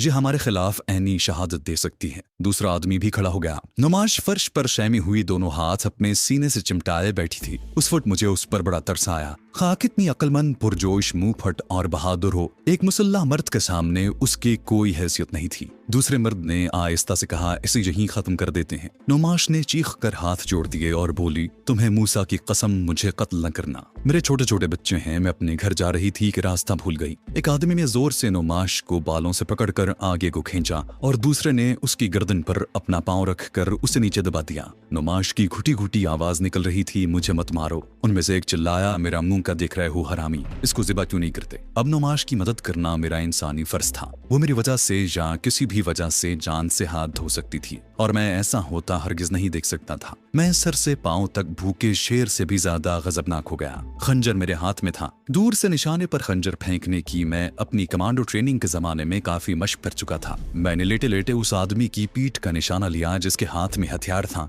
और जिसने नुमाश की गर्दन पर अपना पांव रखा हुआ था। उसकी आवाज के साथ खंजर कलबाजियां खाता हुआ पलक झपकने में उस आदमी की पीठ में जाकर दस्ते तक घुस गया। मैंने बाद में उसकी लाश को देखा तो वाकई मेरा खंजर बाएं जानिब उसकी पसली पसलियों को चीरता हुआ दस्ते तक फेफड़ों में उतर गया था। यकीनन उसका दिल भी जख्मी हो गया होगा। यही वजह थी कि मेरा खंजर लगते ही उसके मुंह से कोई आवाज न निकली और वो पिछाड़ खाकर पीछे को गिरा। उसे गिरते देखकर उसका साथी एकदम से मुड़ा और इससे पहले कि वो अपनी कमर में लगे हुए खंजर को नियाम से निकालता, मैं उसके ऊपर चीते की तरह छलांग लगाकर उसे दूसरी तरफ फर्श पर गिरा चुका था। उसकी गर्दन मेरे आहनी बाजू के शिकंजे में थी और मेरे एक ही कमांडो झटके ने उसका काम तमाम कर दिया। नुमाश ने अपना खंजर भी निकाल लिया और दूसरे आदमी के सीने में खंजर मारने वाली ही थी कि मैंने उसे आहिस्ता से कहा, ये मर चुका है। वो फर्श पर बैठ गई। उसने अपना सर घुटनों में दे लिया और आहिस्ता आहिस्ता सिसकियां भरने लगी। मैंने जल्दी से दूसरे आदमी की लाश को देखा। वो भी मर चुका था। उसकी पीठ खून में तरबतर हो रही थी। अब मैंने नुमाश को तसल्ली दी और कहा कि ये कोई सहराई कज़ाक थे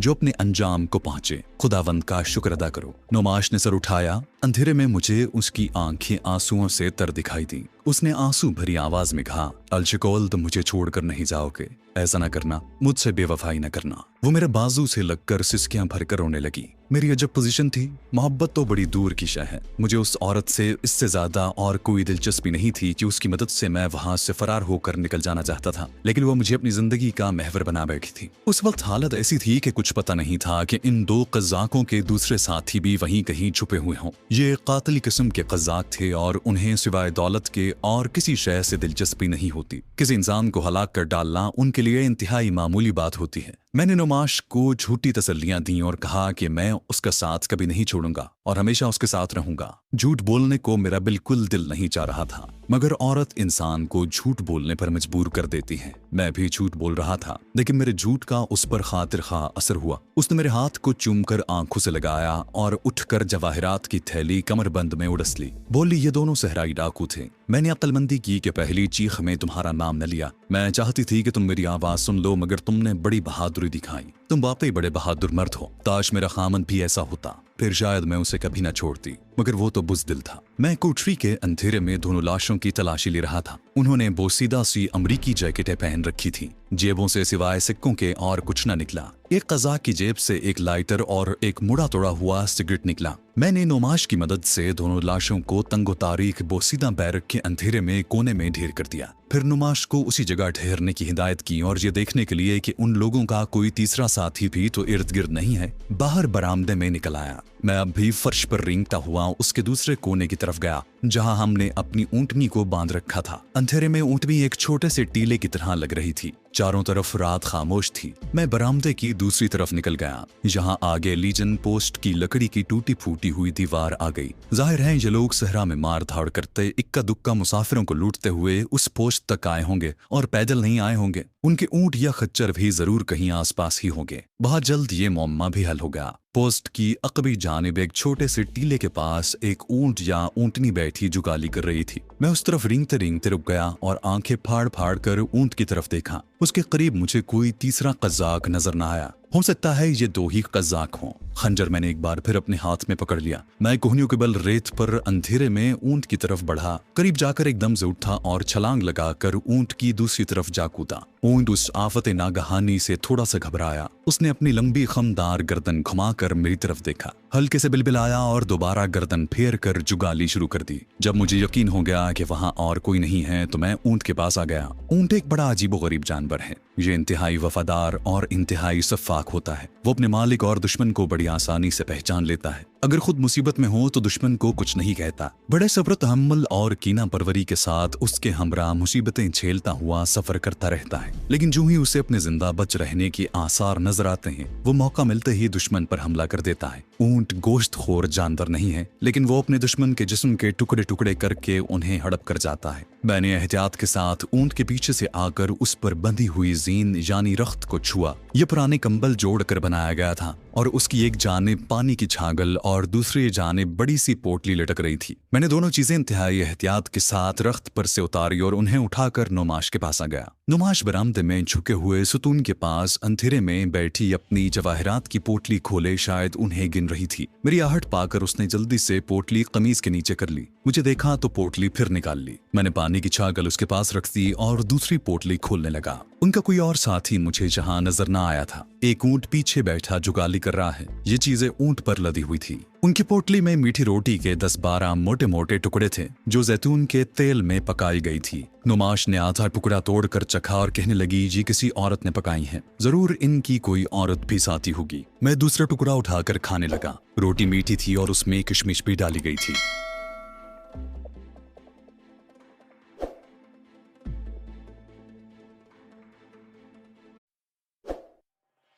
जरूर इनकी कोई औरत भी साथी होगी। मैं दूसरा टुकड़ा उठाकर खाने लगा। रोटी मीठी थी और उसमें किशमिश भी डाली गई थी। मैंने पानी की छागल और मीठी रोटियों की पोटली को अपनी ऊँटनी की रख्त पर बांध दिया और लपक कर नुमाश के पास बरामदे में आ गया। नुमाश अपनी जवाहरात की रेशमी पोटली को अपनी तमीज के अंदर कमर के साथ बांध रही थी। मैंने उसे कहा कि कहीं उसके जवाहरात हमें किसी नई मुसीबत में मुब्तला न कर दें। उसने जवाहरात की पोटली कमर के साथ उड़स्ती और मेरे हाथ को अपनी गर्म और खुश्क हथेलियों में थाम लिया। फिर बोली, अलशिकोल, मैं इन्हें कंकरियां समझकर फेंक दूंगी। तुमसे बढ़कर मेरे लिए दुनिया की कोई शय इतनी कीमती नहीं है। मैंने आहिस्ता से अपना हाथ खींच लिया और उठते हुए बोला, मेरा ख्याल है कि मुझे इस पोस्ट का चारों तरफ से एक बार जायजा लेना चाहिए, तभी मैं चैन से यहाँ बैठ सकता हूँ। नुमाश मुझे बाजू से पकड़कर अपनी तरफ खींच रही थी। वो मुझे अपने से अलग नहीं करना चाहती थी, मगर मैं लीजन पोस्ट का एक सर्वे जरूर करना चाहता था। मैंने उसे कहा कि अभी 1 सेकंड में आता हूँ और बरामदे के कोने की तरफ जाकर आहिस्ता से नीचे रेत पर कूद गया। ये वो जगह थी जहाँ लकड़ियों का ढेर पड़ा था और जहाँ से काली बिल्ली म्याऊं करके भागी थी।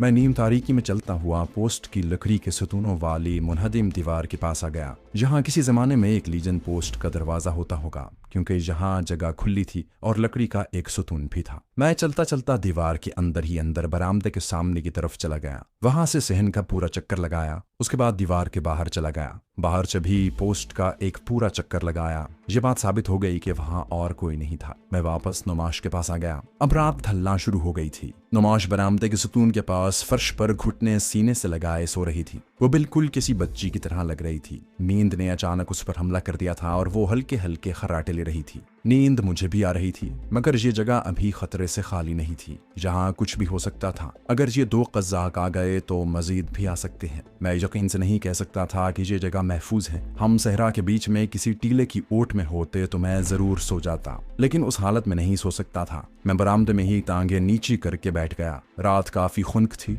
नुमाश जिस अंदाज से सिमटी सिमटाई हुई सो रही थी, लगता था कि उसे सर्दी लग रही है। मैंने अपनी नीली चादर भी उस पर डाल दी, अपनी जगह पर आकर बैठ गया और अपने हालात पर गौर करने लगा। मैं कहाँ से चला था और कहाँ पर आ गया हूँ। मुझे मालूम नहीं था कि आगे मेरे साथ क्या कुछ होने वाला था, क्योंकि मैं खतरे के इलाके से किसी तरह भी बाहर नहीं था। इसराइली मिलिट्री इंटेलिजेंस को मेरे बारे में सब कुछ मालूम हो गया होगा और ये हो ही नहीं सकता था कि वो मेरा ताक़ुब न कर रहे हों। इस एतबार से मेरा यहाँ बल्कि किसी भी जगह रुकना मुनासिब नहीं था, बल्कि मेरे हक में हलाकत खेज साबित हो सकता था। मैं उस दुश्मन सहरा से निकलकर बहुत जल्द हैफा पहुंचना चाहता था। दुश्मन के एक बड़े शहर में छुपना आसान होता है, जबकि खुले सहरा और छोटे कस्बे में हर वक्त पकड़े जाने का खतरा रहता है। यही सोचते सोचते मुझे भी नींद ने आ लिया। रात अभी मेरे अंदाजे के मुताबिक 2 घंटे बाकी थी। मैंने सोचा कि ये 2 घंटे सो जाना चाहिए। मैं वहीं बरामदे के गर्दालूद फर्श पर लेट गया। जब आंख खुली तो कोई मेरे ऊपर झुका हुआ था। ख्वाब जैसी कैफियत में मुझे नुमाश के बालों में लगे हुए तेल की खुशबू महसूस हुई। आंखें झपका कर देखा, नुमाश मेरे ऊपर झुकी हुई मुस्कुरा रही थी।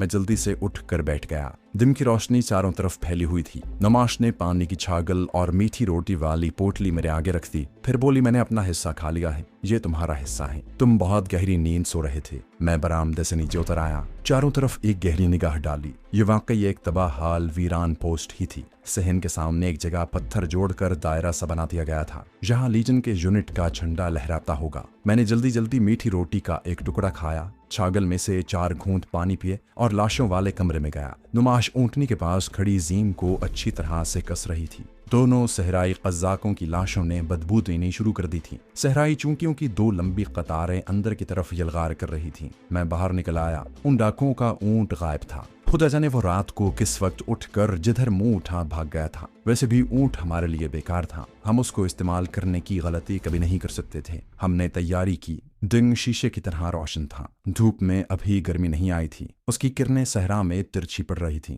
नुमाश ने ऊंटनी के रख्त की जीन को अच्छी तरह कस दिया। मैंने उसे अगली नशिस्त पर बैठने में सहारा दिया। वो मेरी तरफ देखकर मुस्कुरा दी। मैं जल्दी से पिछली सीट पर बैठ गया। नुमाश ने बाग संभाली और उसे अपनी दाहिनी रान से हल्का सा टहुका देकर हल्क से खास आवाज निकाली। ऊंटनी उठ खड़ी हुई। नुमाश ने उसे बाएं जानिब मोड़ दिया। लीजन पोस्ट के सहन का निस्फ चक्कर लगाने के बाद हम उस वीरान फौजी चौकी से बाहर निकल आए। नुमाश ने कुतबी सितारे की समत को जहन में रखा था। चुनाचे हम सहरा में उतर ही को निकल खड़े हुए। ऊंटनी नपीतुली रफ्तार से चली जा रही थी। धूप में शिद्दत आने लगी। सहरा एक बार फिर गर्म होकर तपने लगा। आगे सहरा नाहमवार था। कभी रेत की गहरी घाटी आ जाती। हमने मिली चादरों से गर्दन तक मुंह और सर ढांप रखा था। गर्मी शिद्दत पकड़ती गई, मगर हमने सफर जारी रखा। दोपहर को हम खुशकिस्मती से एक छोटे से नखलिस्तान में पहुंच गए, जहां पानी का एक छोटा सा चश्मा था। हमारी जान में जान आई। ऊंटनी को जी भर के पानी पीने को और झाड़ियों के पत्ते खाने को मिले। हमने जहां कुछ देर आराम किया, उस जगह हमें पहली बार सहरा में शुमाल मगरिब को ही जाता हुआ एक रास्ता मिल गया, जिस पर पहले से गुजरे हुए ऊंटों के पांव के निशानात मौजूद थे। नुमाश ने खुश होकर बताया कि ये काफिले का रास्ता है और हम ठीक रास्ते पर चल रहे हैं। आगे जरूर अल दाखिल आएगा, और ऐसा ही हुआ। शाम से कुछ पहले हमें दूर एक कस्बे के सफेद मकानों के आसार नजर आने लगे। नुमाश बहुत खुश थी। उसने कहा, हम अपनी मंजिल के पहले पड़ाव पर पहुंच रहे हैं। ये अल दाखिल का कस्बा है, जहां से हमें रबात को जाने वाला कोई काफिला मिल जाएगा। मैं फिक्रमंद था कि आगे आबादी आ रही है, कहीं मेरे लिए कोई नई मुसीबत न खड़ी हो जाए। आबादी में मेरे लिए कई मुश्किलात पैदा हो सकती थी। ऊंटनी कस्बे की तरफ बढ़ रही थी। कस्बे के बाहर दरख्तों के नीचे कुछ खाना बदोशों के खैमे नजर आए। अभी सूरज पूरी तरह गुरूब नहीं हुआ था। खाना बदोश औरतें आग जलाने और रोटियां पकाने की जतन कर रही थीं। हम उनके करीब से गुजर गए। किसी ने हमारी तरफ तवज्जो न दी। मैंने नुमाश से कहा कि इसी जगह रुक जाते हैं। मैं कस्बे में दाखिल होने से गुरेज कर रहा था। नुमाश बोली, तुम फिर घबराने लगे। परेशानी की कोई बात नहीं, मेरे खामद के आदमी अब कभी हम तक नहीं पहुंच सकेंगे। हम कस्बे के किसी मकान में जाकर ठहरेंगे। मुझे बड़ी हैरानी हुई कि उस कस्बे का नाम अल दाखिल ही था। नुमाश बड़ी महारत से सहरा में सफर करती हुई मुझे वहां तक ले आई थी। यह कस्बा ज्यादा बड़ा नहीं था। 150 कच्चे मकान थे। आबादी की एक जानिब कुछ खेत और 2 एक फलों के बाग थे, जहां चश्मे से ठंडा पानी खेतों को सैराब कर रहा था। चंद एक यहूदी किसान काम कर रहे थे।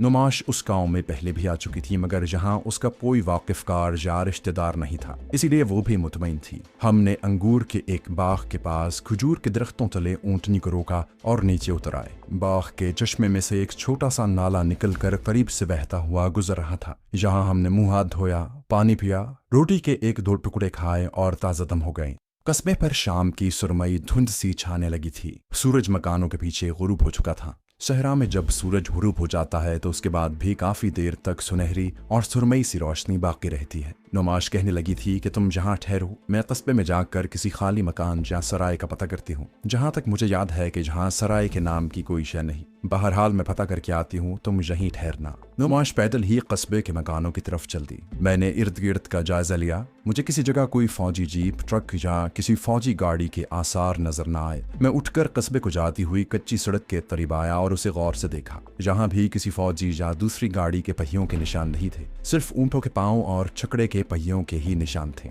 मैं कदरे मुतमईन होकर वापस ऊंटनी के पास बैठ गया। जिस तरफ खाना बदोशों के फटे पुराने पैबंद लगे खैमे थे, उस तरफ से और कस्बे के मकानों में कहीं कहीं धुएं की लकीरें उठने लगी थीं। फजा में ऊंट के उपलों की बू रच गई थी। अंगूर के बाग में एक आदमी जिसने धारीधार लंबा कुर्ता पहन रखा था, फावड़ा उठाए किसी जगह से रेत और मिट्टी हटा रहा था। उस गांव में बिजली या टेलीफोन का कोई खंबा नहीं था। इस इंकिशाफ पर भी मुझे खुशी हुई। मेरे बारे में यहाँ से फोन या टेलीग्राफ के जरिए कोई इत्तला नहीं दी जा सकती थी। बस मुझे एक खतरा था कि नागहां कोई फौजी हेलीकॉप्टर या फौजी जीप नमूदार न हो जाए। नुमाश वापस आई तो उसने बताया कि गांव में एक खाली कोठरी किराए पर ले ली है, अब वहीं चलकर आराम करते हैं। मैंने पूछा कि काफिला रवाना कब होगा। वो मुस्कुराई। काफिला कल शाम को रवाना होगा। देखा, मैंने कहती थी कि मैं तुम्हें कभी गलत रास्ते पर नहीं ला सकती। ये अलदाखिल है और अगला पड़ाव रबात का होगा, जहाँ से हमें बस मिल जाएगी। वो बहुत खुश थी। वो बहुत बड़े खतरे से निकल आई थी और मैं बहुत बड़े खतरे की तरफ जा रहा था। कुदरती तौर पर उसे खुश और मुझे फिक्रमंद होना चाहिए था। हमने ऊंटनी को साथ लिया।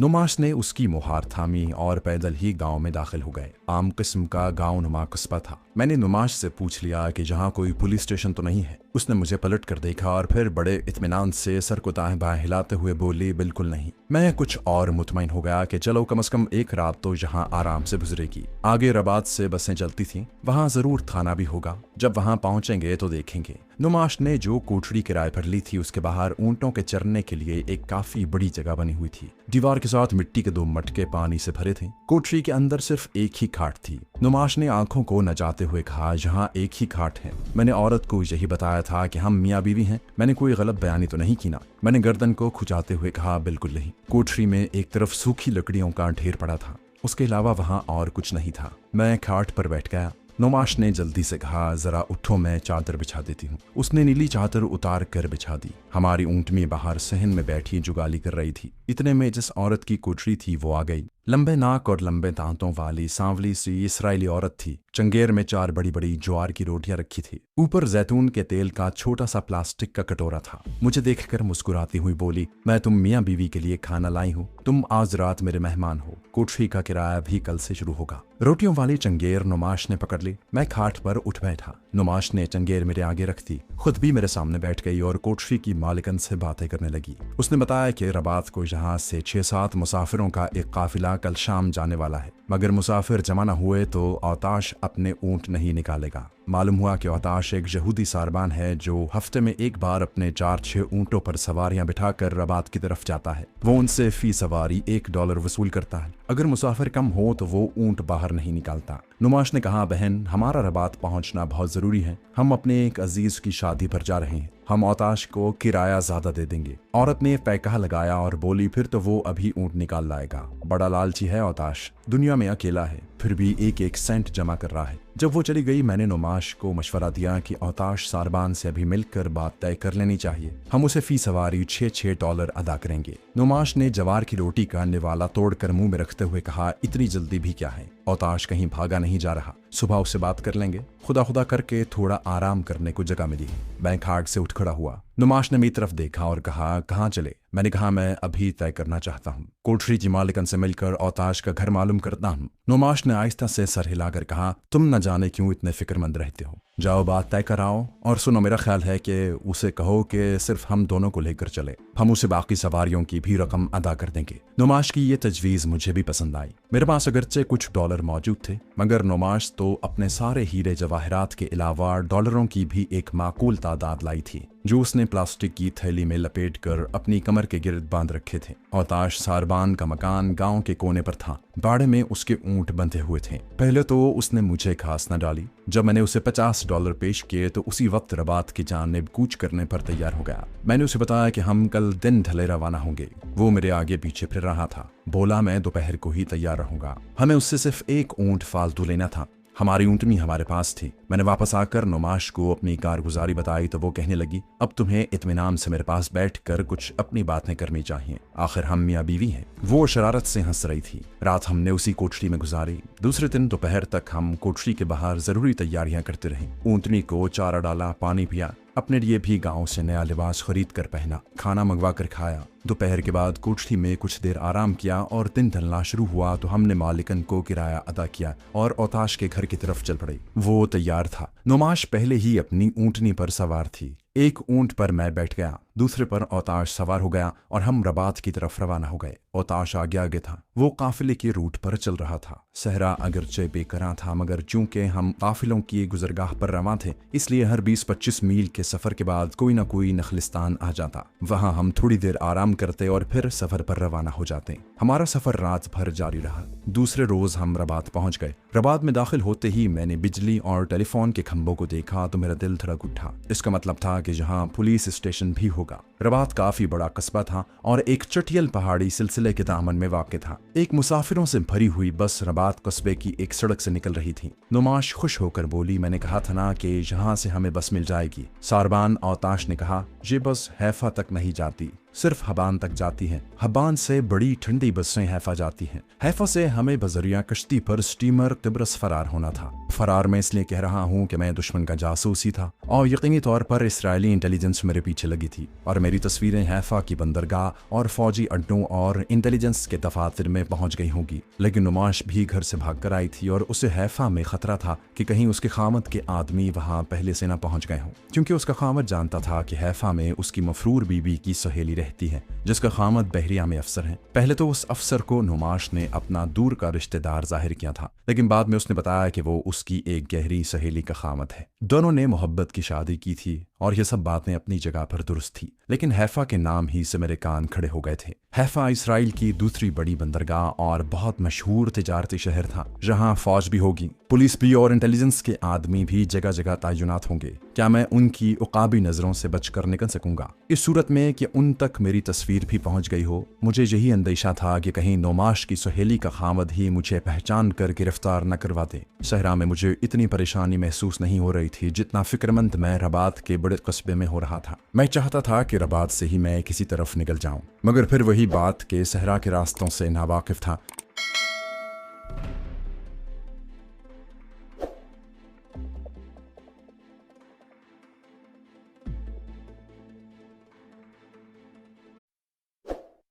फिक्रमंद मैं रबात के बड़े कस्बे में हो रहा था। मैं चाहता था कि रबात से ही मैं किसी तरफ निकल जाऊं, मगर फिर वही बात के सहरा के रास्तों से नावाकिफ था और भटक जाने का डर था। मैंने नुमाश को ये तजवीज़ भी पेश की कि वो हैफा जाने की बजाय तुर्की की तरफ क्यों नहीं चल पड़े। नुमाश कहने लगी, तुम बड़े बेखबर हो, शायद तुम्हें मालूम ही नहीं कि इसराइली हुकूमत ने अपनी तुर्की और शाम वाली सरहद बंद कर दी है। वहां तो हर वक्त फौज के दस्ते मौजूद रहते हैं। मेरा दिल बार बार मुझे हैफा की तरफ जाने से मना कर रहा था। एक बार अपने दिल की आवाज पर लब्बैक करने और रबात ही से नुमाश को छोड़कर फरार हो जाने का ख्याल भी आया, मगर फिर ये सोचकर चुप हो गया कि सहरा बड़ा वसी और खतरनाक है। मुझे उसका तजुर्बा नहीं था, कहीं भटक गया तो फिर कभी अपनी मंजिल पर नहीं पहुंच सकूंगा। रबात एक छोटा सा शहर था, आबादी काफी घनी थी, मकानों के ऊपर मकान चढ़े हुए थे। शहर के बाहर आलोचे और नाशपाती के बाग भी थे। दुकानों पर अमरीकी सामान भरा पड़ा था। पुलिस के सिपाही भी कहीं कहीं घूमते फिरते नजर आए। उन्हें देखकर मैं चेहरा दूसरी तरफ कर लेता। औताश ने हमें एक झुके हुए मेहराबी दरवाजे पर पुरानी सिराय में जा उतारा।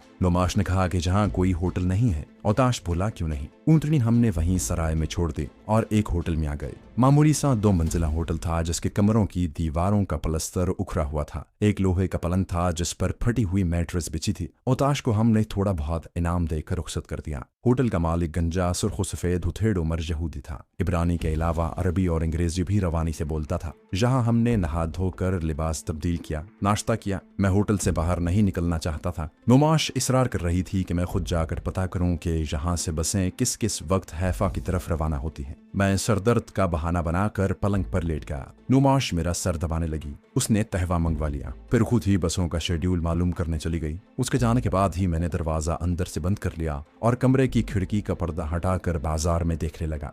बाजार में लोग आ जा रहे थे। कोई खच्चर पर सवार था। नौजवान मोटरसाइकिलों पर शोर मचाते गुजर जाते। औरतों ने निक्करें, जीन्स और पुराना लिबास भी जेबतन कर रखा था। लड़कियों के बाल गहरे सुनहरी थे, रंग खिलते हुए सुर्खी माइल थे। दुकानों पर ग्राहकों की भीड़ थी। एक पुलिस कांस्टेबल नीली वर्दी में दुकानों पर खड़े ग्राहकों को घूरता चला रहा था। मैंने जल्दी से पर्दा गिरा दिया और पीछे हटाया। फिर पर्दे का एक तरफ से कोना उठाकर मैंने नीचे देखा। कांस्टेबल दूसरे बाजार में घूम गया, जहां ज्यादा देर ठहरना ठीक नहीं था, मगर मैं तो आगे मजीद खतरे की तरफ जाने वाला था। हैफा में तो फौज भी होगी और इंटेलिजेंस के शिकरे भी घूम रहे होंगे। उनकी उकाबी नजरों से बचकर निकल जाना तकरीबन नामुमकिन बात थी। इसराइली इंटेलिजेंस का शुमार दुनिया की बेहतरीन इंटेलिजेंस में होता है। कहीं ये यहूदी औरत नुमाश मुझे मरवा न दे। मैं बेचैनी से कमरे में टहलने लगा। फिर पलंग पर बैठ गया। कुछ समझ में नहीं आता था कि यहाँ से अगर राह फरार भी इख्तियार करूं तो जाऊंगा किधर। मैं ऐसी उधेड़-बुन में था कि नुमाश वापस आ गई।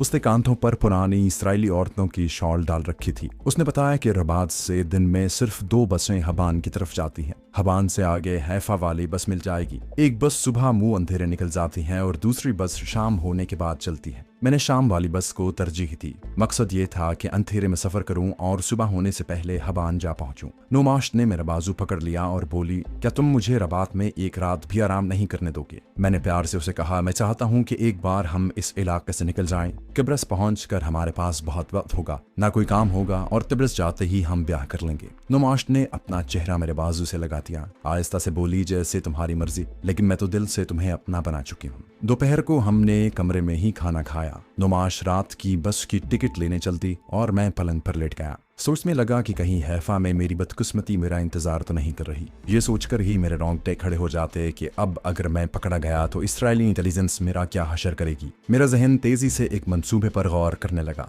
यह ख्याल एक मंसूबे की शक्ल में मेरे जहन में आया था। अगर मैं हैफा पहुंचने के बाद नुमाश को छोड़ दूं तो किसी माही गिरों की बस्ती में जाकर वहां स्मगलरों की मदद से समंदर पार करके तिब्रस पहुंचने की कोशिश कर सकता हूं। मेरे पास कुछ डॉलर थे। $200 मैं नुमाश से किसी बहाने ऐंठ सकता था। ये स्कीम मुझे बहुत मुनासिब मालूम हुई। इस तरह मैं किसी हद तक अपनी जान बचा सकता था। सबसे पहले मुझे हैफा में नुमाश की सहेली के यहाँ जाकर उसके खामत के तर्ज अमल और रद्द अमल का मुशाहिदा करना होगा। हो सकता है कि उसे मेरे बारे में कुछ भी इल्म न हो। शाम होते ही हम होटल से निकलकर बस अड्डे की तरफ रवाना हो गए। नुमाश ने ऊँटमी को वहीं औने पौने बेच दिया। बस अच्छी हालत में थी, तकरीबन मुसाफिरों से भरी हुई थी। हम भी उसमें घुसकर बैठ गए। मैंने नीली चादर से अपना निस्फ चेहरा ढांप रखा था। जितनी देर बस खड़ी रही मैं बेचैन रहा। खुदा खुदा करके बस के ड्राइवर ने इंजन स्टार्ट किया और उसे अड्डे से निकाल कर बाहर ले गया। बाहर निकलते ही एक पुलिस के सिपाही ने हाथ देकर बस को रोका और बस की अगली सीट पर ड्राइवर के साथ बैठ गया। मेरे जिस्म में एक सर्द सी लहर दौड़ गई।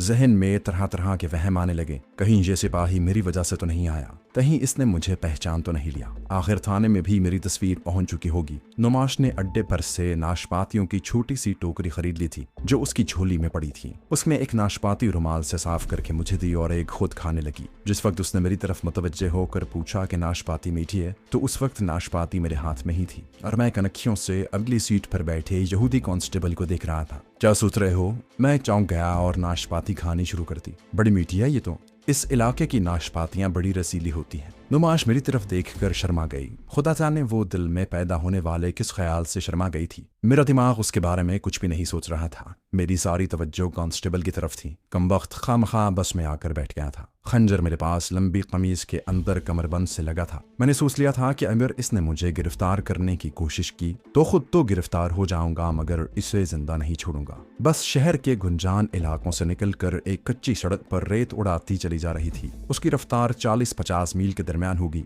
सड़क कच्ची थी, गैर हमवार थी, हिचकोले लग रहे थे। सफर जारी था। नुमाश ने मेरे घुटने पर हाथ रखकर जरा सा दबाया और चेहरा मेरे कान के करीब लाकर बोली, तुम फिक्र न करना आलसिगोल। हैफा में मेरी सहेली का खामन तुम्हें अपनी हिफाजत में रखेगा। उसका शहर में बड़ा असर और रसूख है। मैं चौंक सा गया। फिर ख्याल आया कि नुमाश यही समझ रही है कि मैं इसराइली फौज का भगोड़ा हूँ और इसलिए खामोश हूँ कि मुझे फौज के हाथों पकड़े जाने की फिक्र लगी है। मैं मुस्कुरा दिया। उस औरत को वाकई मुझसे बड़ी हमदर्दी थी। शायद उसे मुझसे मोहब्बत भी हो गई थी। मैं खिड़की से बाहर देखने लगा। बस अब सहराई रास्ते पर से गुजर रही थी। रबात शहर की रोशनियां पीछे रह गई थी। आसपास सिवाय अंधेरे और वीराने के और कुछ नहीं था। आसमान जमुरुद के रंग का था और सितारे मोतियों की तरह चमक रहे थे। बस आरामदेह मगर सड़क खराब थी, जिसकी वजह से हिचकोले लग रहे थे। 1 घंटे के सफर के बाद बस एक हाईवे पर चढ़ी। ये कुशादा और हमवार सड़क थी जिसकी दोनों जानिब दूर दूर फासले पर मरकरी लाइट्स थी। नुमाश ने बताया कि ये हैफा यरूशलेम हाईवे है। यरूशलेम से मुझे अपनी दोस्त और साथी सादिया याद आ गई।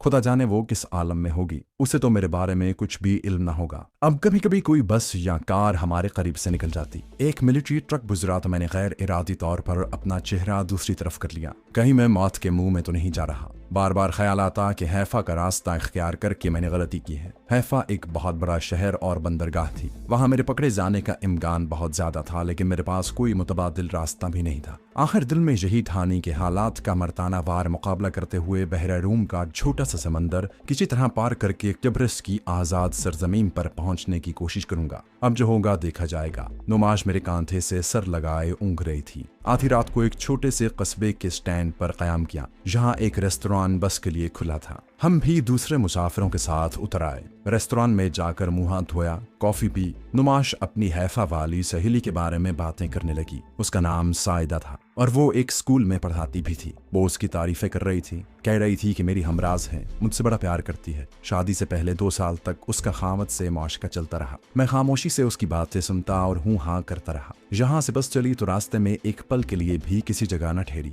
पाँव फट रही थी कि दूर से हैफा के कारखानों की रोशनियां झिलमिलाती हुई दिखाई थी। मेरा हुलिया फरार के वक्त से लेकर अब तक काफी बदल गया था। मेरी दाढ़ी बढ़ाई थी, सर पर बाल भी काफी उगाए थे। एक नजर में मैं पहचाना नहीं जा सकता था, लेकिन इसराइली इंटेलिजेंस की उकाबी निगाहों से बचना नामुमकिन था। शहर के मजाफात का सिलसिला शुरू हो गया। ऊंची नीची टेकरियों पर बंगलों और मकानों में रोशनियां हो रही थीं। दूर ऊंचे पोल पर नीली और सुर्ख बत्तियां जल बुझ रही थीं। शायद ये कोई टेलीविजन सेंटर था या सिग्नल रेजिमेंट का हेडक्वार्टर था। एक मुसाफिर बरदार जेट तैयारा शोर मचाता हुआ हमारे ऊपर से गुजर गया। सुबह की रोशनी फैल रही थी। हमारी बाएं जानिब से बड़ी बड़ी इमारतों की कतार उभर कर पीछे को जाने लगी। बस हाईवे से उतरकर एक खुली सड़क पर आ गई। नुमाश जाग पड़ी थी। सड़क की इमारतों को देखकर कहने लगी, मैं इस शहर में कई बार आई हूँ। यहाँ के संतरे सारी दुनिया में मशहूर हैं। इश्कोल तुम तो जानते ही होगे, मगर तुम्हारे यरूशलेम की तो नाशपातियाँ और अंजीर ही मशहूर है। मैंने जरा सा खास कर कहा, हाँ। मेरी आंखें सड़क पर से गुजरते दूध वाले ट्रक को देख रही थी, जिस पर एक मुस्कुराती हुई हसीन औरत की तस्वीर बनी हुई थी। सामने से एक बस गुजर गई। उसे एक लड़की चला रही थी। हमारी बस अपने स्टैंड पर जाकर रुक गई। मेरी निगाहें इर्द गिर्द का भरपूर जायजा ले रही थी। यहाँ कोई पुलिस का आदमी नहीं था। अभी सुबह हुई थी। औरतें और मर्द लंच बॉक्स हाथों में लिए सामने वाले फुटपाथ पर कतार बनाए खड़े बस का इंतजार कर रहे थे। नुमाश ने एक खाली टैक्सी को हाथ के इशारे से रोका। हम उसमें दाखिल हो गए। नुमाश ने उसे किसी इलाके का नाम लेकर कहा, उधर चलो। मुझे अब उस इलाके का नाम याद नहीं रहा। टैक्सी शहर की कुशादा सड़कों पर से गुजरने लगी। वाकई एक जदीद और साफ सुथरा शहर था। मैं उस शहर को पहली बार देख रहा था। जूं जूं दिन निकल रहा था, सड़क पर ट्रैफिक बढ़ने लगा था। मैंने नुमाश से पूछा कि वो मुझे अपनी सहेली और उसके खामद से किस हैसियत से मुतारिफ करवाएगी। नुमाश ने मेरा हाथ दबाते हुए कहा, वो मेरे बारे में सब कुछ जानते हैं। उन्हें मालूम है कि मैं अपने खामद से अलहदा होना चाहती हूँ और उसे पसंद नहीं करती। मैं उन्हें चाहे कुछ कह दूं, वो परवाह नहीं करेंगे। टैक्सी एक नशेब उतर कर ऐसी आबादी में दाखिल हो गई जहाँ छोटे छोटे बंगले एक दूसरे के साथ बने हुए थे। हर बंगले के सामने छोटा सा बागीचा था जिसमें जैतून के दरख्त उगे थे। टैक्सी एक छोटे से बंगले के दरवाजे पर रुक गई। नुमाश ने टैक्सी का किराया अदा किया। टैक्सी चली गई तो नुमाश ने घंटी का बटन दबाया। वो मेरी तरफ देखकर मुस्कुरा दी। तुम मेरी सहेली साइदा को देखोगे तो बड़े खुश होगे। मैं उस वक्त नुमाश की सहेली के बजाय उसके खामद के बारे में सोच रहा था, जिसके नाम की तख्ती बाहर लगी थी, कमांडर S.K. हिबाश। दिल में तरह तरह के वसवसे पैदा हो रहे थे। अगर बहरिया के पास मेरी तस्वीर पहुंच भी गई होगी तो वो नेवी इंटेलिजेंस वालों तक गई होगी। हो सकता है ये शख्स मेरे बारे में कुछ न जानता हो, लेकिन इसमें कोई शक नहीं था कि मैं एक ऐसे पिंजरे में दाखिल हो रहा था जहां मेरा जरा सा बेएहतियाती से उठा हुआ कदम मुझे फंदे में फंसा सकता था। एक नौकरानी ने दरवाजा खोला।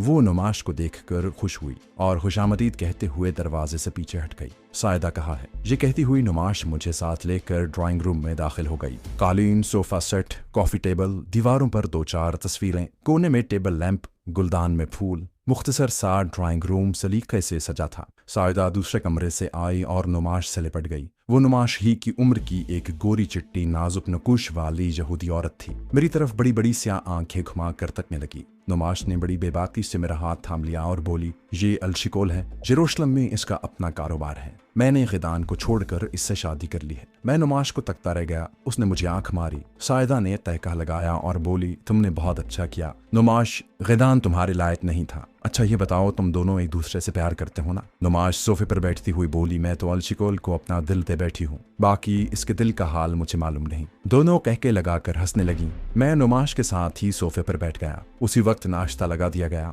नुमाश ने अपनी सहेली के खावद हिवाश के बारे में पूछा तो साइदा ने कहा कि वो रात की ड्यूटी पर है, बस आने वाला ही होगा। मैं थोड़ा सा मुतमईन हो गया। मेरे इम्तिहान का वक्त थोड़ी देर के लिए टल गया था। नाश्ते से पहले हमने गुस्ल किया। कपड़े तब्दील किए। मैंने लंबा कुर्ता ही पहना, पतलून नहीं पहनना चाहता था, उसमें मैं आसानी से पहचाना जा सकता था। नाश्ते पर सायदा मुझसे यरूशलेम के बारे में बातें करने लगी। जितना मैं यरूशलेम को जानता था उसी के मुताबिक गुफ्तगू करता रहा। नुमाश ने कहा, सायदा हम हनीमून मनाने किब्रस जा रहे हैं, क्या ख्याल है, अच्छा रहेगा? सायदा बोली, किब्रस में सियासी हालात अच्छे नहीं है, मेरी मानो तो इटली चले जाओ, वहाँ आजकल मौसम भी खुशगवार है। नुमाश टोस्ट पर मामलेड लगा रही थी, मुस्कुरा कर बोली, इटली तो मुझे बहुत पसंद है। क्यों अलशिकोल, इटली का जजीरा कैसा रहेगा? मैंने कॉफी का तल्ख घूंट निगला और बोला, मुनासिब ख्याल है। बाहर एक जीप के रुकने की आवाज आई। मेरा दिल एक बार जोर से धड़का। सायदा कुर्सी से उठते हुए बोली, हिबाश आ गया है। उसने दरवाजा खोला तो एक ऊंचा लंबा पुख्ता उम्र का आदमी नेवी की वर्दी में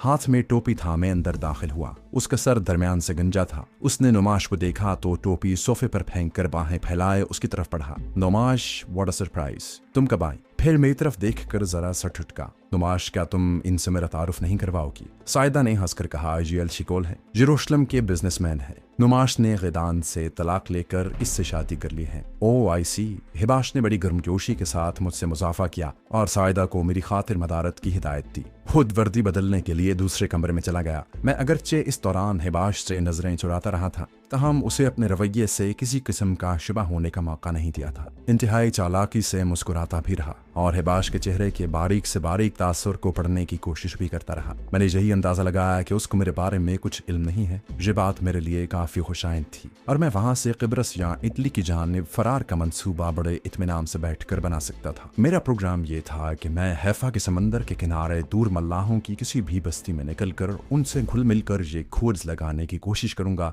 कि वो किब्रस या इटली की तरफ मुझे ले जा सकते हैं कि नहीं। यहाँ से मुसाफिर बरदार समुद्री जहाज भी किब्रस और इटली को जाते थे, लेकिन उस पर सफर करने के लिए शनाख्ती कार्ड का होना जरूरी था, जो मेरे पास नहीं था। वैसे भी बंदरगाह पर मुझे पकड़े जाने और पहचान लिए जाने के इम्कानात बहुत कवी थे। कपड़े बदलने के बाद हिबाश ने नाश्ता किया। उस वक्त हम सोफे पर बैठे थे। मैं इब्रानी जबान का अखबार पढ़ रहा था। सायदा और नुमाश आपस में खुल मिलकर बातें कर रही थी। हिबाश नाश्ते की टेबल पर बैठा टोस्ट पर मक्खन की पतली सी तह जमा रहा था। टोस्ट प्लेट में रखकर उसने कॉफी की प्याली उठाई और मेरे सामने वाले सोफे पर आकर बैठ गया।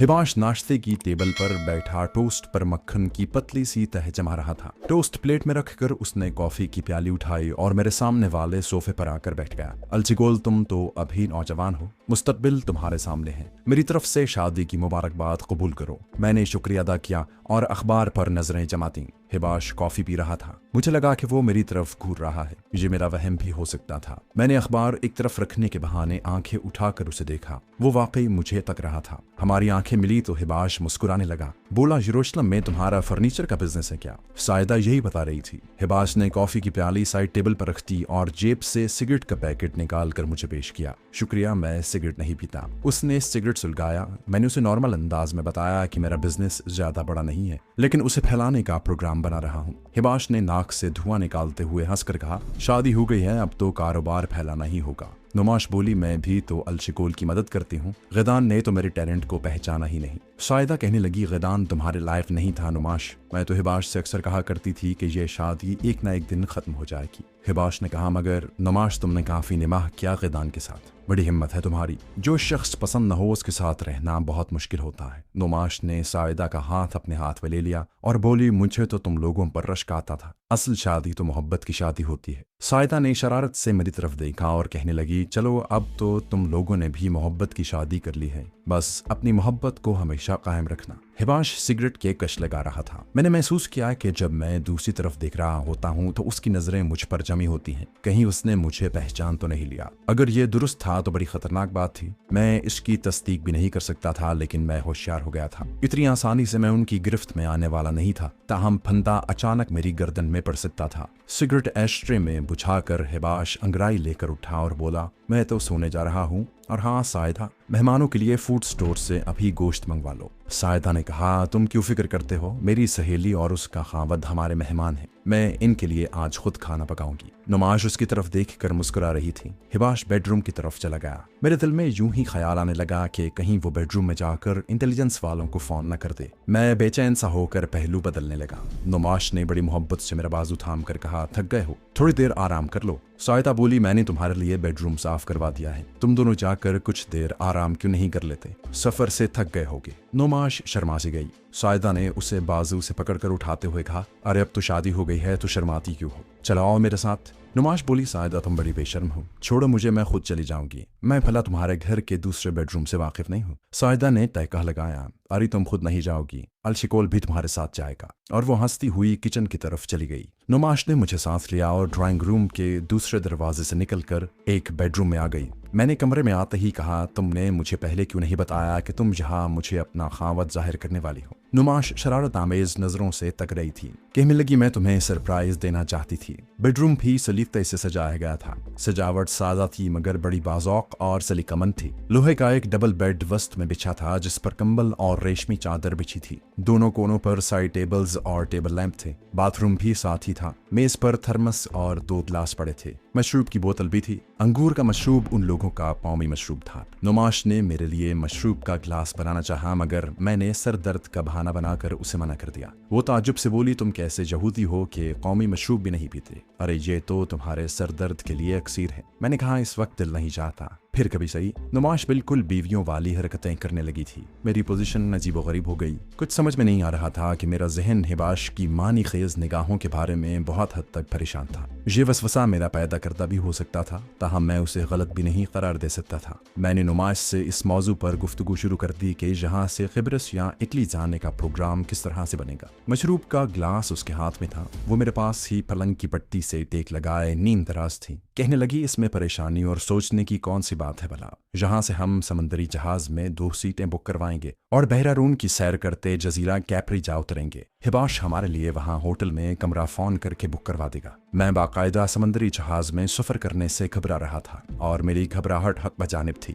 इसराइली इंटेलिजेंस वाले मेरा फोटो लिए बंदरगाह पर जरूर मौजूद होंगे। मैं गेट से गुजरते ही गिरफ्तार कर लिया जाऊंगा। मैंने नुमाश को इस तरह कायल करने की कोशिश की कि हो सकता है उसके खामत के किराए के गुंडे बंदरगाह पर मौजूद हों और उसे नुकसान पहुंचाने की कोशिश करें। नुमाश ने हल्का सा कहका लगाकर मेरा बाजू थाम लिया और बोली, उस नामुराद में इतनी जुर्रत कहाँ से आ गई कि जहाँ तक मेरा ताक़ुब करवाए। वो बस घर से बाहर चंद कोस तक सहरा में ही अपने आदमी भेज सकता था। यहाँ इसे और उसके आदमियों को कौन पूछता है। और फिर मैं अपनी मर्जी से तुम्हारे साथ आई हूँ। हिबाश का तहफ़्फ़ुज़ भी हमें हासिल है, हमें कोई हाथ नहीं लगा सकता। बात वो ठीक कह रही थी, लेकिन मैं उस रास्ते पर चलकर अपनी मौत को आवाज नहीं दे सकता था जिस रास्ते पर वो मुझे चलाना चाहती थी, मगर मैं इनकार भी नहीं कर सकता था। उसी वक्त मैंने फैसला कर लिया कि मुझे फौरन वहां से अकेले फरार होने की कोशिशें तेज कर देनी चाहिए। कुछ देर इधर उधर की और कुछ मोहब्बत की झूठी बातें करने के बाद मैंने नुमाश को सुला दिया और खुद बेडरूम से बाहर निकल आया। सायदा ड्राइंग रूम से गुजरकर किचन की तरफ जा रही थी। मुझे ताज्जुब से देखकर बोली, अरे अलशिकोल, तुम कैसे खामद हो कि अपनी बीवी को छोड़कर चले आए। मैंने शर्मीले से तबस्सुम के साथ कहा, दरअसल वो सो गई हैं, मुझे नींद नहीं आ रही थी, सोचा जरा बाहर की सैर कराऊं। सायदा किचन की तरफ जाते हुए बोली, ये बात है तो जरूर जाओ, अगर तुम्हें जीप चलानी आती है तो बाहर खिबाश की जीप खड़ी है, चाबी मैं लाए देती हूँ। मैंने कहा, शुक्रिया, मैं पैदल सफर करना चाहता हूँ। वो किचन में चली गई और मैं कमांडर एस के खिबाश के बंगले से निकलकर सड़क पर आ गया। बाहर आते ही मुझे यूं महसूस हुआ जैसे मेरे सर से बहुत बड़ा बोझ उतर गया हो, जैसे मैं आजादी की फजा में सांस ले रहा हूँ। सबसे पहले मैंने इर्द गिर्द एक गहरी निगाह डाली कि कहीं कोई मेरी निगरानी तो नहीं कर रहा। एक बात की मुझे तसल्ली थी कि हिबाश ने किसी को मेरे बारे में फोन नहीं किया था। अगर वो फोन करता तो अब तक मैं हैफा नेवल के किसी तहखाने में उल्टा लटका होता। इसके बावजूद इस अमर का इम्कान भी था कि हिबाश ने किसी को फोन करके मेरी निगरानी पर लगा दिया हो। वो ये मालूम करना चाहता हो कि मैं असल में कौन हूँ। उस वक्त इसराइल के सियासी हालात भी ऐसे थे कि फजा में शक व शुबे के जरासीम गर्दिश कर रहे थे। मुझे वहाँ कोई आदमी दिखाई न दिया। छोटी सी सड़क दूर तक खाली थी। सामने बंगले नहीं थे, किसी स्कूल या मजहबी खानकाह की दीवार दूर तक चली गई थी। अंदर यहूदी खानकाहों और मजहबी स्कूलों की तर्ज का गुंबद उभरा हुआ था, जिसके ऊपर 6 कोनों वाले सितारे का निशान था। मैं उस सड़क की तरफ चलने लगा जो थोड़ी सी चढ़ाई के बाद शहर के जदीद इलाके की तरफ निकल गई थी। सड़क की ऊंचान पर जाकर मैंने चारों तरफ एक तायराना मगर गहरी निगाह दौड़ाई। मेरे पीछे हैफा का जदीद और कदीम बुंजान आबाद शहर और उसकी इमारतें थीं। बाएं जानिब 2 मंजिला अपार्टमेंट्स की कतार दूर तक चली गई थी। चमकीली धूप में उन अपार्टमेंट्स के सामने कहीं कहीं बच्चे खेलते दिखाई दे रहे थे। मौसम बड़ा खुशगवार था। मेरे सामने वही बंगले थे जिनमें से एक में हम ठहरे हुए थे। उनको जो सड़क जाती थी उसमें से एक सड़क निकलकर निस्बतन वीरान इलाके की तरफ चली गई थी। मैं आबादी वाले इलाके में नहीं जाना चाहता था, चुनाचे उस वीरान सी सड़क पर चलने लगा। दूसरी जानिब रेतीला मैदान था। कहीं कहीं खजूर और जैतून के दरख्तों के झुंड भी थे। मैं असल में समंदर की तरफ जाना चाहता था, लेकिन किसी ऐसे रूट से जाना चाहता था जहां आबादी निस्बतन बहुत ही कम हो। मैं शुमाल मगरिब की तरफ चला जा रहा था और जोग्राफियाई हुदूद दरबे के मुताबिक समंदर को उसी तरफ होना चाहिए था, लेकिन मालूम नहीं था कि वो कितनी दूर है। हैफा बहुत वसी शहर था। इजाफी बस्तियां दूर दूर तक फैली हुई थीं। कुछ दूर तक चलने के बाद रेतीला मैदान खत्म हो गया और उसकी जगह अंगूर और आलोचे के बाग आ गए। आलोचे की टहनियों पर कहीं कहीं लाल लाल आलोचे लगे थे। अंगूर की बेलें लकड़ी की छतों पर चढ़ी हुई थी। यहाँ कुछ मजदूर भी काम कर रहे थे। मैं यहाँ से भी गुजर गया। धूप पे मुसलसल चलने से मुझे गर्मी लगने लगी थी। मैंने एहतियातन अपना चेहरा ढांपने के लिए नीला रुमाल सर पर डाल रखा था। बाग के आगे एक कुशादा नाला आ गया। उस नाले के बीच में एक नाली की शक्ल में गंदा पानी बह रहा था। दूर कोई कारखाना था जिसकी दीवार के पाइप से नस्वारी रंग का पानी नाले में गिर रहा था, जहां तेजाब की बू फैली हुई थी। शायद ये कोई खाद का कारखाना था। नाले की तरफ कारखाने की दीवार का पिछवाड़ा था। आसमान पर शहरी हवाबाजी का एक छोटा नीला रंग का तैयारा उड़ रहा था। फिर मैंने दूर एक जंबो जेट को नीचे उतरते देखा। मालूम हुआ कि उस तरफ हैफा का एयरपोर्ट था। एक किसान गधे पर सूखी लकड़ियां लादे मेरे करीब से गुजर गया। उसने मेरी तरफ देखने की जहमत भी गवारा न की। अब धूप में शिद्दत आ रही थी। चौड़े गंदे नाले का पुल आ गया। मैं जहां से वापस मुड़ गया। यूं चलते रहना मुनासिब न था। मुझे समंदर के बारे में मालूमात सायदा से किसी तौर हासिल करनी होगी। इस तरह चलना फिरना मुझे किसी मुश्किल में मुब्तला कर सकता था। वापस सायदा के बंगले वाली सड़क पर घूमा तो मेरा दिल धक से रह गया। बाहर कमांडर हिबाश की जीप के पास ही एक और नीली जीप खड़ी थी। मैं उल्टे पांव वापस मुड़ गया। कहीं नेवल इंटेलिजेंस ना आ गई हो। कच्ची दीवार के करीब जाकर रुक गया, जहां दीवार का साया था। मैं सोचता रहा कि कहीं हिबाश ने सचमुच इंटेलिजेंस वालों को तलब तो नहीं कर लिया। 5 मिनट तक मैं वहीं साये में खड़ा रहा। फिर चलकर मोटर के पास आया और झांक कर देखा। जीप अभी तक वहीं खड़ी थी। मुझे कई किस्म के वसवसों ने घेर लिया। अगर यहाँ से भागता हूँ तो किधर जाऊंगा? मैं एक बिल्कुल अजनबी शहर में था, जहाँ पुलिस स्टेशन भी थे, फौज भी होगी, इंटेलिजेंस वालों का सब ऑफिस या हेडक्वार्टर भी होगा। अभी ये सोच ही रहा था कि मैंने बंगले में सिपहरिया के 2 वर्दी पोश जवानों को बाहर निकलते देखा। उनके पीछे पीछे हिबाश भी था। हिबाश ने भी पूरी वर्दी पहन रखी थी। जब ये लोग जीपों में बैठकर सड़क पर दूसरी तरफ चले गए तो मैं धड़कते दिल के साथ बंगले की तरफ बढ़ा। अगर घर में औरतें ही हैं तो मुझे उनसे कोई खतरा नहीं था, लेकिन मुझे जहां से फरार होने से पहले ये जरूर मालूम करना था कि ये लोग किस लिए आए थे और अब किधर गए हैं। बंगले का दरवाजा बंद था। मैंने बटन दबाया। अंदर से मुझे घंटी की दबी दबी आवाज सुनाई दी। दरवाजा शायदा ने खुद खोला। वो मुस्कुरा रही थी। अलचिकोल, अरे तुम इतनी गर्मी में जीप के बगैर ही कहीं चले गए थे? हिबाश तुम्हारे बारे में पूछ रहा था। मैं ड्राइंग रूम में आ गया। वो क्यों पूछ रहा था? बोरी, आखिर तुम हमारे मेहमान हो, नुमाश के खामद हो और फिर शहर में अजनबी हो। मैं सोफे पर बैठ गया। सायदा मेज पर फलों से भरा हुआ तश्त रखते हुए बोली, वो तो तुम्हें अपने साथ ले जाना चाहते थे। मैं चौंका, लेकिन अपने जज्बात पर पूरा कंट्रोल किए हुए था। मैंने पूछा कि मुझे किस लिए साथ ले जाने वाले थे। सायदा ने कहा, कहते थे अलसिकोल को लॉन्च में समंदर की सैर करवाऊंगा। देखो, आज वो पूरी नींद भी नहीं ले सके। जेटी से आदमी आ गए कि चलें, एक लॉन्च पकड़ी है जिसमें कुछ फलस्तीनी कमांडो भी छुपे हुए थे। एक बार जैसे मेरे जिस्म में ठंडी लहर सरायत कर गई। फलस्तीनी कमांडोज पकड़े गए हैं और हिबाश मुझे साथ ले जाना चाहता है। ये मौमा क्या है? अगर उसने मुझे पहचान लिया है तो फिर मुझे गिरफ्तार करते हुए क्यों हिचकिचा रहा है? नहीं, ऐसी बात नहीं। उसने अभी तक मुझे नहीं पहचाना, वरना वो एक लम्हे की भी ताखीर न करता। इस्राएली दुश्मन और खास तौर पर फलस्तीनी मुसलमान जासूसों के बारे में बहुत मुहतात होते हैं और उन्हें हलाक करने या गिरफ्तार करने का कोई भी मौका हाथ से नहीं जाने देते। सायदा बोली, तुम नुमाश के पास जाकर आराम करो, खाना तैयार होने में अभी कुछ देर है। तुम किस वक्त खाना खा लिया करते हो? हम तो पूरे 12:30 बजे खाना खा लेते हैं। तुम्हारे लिए ठंडा मशरूब लेकर आऊं? मैंने महसूस किया कि सायदा बहुत बातें करती है। मैंने मशरूब के सिलसिले में माजरत चाही और अकबी दरवाजे का पर्दा हटाकर बेडरूम में दाखिल हो गया, जहां ठंडा नीम अंधेरा छाया हुआ था। नुमाश पलंग पर औंधी पड़ी बेसुध सो रही थी। मैं सिंगार मेज के करीब पड़ी आराम कुर्सी पर बैठ गया और आंखें बंद कर ली। सोचने लगा कि मुझे क्या करना चाहिए। अचानक एहसास हुआ कि सायदा उस वक्त अकेली है। उससे समंदर के साहिल के बारे में मालूमात हासिल की जा सकती हैं। मैं उठकर बाहर जाने लगा तो नुमाश नींद में बड़बड़ाई। मैंने रुककर उसकी तरफ देखा। उसने पहलू बतला और एक बार फिर नींद की दुनिया में खो गई। मैं बेडरूम से निकलकर ड्राइंग रूम में आ गया। किचन में से सायदा की आवाज आ रही थी। वो खानसामा को किसी पकवान के बारे में हिदायत दे रही थी। मैं सोफे पर बैठ गया। सायदा थोड़ी देर बाद रुमाल से हाथ पोंछती किचन के साइड रूम से अपने बेडरूम की तरफ जा रही थी। अचानक मुझे देखकर रुक गई। अलचिकोल, मुझे तुम्हारी कुछ समझ नहीं आ रही। वो ज़ेर-ए-लब मुस्कुराती हुई मेरे करीब आई। तुम फिर बाहर आ गए। मैंने माथे को सहलाते हुए कहा, सर दर्द कर रहा है, अगर एक प्याली कॉफी बना दो तो। वो बोली, क्यों नहीं, अभी बनवाती हूँ। मगर तुम्हारा सर क्यों दर्द कर रहा है? ठहरो, मैं तुम्हारे लिए टैबलेट लाती हूँ। किचन को जो रास्ता जाता था वहां दीवार के पास एक बड़ा फ्रिज लगा था। सायदा ने उसमें से पानी का जग और सर दर्द की गोलियों की शीशी निकाली। किचन में नौकरानी को कॉफी लाने को कहा। गिलास में पानी डाला और हथेली पर जर्द रंग की सर दर्द की गोली रखे मेरे पास आकर बोली, बस इस गोली के पेट में जाते ही सर दर्द गायब। टीवी पर इसका इश्तिहार इसी तरह आता है। और हंसने लगी। मैंने गोली हल्क में डालकर पानी पिया और सायदा से कहा कि वो मेरे पास बैठकर बातें करें, शायद इसी तरह मेरा दिल बहल जाए। वो ग्लास मेज पर रखने के बाद जैकेट की जेबों में दोनों हाथ डाले बड़ी शान से एक तरफ को झुककर खड़ी हो गई और तंजन बोली, तो क्या नुमाश से अभी से ही दिल भर गया है? बड़ी चालाक औरत थी। मैंने कहा, अरे नहीं सायदा, ऐसी कोई बात नहीं, मगर नुमाश घोड़े बेचकर सो रही है। बोली, अच्छा बाबा, मैं ही तुमसे बातें कर लेती हूँ, हालांकि ये मेरा किचन आवर है। अच्छा बताओ, कहाँ से फिर कर आए हो? अपने यरूशलेम के मुकाबले में हमारा शहर कैसा लगा? मैंने झट जवाब दिया, सायदा, यरूशलेम तो हैफा के मुकाबले में एक पुराना गांव है,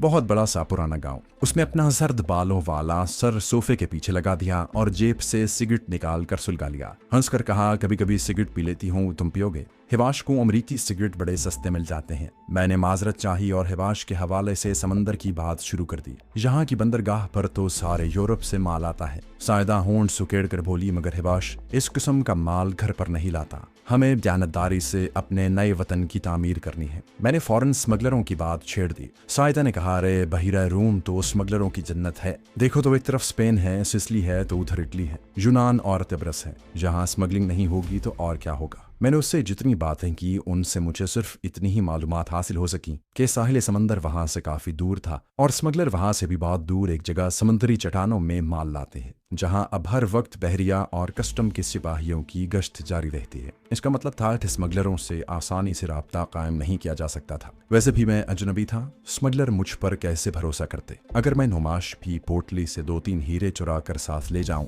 और स्मगलरों को रिश्वत के तौर पर दूं तो इसकी कोई जमानत नहीं थी कि वो मुझे मंजिल मकसूद तक पहुंचा देंगे। हीरो के लालच में वो मुझे जगमाली भी बना सकते थे और कत्ल भी कर सकते थे। मैं अजीब उलझन में मुब्तला हो गया था। एक ख्याल आता कि यहाँ से रात के वक्त वापस फरार हो जाऊं और ऊपर लबनान की तरफ से बॉर्डर क्रॉस करने की कोशिश करूं।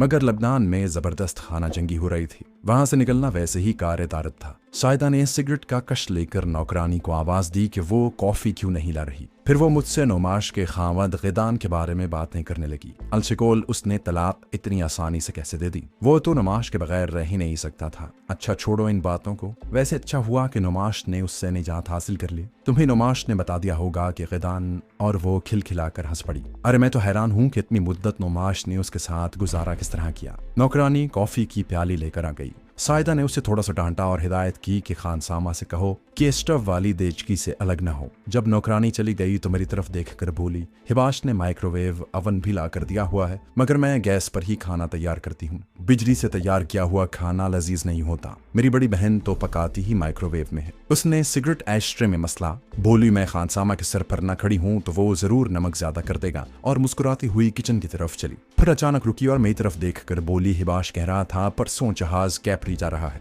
उसमें वो तुम दोनों की सीटें बुक करवा देगा, लेकिन तुम उसे अपना शनाख्ती कार्ड दे देना। तुम तो जानते ही हो कि यहाँ शनाख्ती कार्ड कितना जरूरी है। और वो चली गई। मेरे पास शनाख्ती कार्ड का सवाल ही पैदा नहीं होता था। जहन्नम में जाए इसका खामद और शनाख्ती कार्ड। मैं तो लबनान की तरफ से ही फरार होने की कोशिश करूंगा। इस सिलसिले में मालूमात हासिल करने की ठान कर मैं उठा और बेडरूम में चला गया। सोचा लबनान के बारे में शाम को सायदा या हिबाश से गुफ्तगू करूंगा। शनाख्ती कार्ड के बारे में कह दूंगा कि वो तो यरूशलेम में ही रह गया है। नुमाश जाग पड़ी थी और सिंगार मेज के सामने बैठी हुई अपने बालों में ब्रश कर रही थी। आईने में से मुझे अंदर दाखिल होते देखा तो उठकर मेरे करीब आ गई। उसकी आंखों में अभी तक नींद भरी हुई थी। बोली, तुम मुझे छोड़कर चले गए थे। मेरे ख्वाब में देखा कि तुम मुझे एक चट्टान पर ले गए हो और फिर मुझे वहीं छोड़कर तुमने समंदर में छलांग लगा दी। उसने ख्वाब बिल्कुल सच्चा देखा था। मैंने मुस्कुराकर उसके बालों को पीछे किया और तसल्ली दी कि मैं उसे छोड़कर कभी नहीं जाऊंगा। वो पलंग पर बैठ गई और हीरों की पोटली निकाल कर खोली और कहने लगी, मैंने इन हीरों के बारे में सायदा को बिल्कुल नहीं बताया। तुमने तो उससे जिक्र नहीं किया। मैंने आंखें सुकेड़ कर नुमाश को देखा और कहा, मुझे उसका जिक्र करने की जरूरत नहीं, ये तुम्हारे हीरे हैं, तुम जानो। नुमाश एकदम संजीदा हो गई। हीरों की मखमली पोटली उसने पलंग पर एक तरफ रख दी और मेरे बाजू को पकड़कर बोली, क्या तुम समझते हो कि मैं इन हीरों को तुमसे ज्यादा प्यार करती हूँ? हरगिज नहीं मेरी जान, मैं ये हीरे तो क्या अपनी जान भी तुम पर कुर्बान कर सकती हूँ। ये तो मैंने इसलिए साथ रख लिए थे कि हम जहाँ भी जाकर नई जिंदगी शुरू करें, तुम्हें मेरी खातिर कोई तकलीफ न उठानी पड़े। जानते हो ये कई लाख के हीरे हैं। हम इटली में एक नया मकान खरीद सकते हैं, एक छोटा सा फार्म बना सकते हैं। मैंने नुमाश का हाथ थामकर उसे प्यार से कहा कि मेरा मतलब हरगिज ये नहीं था और ये कि मैंने उस पर तंज नहीं किया था। दरअसल मैं इस औरत का दिल नहीं दुखाना चाहता था। वो मुझसे बड़ी सच्ची थी और मुझे दिल से प्यार करती थी। मैंने प्यार की दो बातें की तो उसकी आंखों में आंसू आ गए। मुझे ख्याल आ गया कि अगर उसे एक पल के लिए मालूम हो जाए कि मेरे दिल में क्या है और मैं असल में कौन हूँ, तो खुदा जाने उस पर क्या गुजरे। मुझे सिद्धा की याद आ गई। उसे पता चल गया था कि मैं उसके मुल्क का दुश्मन जासूस हूँ, लेकिन उस बहादुर औरत ने एक सेकंड के लिए भी मुझसे बेवफाई न की। हो सकता है नुमाश को भी अगर इल्म हो जाए कि मैं फलस्तीनी तंजीम की तरफ से इसराइल के खिलाफ जासूसी कर रहा हूँ और जहाँ इसराइल दुश्मन मिशन पर आया हूँ और अब तक इसराइल के कई फौजियों और अफसरों को हलाक कर चुका हूँ, तो वो मुझे माफ कर दे और मुझसे उसी तरह मोहब्बत करती रहे। लेकिन ये नामुमकिन था कि ये राज खुल जाने पर कि मैं उससे बिल्कुल मोहब्बत नहीं करता, वो मुझे माफ कर दे। औरत अपनी मोहब्बत की तौहीन कभी बर्दाश्त नहीं किया करती। नुमाश ने इटली के जजीरे कैप्री जाने की बातें शुरू कर दी। वो असल में अपने खावत के मुल्क से जितनी जल्दी हो सके निकल जाना चाहती थी। मैंने उसे बताया कि हिबाश एक बहरी जहाज पर हमारी नशिस्तें महफूज करवा रहा है, मगर उसे हमारे शनाख्ती कार्ड चाहिए। मेरे साथ ही कहा कि मैं तो अपना शनाख्ती कार्ड यरूशलेम से साथ लेकर नहीं चला। नुमाश बोली, शनाख्ती कार्ड तो मेरे पास भी नहीं है। हिबाश से कहेंगे कि वो हमारे शनाख्ती कार्ड बनवा दे। इतना बड़ा अफसर है, वो तो एक ही दिन में बनवा देगा। नुमाश ने हीरों को एक बार फिर गिना। अब मैंने हीरों को गौर से देखा। ये छोटे बेर के साइज के थे। ये वाकई बहुत कीमती हीरे थे। इन हीरों के लिए नुमाश का खामद तेदान अपनी मफलूर बीवी का पीछा कर सकता था, लेकिन मैं हैरान था कि अभी तक इस किस्म की कोई बात सामने नहीं आई थी और अगर वो चाहता तो अब तक यहाँ बाई एयर पहुंच सकता था। मैं उस नतीजे पर पहुंचा कि नुमाश का खामद भी अपनी बीवी से निजात हासिल करना चाहता होगा। नुमाश ने हीरों को पोटली में रखकर उसे कमर से बांध लिया। फिर उसने अपने पर्स में से $1000 के नोट निकाल कर मेरे सामने रख दिए। फिर बोली, इनसे हमारे कैप्री जजीरे तक के अखराजात पूरे हो जाएंगे। क्या ख्याल है? मैंने कहा, ये तो बहुत है। चलो अब इस दौलत की नुमाइश को मुलतवी कर दो और ड्राइंग रूम में आओ। सायदा ने आज हमारे लिए बड़ा उम्दा स्टू पकाया है। वो खुश होकर बोली, सायदा मेरी बड़ी अच्छी सहेली है। खाने के वक्त सायदा का खामद कमांडर हिबाश भी आ गया। मैंने उसका चेहरा पढ़ने की कोशिश की। उसका चेहरा सपाट था। मेरी जीरक निगाहों ने भी वहाँ किसी मशकूक किस्म का तासुर न देखा। फिर भी दिल में खुदबुद होने लगी। ये शख्स पुरअसरार सा लगने लगा था। वो खाने पर बड़ी शगुफ्ता मिजाजी का मुजाहरा कर रहा था। हनीमून के हवाले से वो नुमाश को छेड़ता। जब उसे पता चला कि हमारे पास शनाख्ती कार्ड नहीं है तो वो एक सेकंड के लिए संजीदा हो गया। आंखें सुकेड़ कर एक पल के लिए कुछ सोचा, फिर चुटकी बजाकर बोला, कोई बात नहीं, मैं नए शनाख्ती कार्ड बनवाने की कोशिश करूंगा। नुमाश ने हिबाश की प्लेट में मछली का एक टुकड़ा रखते हुए कहा, कोशिश नहीं भाईजान, आपको शनाख्ती कार्ड बनवाने ही होंगे। सायदा ने भी जोर देकर नुमाश की तायद की। हिबाश ने मेरी तरफ कुछ अजीब नजरों से देखा और मुस्कुरा कर बोला, मगर तुम्हारा खामद तो खामोश है, उससे पूछो उसे भी शनाख्ती कार्ड चाहिए कि नहीं। मैंने फौरन अपने आप को मुजतमा किया और बोला, क्यों नहीं, मैं शनाख्ती कार्ड के बगैर अपनी बीवी के साथ कैसे जा सकूंगा। हिबाश हल्का सा मुस्कुराया और बोला, अरे मैं समझा शायद तुम कोई दूसरा प्रोग्राम बना रहे हो। इस पर सायदा और नुमाश ने कदरे ताज्जुब से उसे देखा। सायदा बोली, ये तुमने क्या कह दिया हिबाश, अल्कोहल भला अलग प्रोग्राम क्यों बनाने लगा। नुमाश ने मशरूब का एक घूंट निगला और मेरी तरफ शरारती नजरों से देखने लगी। क्यों अल्कोहल, क्या तुम कोई दूसरा प्रोग्राम बना रहे हो। मैं अंदर से चौंक गया कि ऐसी बात हिबाश के मुंह से क्यों निकली। जल्दी से बोला, हिबाश भाई तो मजाक कर रहे हैं। मुझे अलग प्रोग्राम बनाना होता तो तुमसे शादी ही ना करता। हिबाश जोर से हंसा। बात का मौजू बदल गया, मगर मेरे दिल में अभी तक हिबाश की बात खटक रही थी। कहीं वो मेरे राज से वाकिफ तो नहीं हो गया? अगर वो जान गया कि मैं फलस्तीनी जासूस हूँ तो फिर वो मुझे गिरफ्तार क्यों नहीं कर लेता? अजीब कशमकश का माहौल बन गया था। खाने के बाद सब लोग थोड़ी देर नींद करने को बेडरूम में चले गए। मैं भी नुमाश के साथ बेडरूम में आ गया। नुमाश कुछ परेशान थी। वहां से निकल जाने में जितनी ताखिर हो रही थी उसको तरह तरह के वसवसे परेशान करने लगे थे। शनाख्ती कार्ड बनवाने में कितना वक्त लगेगा? मैं खुद अपने वसवसों में घिरा हुआ था। मैं चौंक कर बोला, हिबाश बाअसर ऑफिसर है, मेरा ख्याल है कि 2-1 दिन में तैयार करवा देगा। नुमाश ने मेरे करीब होते हुए कहा, अलशिकोल, अब मेरा दिल डरने लगा है कहीं गिदान के आदमी जहां न पहुंच जाए। मुझे उसके खामत के होंडों से कोई दिलचस्पी नहीं थी। मैंने उसे तसल्ली दी और सो जाने का मशवरा दिया। वो बोली, क्या तुम आराम नहीं करोगे? मैंने कहा, क्यों नहीं, और मैं भी पलंग पर नींद दराज हो गया। नुमाश मुझसे बातें करते करते सो गई। नींद मेरी आंखों से कोसों दूर थी। मैं पलंग से उठा और बंगले से बाहर आ गया। दोपहर ढल रही थी। बागीचे में जैतून की शाख पर बैठी एक बुलबुल ने मुझे गर्दन टेढ़ी करके देखा और फिर उड़ गई। मुझे लाहौर वाले अपने पुराने मकान के सहन में उतरने वाली बुलबुलें याद आ गईं। मेरी वालिदा जब सहन में चावल डालती तो चिड़ियों के साथ वहां बुलबुलें भी आ जाती थी। मैं बंगलों के आगे फुटपाथ पर आहिस्ता आहिस्ता एक तरफ चलने लगा। जू उस मकान पर हमें देर हो रही थी, मेरी तशवीश में भी इजाफा होता जा रहा था। सामने से एक किसान गधे के साथ चला रहा था। मैंने कोई ध्यान न दिया। जब वो करीब आया तो उसने होंठों से एक ऐसा लफ्ज निकाला कि मैं अपनी जगह पर सुन होकर रह गया। मैंने चौंक कर उसकी तरफ देखा। ये वही किसान था जिसको सुबह मैंने नाले की कच्ची सड़क पर गधे के साथ आते देखा था और जो मेरे करीब से मेरी तरफ देखे बगैर चुपचाप गुजर गया था। उसने एक ऐसा खुफिया कोड लफ्ज बोला था जो सिर्फ मुझे, अपनी एजेंट सादिया और डॉक्टर इकाद को ही मालूम था। मैं कुछ कहने ही लगा था कि उसने गधे की बाँग को जरा सा खींचा और दबी जबान में बोला, 20 कदम का फासला रख कर मेरे पीछे आओ। और वो गधे को खींचते हुए आगे निकल गया। मैं समझ गया कि ये अपना ही आदमी है और यहाँ मामूर है। मगर हैरानी की बात ये थी कि उसे मेरा पता कैसे चला, उसने मुझे पहचाना कैसे? मगर ये सब कुछ हो सकता था। उसने जो कोड लफ्ज बोला था वो इस अमर की हतमी दलील थी कि वो अपना ही एजेंट है। मैं फुटपाथ पर बंगले के बागीचे की दीवार के साथ लग कर रुक गया। गधे वाला किसान जब मुझसे तकरीबन 50 कदम के फासले पर पहुंचा तो मैंने फुटपाथ पर उसकी तरफ चलना शुरू कर दिया। ये छोटी सी सड़क थी जो छोटे छोटे खूबसूरत बंगलों के आगे से गुजरती थी। उसके सामने की जानिब दरख्त और खारदार बाड़ लगी हुई थी। किसान आगे जाकर बाएं जानिब घूम गया। थोड़ी देर बाद मैं भी उधर को मुड़ गया। यहाँ नशेब था। ये कच्ची सड़क नशेब से उतरकर एक बाग की दीवार के पास जाकर खत्म हो गई थी। जहाँ बाग में जाने के लिए कच्ची दीवार में एक दरवाजा बना था जिसके पट गायब थे। किसान उस दरवाजे में से गुजरकर बाग में दाखिल हो गया। मैं 50 कदमों के फासले पर था। आहिस्ता आहिस्ता चलता मैं भी बाग में चला गया। यह बाग कोई पार्क या हमारे बाग जिनाह जैसा बाग नहीं था, बल्कि नाशपातियों और माल्टों का बाग था जो वीरान वीरान था। थोड़े थोड़े फासले पर दरख्त लगे थे। बीच में खुश्क घास उगी हुई थी। एक जानिब दरख्तों के पीछे कच्ची कोठड़ी थी। उसके बाहर एक लकड़ी की चरनी पड़ी थी। एक तरफ खुश्क शाखों का ढेर लगा था। किसान उस कोठड़ी के पास जाकर रुक गया। उसने गधे को एक दरख्त के साथ बांधा, उसके आगे चारा डाला और कोठरी में चला गया। मैं भी दरख्तों में से आहिस्ता आहिस्ता गुजरता वहां पहुंच गया और खुश्क शाखों के ढेर के पास बैठ गया। इतने में किसान कोठरी से बाहर निकला। उसके हाथ में एक फावड़ा था। उसने मेरी तरफ देखा और बोला, फिर कभी आना, अभी जहां तुम्हें कोई काम नहीं मिल सकता। मैंने ताज्जुब से उसे देखा कि ये क्या कह रहा है। फौरन समझ गया कि वो हिकमत अमली से काम ले रहा है। मैंने कहा, भाई मैं बेकार हूँ, छोटे छोटे बच्चे हैं, कोई छोटा मोटा काम मिल जाए तो तुम्हें दुआ दूंगा। उसने फावड़ा एक दरख्त के पास रख दिया और इधर उधर एक गहरी निगाह डाली। फिर दरख्त की झुकी हुई खुश्क टहनी को तोड़कर उसके पत्ते झाड़ने लगा और दबी जबान में मुझे हिदायत की कि मैं कोठरी में दाखिल हो जाऊं। मैंने वैसा ही किया। कोठरी में कोने में चारे का ढेर लगा था। दीवार से गधे की लगाम और जीन लटक रही थी। अकबी दीवार में छत के पास हवा के लिए एक सुराख था। मैं चारे के ढेर के पास बैठ गया। किसान खांसता हुआ अंदर आया। वो भी मेरे पास बैठ गया और कच्चे फर्श पर उंगली से लकीरें बनाते हुए बोला,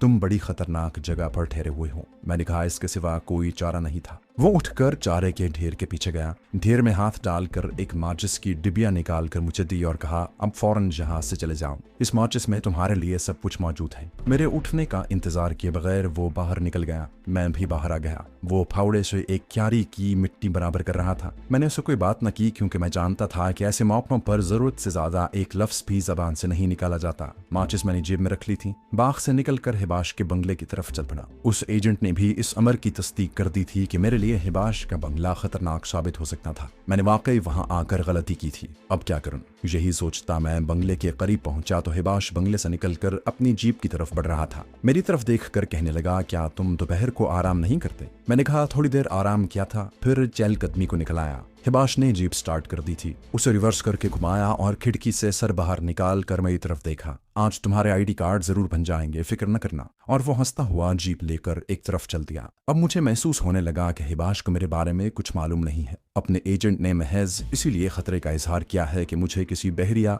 बर्री या फजाइया के अफसर के यहाँ नहीं ठहरना चाहिए। ये लोग मेरे लिए मुसीबत का बायस बन सकते थे। मैं तेज तेज कदम चलता हुआ अपने बेडरूम में आ गया। नुमाश अभी तक सो रही थी। मैं जल्दी से बाथरूम में गया, अंदर से चटखनी लगाई और जेब से माचिस निकाली। अंदर एक जर्द रंग का तह किया हुआ कागज रखा था। उसे खोला। कोड अल्फाज में सिर्फ इतना लिखा था कि मेन बुलेवार्ड, हेब्रॉन इंटरसेक्शन, दाहिनी जानिब नीली गाड़ी खड़ी होगी, सफेद दाढ़ी वाला ड्राइवर, फौरन पहुंचो। मैंने निशानियों को अपने जहन में अच्छी तरह से बिठाया। कागज के पुर्जे को माचिस की तीली से जलाकर कमोड में बहा दिया और चटखनी आहिस्ता से उतार कर बेडरूम में निकल आया। नुमाश गहरी नींद में थी। मैं देर नहीं करना चाहता था। वो मेरे अपने लोग थे। यकीनन उन्हें मेरे बारे में खबर मिल गई थी कि मैं किस हाल में कितनी मुसीबतें झेलता हुआ यहाँ तक पहुंचा हूँ। बाथरूम से निकला तो बातूनी सायदा मिल गई। वो फ्रिज खोले उसमें से कुछ निकाल रही थी। मेरी तरफ देखकर बोली, कहाँ चले? मैंने गर्दन खुजाते हुए एक बनावटी जमाई ली और कहा, जरा चहलकदमी को जा रहा हूँ। नुमाश सो रही है। सायदा मानी खेज अंदाज में मुस्कुरा रही थी।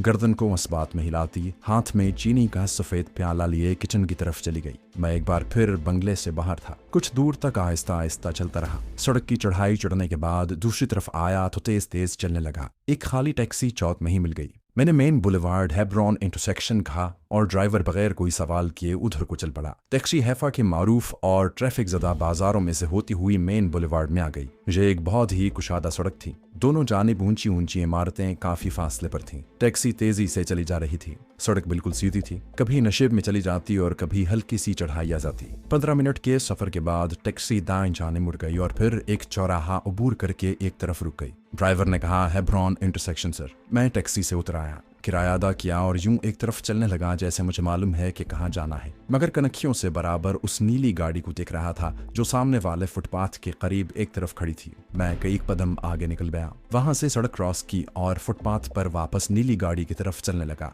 मैं गाड़ी के करीब पहुंचा तो किसी ने अंदर से उसका पिछला दरवाजा थोड़ा सा खोल दिया। मुझे पहचान लिया गया था। करीब आकर मैंने देखा नीली गाड़ी में सफेद दाढ़ी वाला ड्राइवर खामोश बैठा सामने लगे आईने में देख रहा था। मैं गाड़ी में जल्दी से घुसा और दरवाजा बंद कर दिया। दरवाजा बंद होते ही गाड़ी बड़े आराम से आगे को खिसकी और चौक क्रॉस करके सामने वाली जेली सड़क पर दौड़ने लगी। न मैंने ड्राइवर से कोई बात की, न ड्राइवर ने मुझसे कुछ पूछा। ये पुराने मॉडल की मॉरिस गाड़ी थी। एक नपीतुली स्पीड के साथ जा रही थी। कई बाजारों और सड़कों पर से मुड़ती गाड़ी शहर के शुमाल के जानिब पुल अबूर करने के बाद एक पुरानी आबादी में दाखिल हो गई। यहाँ अहद कदीम के तर्ज के मकान और बाजार थे। गाड़ी एक बोसीदा दीवार की ओट में खड़ी करने के बाद ड्राइवर ने मेरी तरफ देखे बगैर कहा, सामने वाले बाजार के आखिरी मकान का दरवाजा खुला है। मैं गाड़ी से निकलकर सामने वाले बाजार में आ गया। ये बाजार आधा ऊपर से छता हुआ था। दुकानें ज्यादातर नवादरात की थीं। कई यूरोपीय सयाह जोड़े खरीदो फरोख्त कर रहे थे। मैं सर झुकाए खामोशी से चलता बाजार के दूसरे सिरे पर पहुंच गया। जहां बाजार बंद हो गया था। बाएं जानिब एक मकान की एक जानिब झुका हुआ लकड़ी का दरवाजा आधा खुला हुआ था। मैं बगैर सोचे समझे उसमें दाखिल हो गया।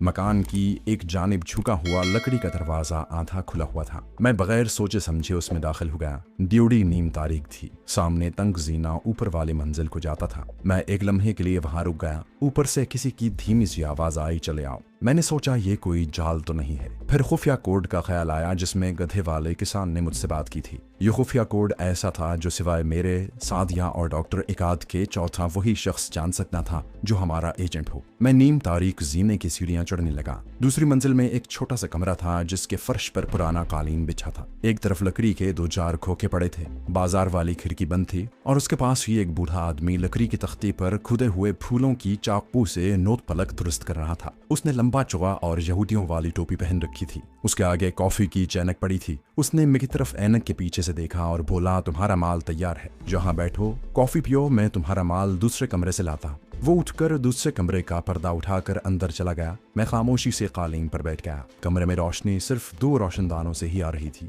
बाजार वाली दोनों खिड़कियां बंद थी। मैं सोच रहा था कि इन लोगों ने मुझे किस लिए बुलाया है। एक तरफ से मुझे हौसला भी हुआ था कि मेरे आदमी यहाँ मौजूद हैं और अब मुझे यहाँ से निकलने में ज्यादा दिक्कत का सामना नहीं करना पड़ेगा। दरवाजे का पर्दा एक तरफ हटा और मेरे सामने स्याह आंखों और नीम सुनहरी बालों वाली फलस्तीनी मुजाहिदा और मेरी देरी साथी सादिया खड़ी मेरी तरफ देखकर मुस्कुरा रही थी। मुझे अपनी आंखों पर यकीन नहीं आ रहा था। उसने इशारे से मुझे अंदर आने को कहा। दूसरा कमरा बहुत ही छोटा था, सिर्फ एक पलंग और एक मेज बिछी थी। अंदर दाखिल होते ही मैंने बेख्तियार होकर पूछा कि वो यहाँ कैसे आ गई। सादिया ने कदीम यहूदी औरतों वाला लिबास पहन रखा था। उसने बताया कि वो सुबह की पहली फ्लाइट में यरूशलेम से यहाँ आई है। बोली, हम कई रोज से तुम्हारी तलाश में थे। हमने तुम्हारी तस्वीर यहाँ भी अपने आदमियों को भेज दी थी। कल रात मुझे इतला मिली कि तुम हैफा के एक कमांडर के बंगले में किसी औरत के साथ ठहरे हुए हो। मैंने पिछले पहर की फ्लाइट पकड़ी और यहाँ गई। मुझे अफसोस है आमिर कि तुम उस वक्त मिशन को खैरबाद कह रहे हो जब तुम्हारे मुल्क और हमारे कॉज को तुम्हारी अशद जरूरत है। मैं उसका मुंह तकने लगा। मैं समझा नहीं,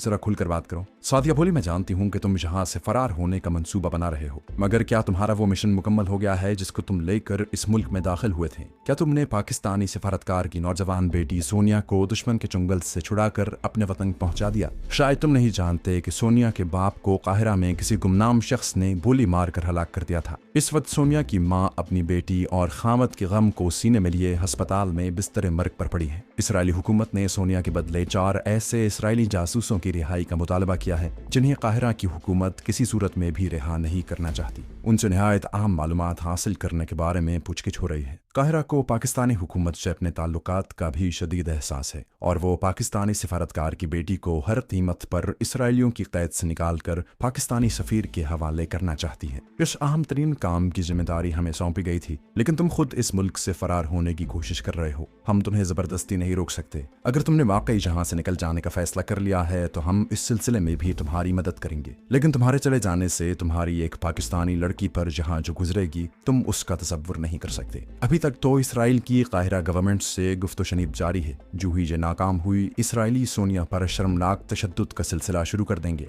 और उसकी कटी फटी लाश ही काहिरा वापस जाएगी। सादिया की बातों से मेरा खून खौल उठा। मैं कुछ कहने ही वाला था कि सादिया बोली, ये काम हमारे आदमी भी कर सकते थे, लेकिन इस वक्त सूरत हाल ये है कि गोलान की पहाड़ियों पर इसराइली कब्जे के बाद शाम और मिस्र में शदीद इख्तिलाफात पैदा हो गए हैं और शाम के वो कमांडोज जो इसराइल में खुफिया तौर पर बरसरे बहकार हैं, मिस्र की खातिर ये मिशन अपने हाथ में लेने को तैयार नहीं। हमारे कमांडोज की ज्यादा तादाद सहराए सीना में इसराइलियों की रेशा दवानियों का मुकाबला कर रही है। बाकी हम यहाँ जो चंद एक एजेंट हैं उनमें से एक भी कमांडो नहीं है। और फिर इस मिशन में तुम्हारे वतन पाक की इज्जत और हुर्मत भी वाबस्ता है। अगर तुम किसी तरह पाकिस्तानी सिफारतकार की बेटी सोनिया को इसराइलियों के पंजा इस्तबदाद से निकाल कर ले गए तो जरा सोचो तुम्हारे मुल्क की किस कदर नेक नामी होगी और एक ऐसी माँ को नई जिंदगी भी मिल जाएगी जो अपनी बेटी के गम में इस वक्त काहिरा के अस्पताल में पड़ी है। मैंने सादिया का हाथ अपने हाथ में लेकर अपनी आंखों से लगाया और कहा, सादिया, इससे ज्यादा सुनने की मुझ में ताकत नहीं। खुदा के लिए खामोश हो जाओ। सुनो, मैं अपने वतन पाक और तुम्हारी कसम खाकर अहद करता हूँ कि जब तक सोनिया को इसराइलियों के कब्जे से छुड़ाकर काहिरा नहीं पहुंचा लेता चैन से नहीं बैठूंगा। सादिया बहुत खुश हुई।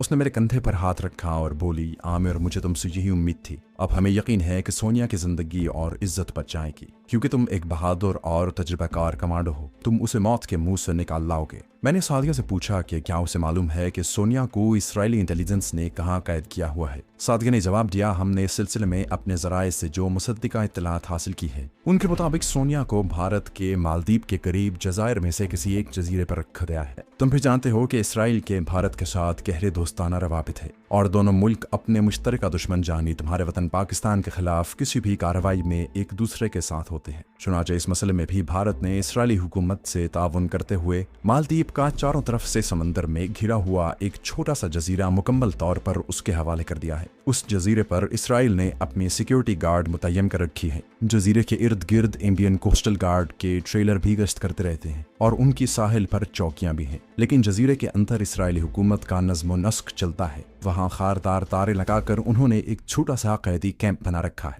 जहां इसराइली हिज़्ब इख्तिलाफ के ऐसे सियासी मुखालिफ भी कैदोबंद की सऊबतें बर्दाश्त कर रहे हैं, जिनके बारे में इसराइली हुकूमत ने ये ऐलान कर रखा है कि वो जिलावतन होने के बाद अपनी मर्जी से अर्जेंटाइन या स्विट्जरलैंड चले गए हैं, लेकिन हकीकत में वो मालदीव के उसी जहन्नमी जजीरे में मौत से बदतर जिंदगी बसर कर रहे हैं। सोनिया भी उसी कैंप के किसी तय खाने में कैद है। मैंने साथिया की बात काटते हुए सवाल किया कि वहां तक पहुंचने के लिए मुझे कौन से जराए इस्तेमाल करने होंगे। साथिया बोई, अगर तुम किसी तरह बहरी जहाज में सवार होकर मालदीव के जजायर तक पहुंच भी गए तो तुम्हारे लिए उस इसराइली जजीरे तक पहुंचना नामुमकिन होगा, और हो सकता है कि अगर तुम पहुंच भी जाओ तो तुम्हें बहुत सा वक्त लग जाए, और वक्त अब हमारे पास नहीं है। इसके अलावा इस गुमनाम इसराइली जजीरे पर किसी भी अजनबी शख्स को दाखिल होने की इजाजत नहीं है। उस जजीरे के बारे में ऐसी इत्तलात भी हमें मिली हैं कि यहूदियों ने भारत की मदद से वहां एक खुफिया एटमी प्लांट लगा रखा है, जहां यूरेनियम पर किसी इंतहाई ताकतवर और मोहलक तरीन तवानाई के हुसूल के लिए तजुर्बे हो रहे हैं। लेकिन तुम्हें सिर्फ सोनिया को वहां से निकालना है। लेकिन एक आसानी ये भी है कि तुम खुद उसी बर आज़म के रहने वाले हो और जनूबी भारत की तमिल जबान बड़ी रवानी से बोल लेते हो। मैं गहरी सोच में था। सादिया ने कहा, क्या तुम जहनी तौर पर इस मिशन के लिए तैयार हो? अगर तुम्हारे दिल में जरा सी भी हिचकिचाहट है तो तुम इस मिशन से दस्तबरदार हो सकते हो। तुम्हें कोई कुछ नहीं कहेगा। मैंने आहनी अज़म के साथ कहा कि मैं अपने वतन पाक की बेटी की खातिर अपनी जान भी कुर्बान कर सकता हूँ, और मैं तुम्हें यह भी बता दूं कि मेरे जैसा कमांडो जब वतन पर जान कुर्बान करता है तो उसका मिशन मुकम्मल हो चुका होता है। सादिया बहुत खुश हुई। वो पहले ही पाकिस्तानी फौज के जियालों की बहादुरी और खास तौर पर पाकिस्तानी कमांडोज की जुर्रत और दलेरी से मुतासर थी। जब मैंने उससे इस्तफसार किया कि मैं किस तरीके से मालदीव के इसराइली जजीरे तक पहुंचने में कामयाब हो सकता हूँ, तो उसने कहा, इस ज़मन में भी हमने पूरी मालूमात हासिल कर ली हैं। इन मालूमात के मुताबिक जहाँ हैफा के एक फौजी एयरपोर्ट से महीने में एक बार एक सप्लाई कार्गो तैयारा इसराइल के मालदीपी जजीरे में जाता है। ये फौजी कार्गो तैयारा होता है। उसमें वहाँ की यहूदी सिक्योरिटी फोर्स और कैदी कैंप के मुलाजिमों के लिए रसद और खुराक, कपड़े, जैतून का तेल, खुश्क और ताज़ा फल और यहाँ की खास सब्जियां ले जाई जाती हैं। अगर तुम किसी तरह उस कार्गो तैयारे में सवार होने में कामयाब हो जाओ तो तुम ऐन दुश्मन के पेट के अंदर पहुंच जाओगे, क्योंकि ये इसराइली कार्गो तैयारा इसराइली जजीरे में ही जाकर उतरता है और फिर वहीं से अगली रात सिक्योरिटी फोर्स के उन अफसरों की बीवियों को लेकर वापस आ जाता है जो एक माह वहां गुजारने के लिए गई होती है। मैंने कहा कि मैं इस तैयारे में कैसे सवार हो सकूंगा, वहां तो जबरदस्त पहरा होगा। सादिया कहने लगी, इसका भी हमने इंतजाम कर लिया है, और वो ये है कि हमारे 2 एजेंट जो यहाँ यहूदी ठेकेदार बनकर रह रहे हैं इस बात की कोशिश में है कि भारी रिश्वत देकर असली यहूदी ठेकेदार को राजी किया जाए कि इस बार हमें भी कुछ खुश्क मेवे सप्लाई करने का ऑर्डर दिया जाए। हमारे एजेंट चूंकि यहाँ फौज को बाकायदा खुराक सप्लाई करने का कारोबार करते हैं, इसलिए उन पर कोई शक भी नहीं कर सकता कि हमारा असल मकसद क्या है। मुझे यकीन है कि रिश्वत से हमारा काम निकल आएगा। ये कौम रिश्वत की दीवानी है। मैंने कुछ मुतहैयर होकर पूछा कि खुश्क मेवाजात की सप्लाई से मेरे मिशन का क्या ताल्लुक हो सकता है। सादिया मुस्कुराई, कहने लगी, ताल्लुक ये है कि जब हमें खुश्क मेवा सप्लाई करने का ऑर्डर मिल गया तो खुश्क मेवाजात की 5 पेटियां होंगी, जिनमें से एक पेटी में खुश्क मेवाजात की जगह तुम बंद होगे। मैं अपनी जगह से उछल गया। ये कैसे मुमकिन है? मेरा मतलब है कि मैं लकड़ी के बक्स में बंद होकर जजायर मालदीव तक का सफर कैसे करूंगा?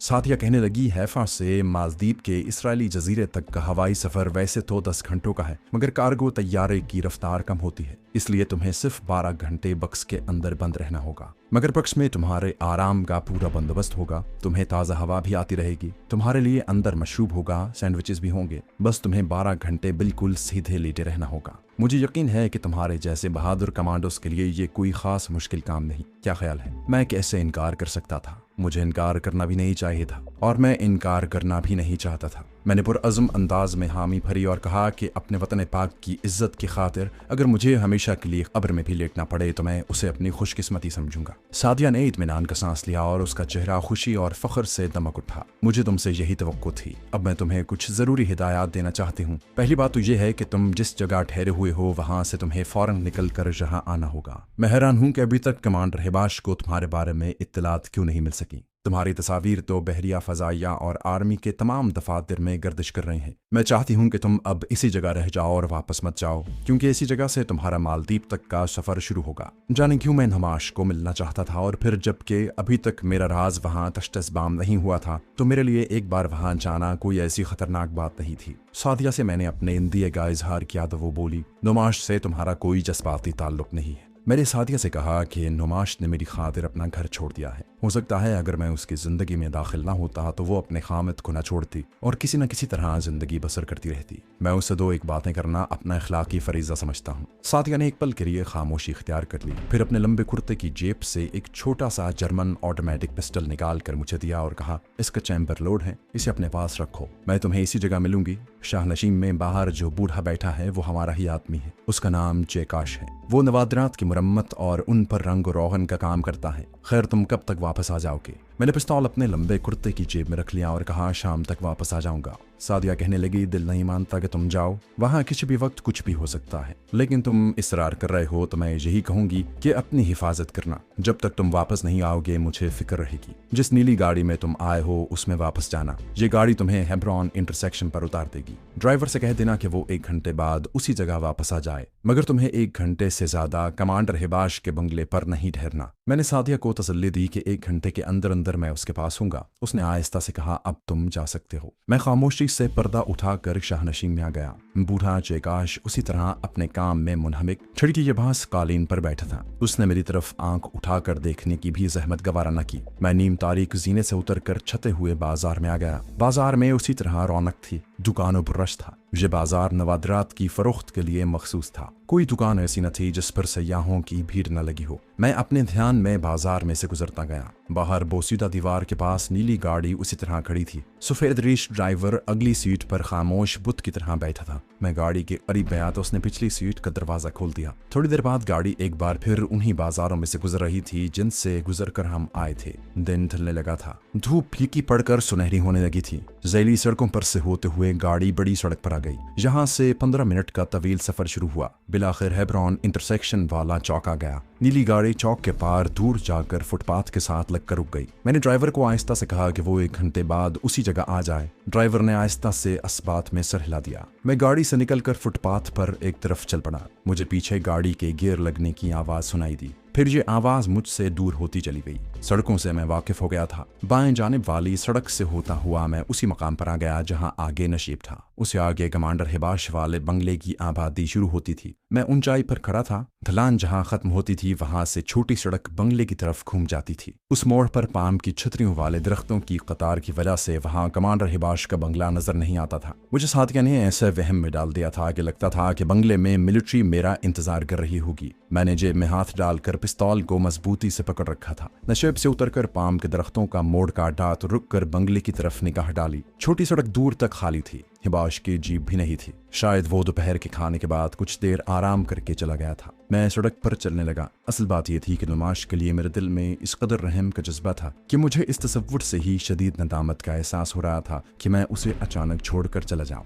मैं सिर्फ इतना चाहता था कि एक बार उससे मिलकर उसे ये कह दूं कि मैं उससे शादी नहीं कर सकता क्योंकि मेरी शादी हो चुकी है। इस तरह से कम इतना जरूर होगा कि मेरे अचानक चले जाने से उसे आधा सदमा होगा और मेरा ज़मीर भी मुझे मलामत नहीं करेगा। यही एहसास मुझे वापस उसके पास ले आया था, वरना मैं कभी उधर का रुख न करता, क्योंकि बहरहाल जहाँ मेरे लिए खतरा ही खतरा था। बंगले का खुदकार उफल वाला दरवाज़ा थोड़ा सा खुला था। मैं ड्राइंग रूम में दाखिल हुआ तो देखा कि वो खाली था। किचन का भी दरवाज़ा खुला था, मगर साइदा या कोई भी नौकर वहाँ पर नहीं था। न जाने क्यों मुझे वहाँ की फ़ज़ा मशकूक सी लगी। मेरी छठी हिस्स एकदम बेदार हो गई। मुझे साइदा की बातें करने की आवाज़ सुनाई दी। ये आवाज़ हमारे वाले बेडरूम से आ रही थी। मैं उस तरफ आहिस्ता आहिस्ता कदम उठाता बढ़ा। बेडरूम का दरवाज़ा बंद था। साइदा की आवाज़ आ रही थी। वो कह रही थी, मुझे खुद भी यकीन नहीं आता नुमाश, मगर हिबाश गलत बात नहीं कह सकता। उसने पूरी तहकीक के बाद ये फ़ोन किया है। मेरे कान खड़े हो गए। ज़रूर कोई ख़तरनाक बात थी। नुमाश की उदास आवाज़ सुनाई दी, शायद तुम किसी तरह आलसी कोल को बचा लो, वो मेरा खामद बनने वाला है। उसके बगैर मेरा इस दुनिया में कोई नहीं। अब मुझे किसी वजाहत की ज़रूरत नहीं थी। मैं पीछे पलटकर तेज़ी से दरवाजे की तरफ बढ़ा। मेरा राज फाश हो चुका था। मैं अभी ड्राइंग रूम के अध खुले दरवाजे के नज़दीक ही पहुंचा था कि बाहर किसी जीप के रुकने की आवाज़ आई। फिर जैसे फौजी बूटों वाले जवान धड़ाक धड़ाक से बाहर कूदे। मैंने वहीं से छूट लगाई और घबराहट में अपने बेडरूम में जाने की बजाय किचन की तरफ निकल गया।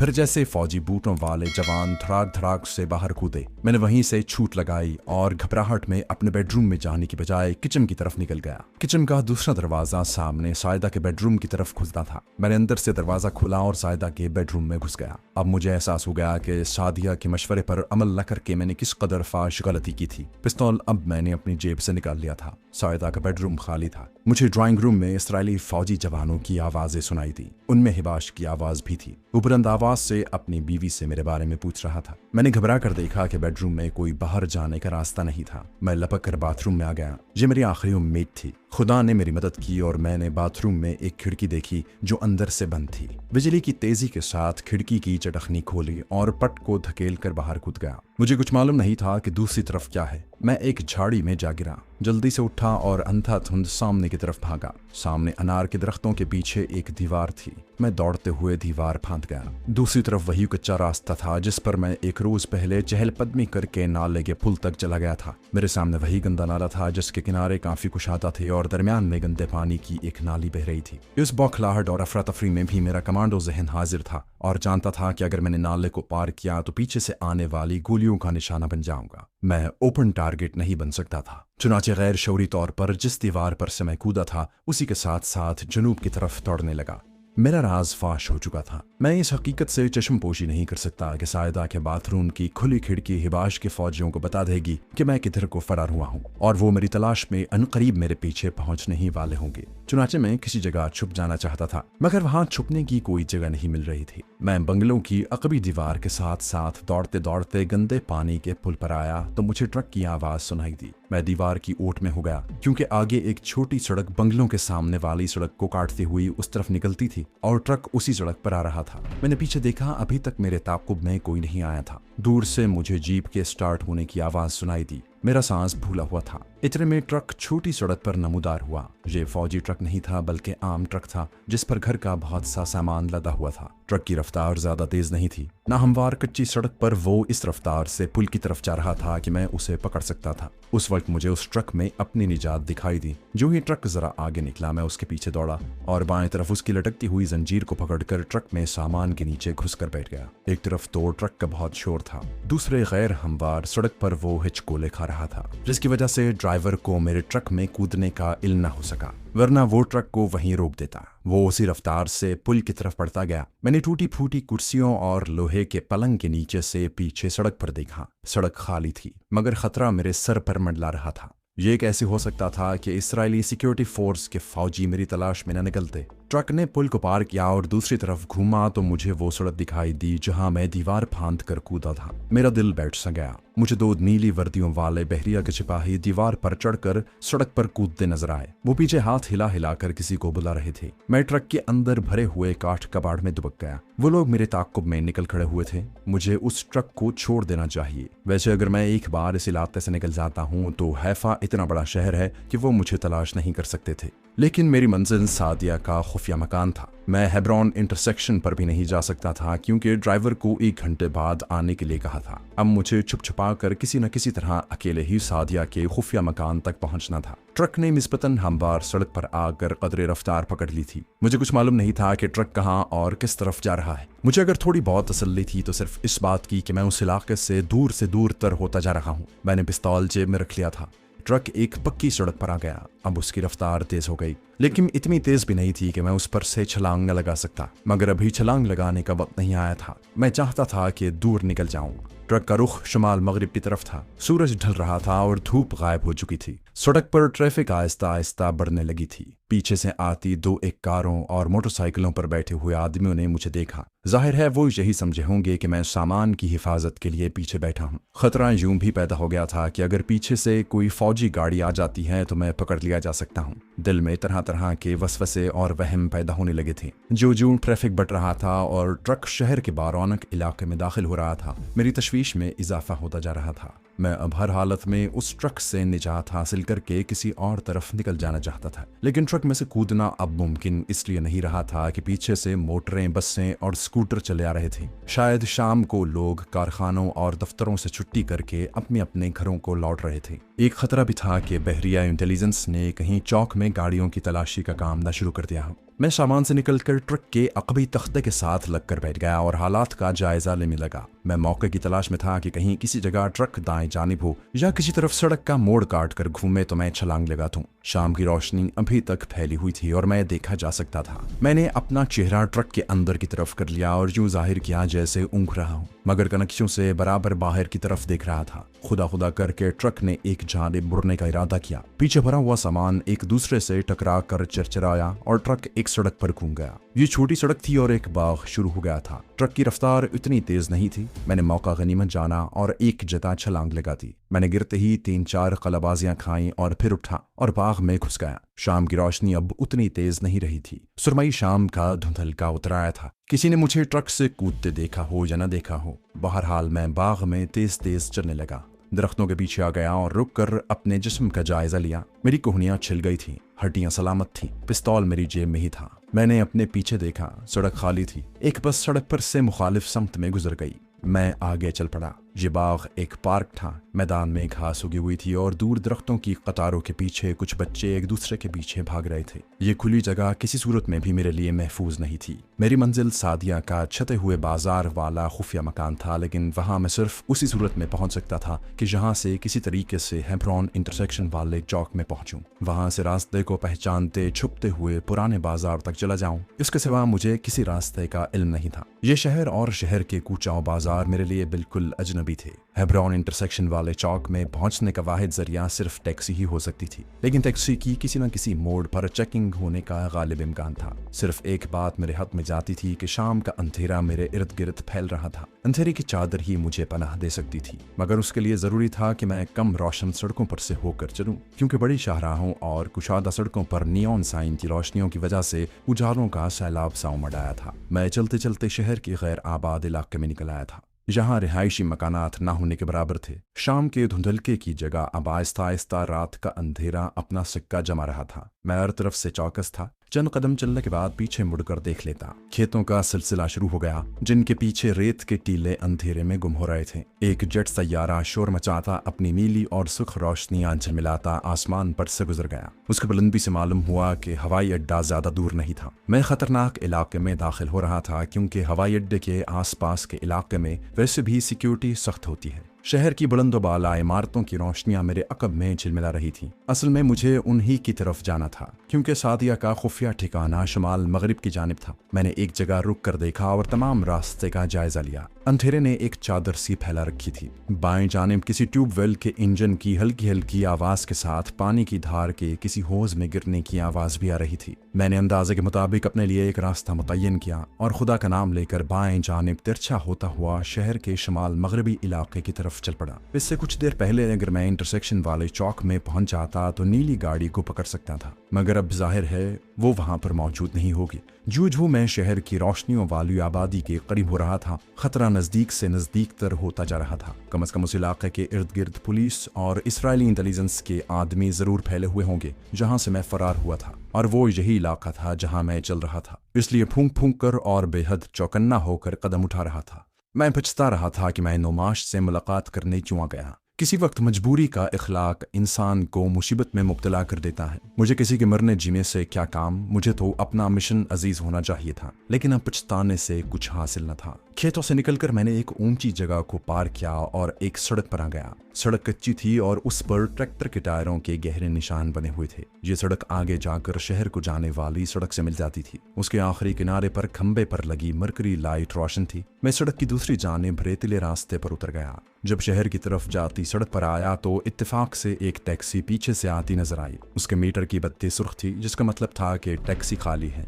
जहन तेजी से सोचने लगा कि टैक्सी ली जाए या ना ली जाए। अभी मेरा दिल ने कोई फैसला नहीं किया था कि टैक्सी के करीब आते ही मेरा हाथ फजा में ऊपर उठ गया। टैक्सी मेरे बिल्कुल करीब आकर रुक गई। मैं बिला सोचे समझे टैक्सी की अकबी नशिस्त पर बैठ गया और उसे हेब्रोन इंटरसेक्शन की बजाय नवादिरात के छते हुए बाजार की तरफ चलने को कहा। मेरी खुशकिस्मती थी कि वो मेरे एक बार कहने पर ही समझ गया और उसने मुझसे कोई सवाल जवाब न किए। मीटर डाउन किया और टैक्सी को आगे बढ़ा दिया। सामने से किसी गाड़ी की मुझ पर रोशनी पड़ती तो मैं अपना चेहरा नीचे कर लेता, जैसे नीचे कोई चीज तलाश कर रहा हूँ। मैं ड्राइवर को ये नहीं कह सकता था कि वो गैर आबाद इलाके से होकर चले। मुझे ये भी धड़का लगा था कि कहीं टैक्सी शहर के रोशन और आबाद इलाके से न गुजरने लगे। मैंने सर पर नीला रुमाल इस तरह लपेट लिया कि मेरी दाढ़ी उसमें चुभ गई थी। मुझे ये भी मालूम नहीं था कि टैक्सी उसी छते हुए बाजार की तरफ जा रही थी या नहीं। मैंने अपना शक दूर करने की गरज से ड्राइवर को इब्रानी जबान में कहा कि उस छते हुए बाजार में नवादिरात की दुकानें बहुत हैं। टैक्सी ड्राइवर ने सिगरेट का कश लगाते हुए कहा, मैं जानता हूँ।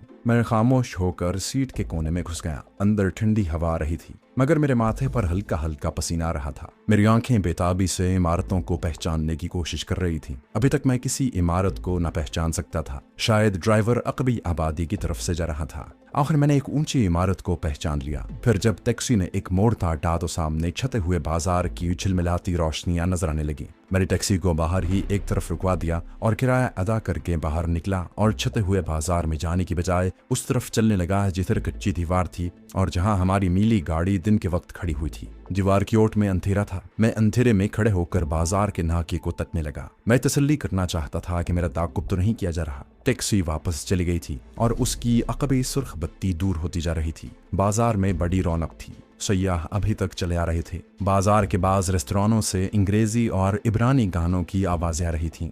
सामने की जानिब कार पार्किंग थी। एक तरफ स्कूटरों की कतारें लगी थी। जब मुझे इत्मीनान हो गया कि मेरा ताक़ुब नहीं किया जा रहा तो मैं दीवार की तारीकी में से निकलकर बाजार में दाखिल हो गया। मैं दुकानों के साथ साथ लोगों के बीच में से होता चला जा रहा था। दुकानों में रोशनियां हो रही थीं। ये रोशनियां मुझे जहर लग रही थी। मैं कहाँ तक अपना चेहरा इन रोशनियों से छुपा सकता था।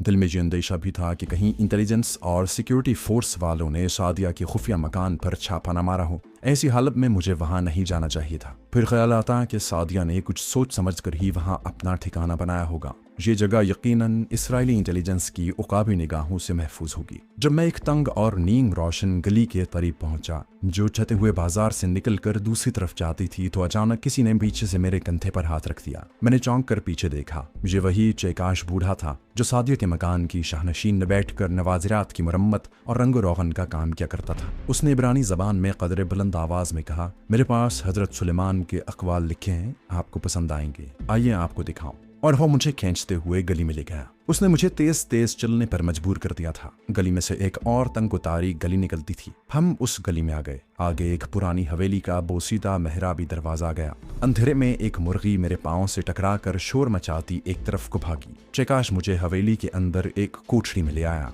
उसने जेब से मोमबत्ती निकालकर रोशन की और बताया कि सादिया के मकान पर छापा पड़ा है, मगर सादिया वहां मौजूद नहीं थी। इंटेलिजेंस वालों को कोई सबूत नहीं मिल सका। मैं 20 बरस से यहाँ काम कर रहा हूँ। वो मुझ पर शक नहीं कर सके और चले गए। किसी ने जरूर तुम्हारी मुखबरी कर दी है। अगर सादिया वहां मौजूद होती तो मैं इस वक्त खुदा जाने कहाँ जुल्म तशद्दुद की चक्की में पिस रहा होता। सादिया को मैंने खुफिया जरिए से छापे के बारे में इत्तला पहुंचा दी थी। उसने तुम्हारे बारे में जो अहकामात दिए हैं वो ये हैं कि तुम फौरन जहां से निकलकर फिश पॉइंट पर पहुंचो। सादिया तुम्हें वहीं मिलेगी। मैंने पूछा कि फिश पॉइंट कहाँ है और ये कौन सी जगह है। शिकाश ने मोमबत्ती को जमीन पर रख दिया और उसका साया लंबूतरा होकर दीवार पर लहरा रहा था। उसने अपनी जेब से लकड़ी की गोल मोहर निकाली जो टूटी हुई थी। फिर बोला, इसे अपने पास रखो। जब तुम इस हवेली के पिछले दरवाजे से निकलकर एक वीरान बाजार के नुक्कड़ पर पहुंचोगे तो तुम्हें एक आदमी मिलेगा जो कोड लफ्ज में तुमसे मुखातिब होगा। तुम उसे ये टूटी हुई मोहर निकाल कर दोगे। इसका दूसरा हिस्सा उसके पास होगा। वो तुम्हें फिश पॉइंट पर पहुंचा देगा। आओ मेरे साथ, हमें देर नहीं करनी चाहिए। वो मुझे हवेली की अंधेरी राहदारी में से गुजार कर एक पुराने दरवाजे पर ले गया। उसे खोला तो सामने एक वीरान सा इलाका था जहां दूर एक तरफ किसी मैदान में रोशनी हो रही थी। बाईं तरफ 2-3 खाली ट्रक खड़े थे। यहाँ से दाएं जाने बाजार के नुक्कड़ पर चले जाओ जल्दी। मैं दरवाजे से बाहर निकला तो उसने पीछे दरवाजा बंद कर दिया। मैं ट्रकों के पीछे से होता हुआ बाजार के नुक्कड़ की तरफ तेज तेज चलने लगा। मैं अभी बाजार के नुक्कड़ तक नहीं पहुंचा था कि एक पुलिस कांस्टेबल खुदा जाने कहां से निकलकर मेरे सामने आ गया। उसके कांधे से स्टेन गन लटक रही थी जिस पर उसका एक हाथ था। उसने मुझे रुकने का इशारा किया और मुझसे मेरा शनाख्ती कार्ड मांगा। शनाख्ती कार्ड मेरे पास नहीं था। शनाख्ती कार्ड बनवाने की ज़रूरत इसलिए भी पेश नहीं आई थी कि मैं किसी ऐसे मिशन पर नहीं था कि मुझे दुश्मन के किसी खास शहर में कैमोफ्लाज जासूस की हैसियत से उनका ही शहरी बनकर रहना पड़ता। मेरा एक मिशन था और ये तूफानी एक्शन का मिशन था। अभी किसी भेस में किसी और ही नाम पर जाना पड़ता है। इधर डूबे उधर निकले वाला मामला होता है। चुनाचे शनाख्ती कार्ड बनवाने की नौबत ही नहीं आई थी, वरना ये कोई ऐसा मुश्किल काम नहीं था। यहूदी पुलिस कांस्टेबल रात की राउंड ड्यूटी पर था। मैंने एक मकान की दीवार से लगी हुई बत्ती की रोशनी में देख लिया था कि उसकी कमर के साथ ऑटोमेटिक स्टेन गन लटक रही थी, लेकिन उसके हाथ में एक छोटे से डंडे के जिसके आगे चमड़े का तस्मा लगता है और कुछ नहीं था।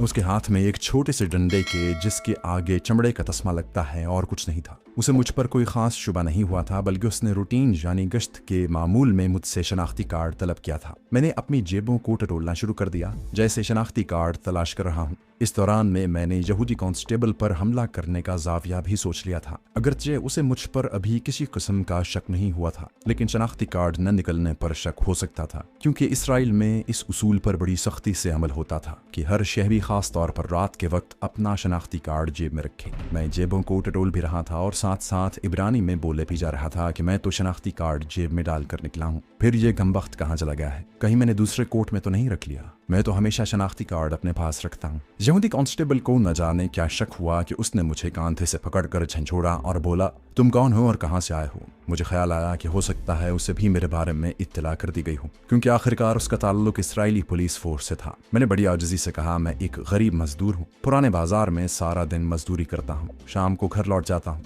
उसने मुझे गर्दन से पकड़ा और मकान के कोने पर जलती बत्ती के करीब ले चला। मुझे झुक कर घूरा, बोला, मुझे तुम मशकूक आदमी लगते हो, मेरे साथ पुलिस स्टेशन चलो। गनीमत थी कि उसने स्टेन गन अभी तक नहीं निकाली थी, शायद इसलिए कि वो मुझे मशकूक समझ रहा था, खतरनाक नहीं। ये उसकी गलती थी या गलत फहमी, जिसका खमियाजा उसे 3 सेकंड बाद भुगतना ही पड़ा। जब मेरा एक जोरदार मुक्का उसके पेट पर दिल के बिल्कुल नीचे पड़ा, वो आगे को झुका। दूसरा मुक्का उसकी गर्दन पर पड़ा, वो मुंह के बल जमीन पर गिर पड़ा। शायद बेहोश हो गया था, क्योंकि वो अपनी जगह से बिल्कुल हिला जुला नहीं था। मैं छलांग लगाकर बाजार के मोड़ की जानिब अंधेरे में आ गया। शायद यही फिश पॉइंट था, क्योंकि मेरे वहां पहुंचते ही एक पुरस्कार साया नुक्कड़ के अंधेरे से निकलकर मेरी तरफ बढ़ा। उसने कोड लफ्ज कहा। वो एक दीवार के साथ साथ तेज तेज कदम उठाता जा रहा था। मैं उसके पीछे पीछे था। आगे एक पुराने मॉडल की गाड़ी खड़ी थी। उसने दरवाजा खोलकर मुझे अंदर आने का इशारा किया। थोड़ी देर में ये पुरानी सी गाड़ी बड़ी तेजी से बाजारों में से गुजर रही थी। ये बाजार नीम रोशन थे और यहाँ दुकानें नहीं थी, बल्कि रिहायशी फ्लैटों के दरवाजे थे, जहाँ कहीं कहीं रोशनी हो रही थी। बाजार खत्म हुआ तो सामने एक वीरान इलाका आ गया। उसकी एक जानिब खेत और एक जानिब खुला मैदान था, जहां उस पुरस्कार आदमी ने गाड़ी खड़ी कर दी और अपनी जेब से टूटी हुई मोहर निकाल कर मुझे दिखाई। वो चुप था। उसकी आंखें गाड़ी के अंधेरे में अंगारों की तरह चमक रही थीं। मेरे जेब से मोहर का दूसरा हिस्सा निकाल कर उसे दिया तो उसने उसे अपनी मोहर के साथ जोड़ा। फिर दोनों टुकड़े अपनी जेब में डालकर गाड़ी आगे बढ़ाई और बोला, तुमने पुलिस कांस्टेबल से झड़प मोल लेकर बड़ी हिमाकत की थी। तुम अपने साथ मुझे भी किसी मुसीबत में फंसा सकते थे। मैंने कहा कि उसने मुझसे शनाख्ती कार्ड मांगा था और मुझे पुलिस स्टेशन ले जा रहा था। वो खामोश रहा। गाड़ी की रोशनी सड़क पर पड़ रही थी। एक चौंका गया। उसने गाड़ी एक निस्बतन छोटी सड़क पर डाल दी। उस सड़क पर कोई 1 मील चलने के बाद सड़क की बाएं जानिब मुझे एक ट्रक नजर आया। मेरे साथी ने ट्रक की एक तरफ गाड़ी खड़ी कर दी। ट्रक में से एक लंबा आदमी उतरा। उसने ट्रक का अकबी दरवाजा खोल दिया। मेरे साथी ने इशारा किया और बोला, ट्रक में चले जाओ और खामोश रहना। मैं गाड़ी से निकलकर ट्रक के अंदर घुस गया। दरवाजा बंद कर दिया गया। ट्रक के अंदर सब्जियों की बोरियां और लकड़ी के क्रेट भरे हुए थे। मैं उनके दरमियान बैठ गया। ट्रक स्टार्ट हुआ और किसी नामालूम मंजिल की तरफ रवाना हो गया। पहले तो वो गैर हमवार छोटी सड़क पर चलता रहा। उसके बाद हमवार सड़क पर आ गया और उसकी रफ्तार भी तेज हो गई। 15-20 मिनट ये ट्रक उसी सड़क पर चलता रहा। फिर उसने एक मोड़ काटा और रफ्तार धीमी हो गई। ट्रक को धचके लग रहे थे। उसकी रफ्तार कम होते होते बहुत ही धीमी हो गई और वो एक मोड़ घूमकर रुक गया। इंजन बंद हो गया। उसी लंबे तड़ंगे ड्राइवर ने ट्रक का अकबी दरवाजा खोलकर मुझे अपने पीछे आने का इशारा किया। मैं बाहर निकला तो देखा कि ये एक कच्चे मकानों वाली गली थी। ट्रक ने गली को आधे से ज्यादा भर दिया था। ड्राइवर ने मुझसे कोई बात न की। सामने वाले मकान के दरवाजे की तरफ इशारा किया और अपनी ड्राइविंग सीट पर जा बैठा। मैं दरवाजे की तरफ पढ़ रहा था कि ट्रक पीछे को सरकता हुआ गली में से निकल गया। मकान का दरवाजा बंद था। मैंने आहिस्ता से दस्तक दी, कोई जवाब न आया। मैंने दूसरी बार दस्तक दी तो अंदर सहम में किसी बिल्ली के म्याऊं करने की आवाज सुनाई दी। फिर इंसानी कदमों की चाप दरवाजे तक आई और दरवाजा खुल गया। यह एक लंबी दाढ़ी वाला आदमी था, जिसने खुली आस्तीनों वाला लंबा कुर्ता पहन रखा था। सर पर यहूदियों वाली गोल टोपी थी। उसने भी मुझसे कोई बात न की और अपने पीछे आने का इशारा किया। एक से बढ़कर एक पुरस्कार आदमी मिल रहा था। दरवाजा उसने बंद कर दिया था। आगे छोटा सा सहन था, जिसकी एक जानिब शायद मुर्गियों के लिए डरबा बना हुआ था। कोने में लकड़ी के खाली खोखों का ढेर पड़ा था। सामने 2 कमरे साथ साथ बने हुए थे। एक कमरे के दरवाजे के ऊपर ही रोशनदान था, जिसमें से हल्की हल्की रोशनी निकल रही थी। उस लंबी दाढ़ी वाले आदमी ने मुझे उस कमरे में तख्त पर बिठाया और खुद जिधर से आया था उधर ही चला गया। उस छोटे से कमरे में कोने में रखी लोहे की गोल मेज पर लकड़ी का टेबल लैंप जल रहा था। 4-5 कुर्सियां बेतरतीबी से पड़ी थी। सामने वाली दीवार में एक दरवाजा था जो बगली कमरे की तरफ खुलता था। यह दरवाजा भी बंद था। कमरे की फिजा बोझल थी। फिर दरवाजा खुला और मेरे सामने सादिया खड़ी मुस्कुरा रही थी। बोली, तुम्हें चेकाश के मकान के बाहर किसी ने देखा था नहीं? मैंने उसे बताया कि उसके मकान तक जाने की नौबत ही नहीं आई। चेकाश ने मुझे बाजार में ही दबोच लिया था। सादिया लोहे की कुर्सी खींच कर बैठ गई और अपने कटे हुए बालों को पीछे को झटक कर बोली, इसराइली इंटेलिजेंस दुनिया की अजीबोगरीब इंटेलिजेंस है। मैं उनके मिजाज को पूरी तरह जान गई हूँ। बहरहाल जिस वक्त छापा पड़ा मैं वहां नहीं थी।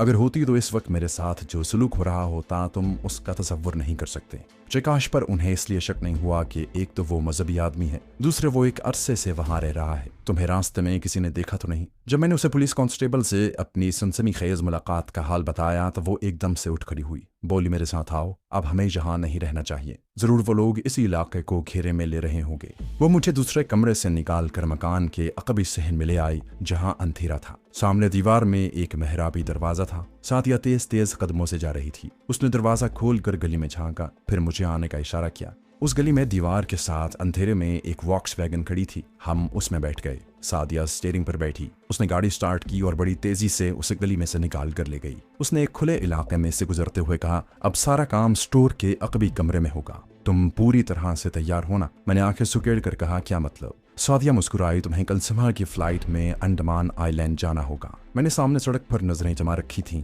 आहिस्ता से कहा, मैं तैयार हूँ। सादिया खामोश हो गई। हम जिस खुली सड़क पर जा रहे थे उस पर कहीं कहीं बिजली का खंभा आ जाता जिस पर बल्ब जल रहा था। सादिया उकाबी नजरों से दाएं बाएं और साइड पर लगे आईने में देखती जाती। बोली, मैं ऊपर से होकर जा रही हूँ। मेन रोड पर चेकिंग का खतरा था।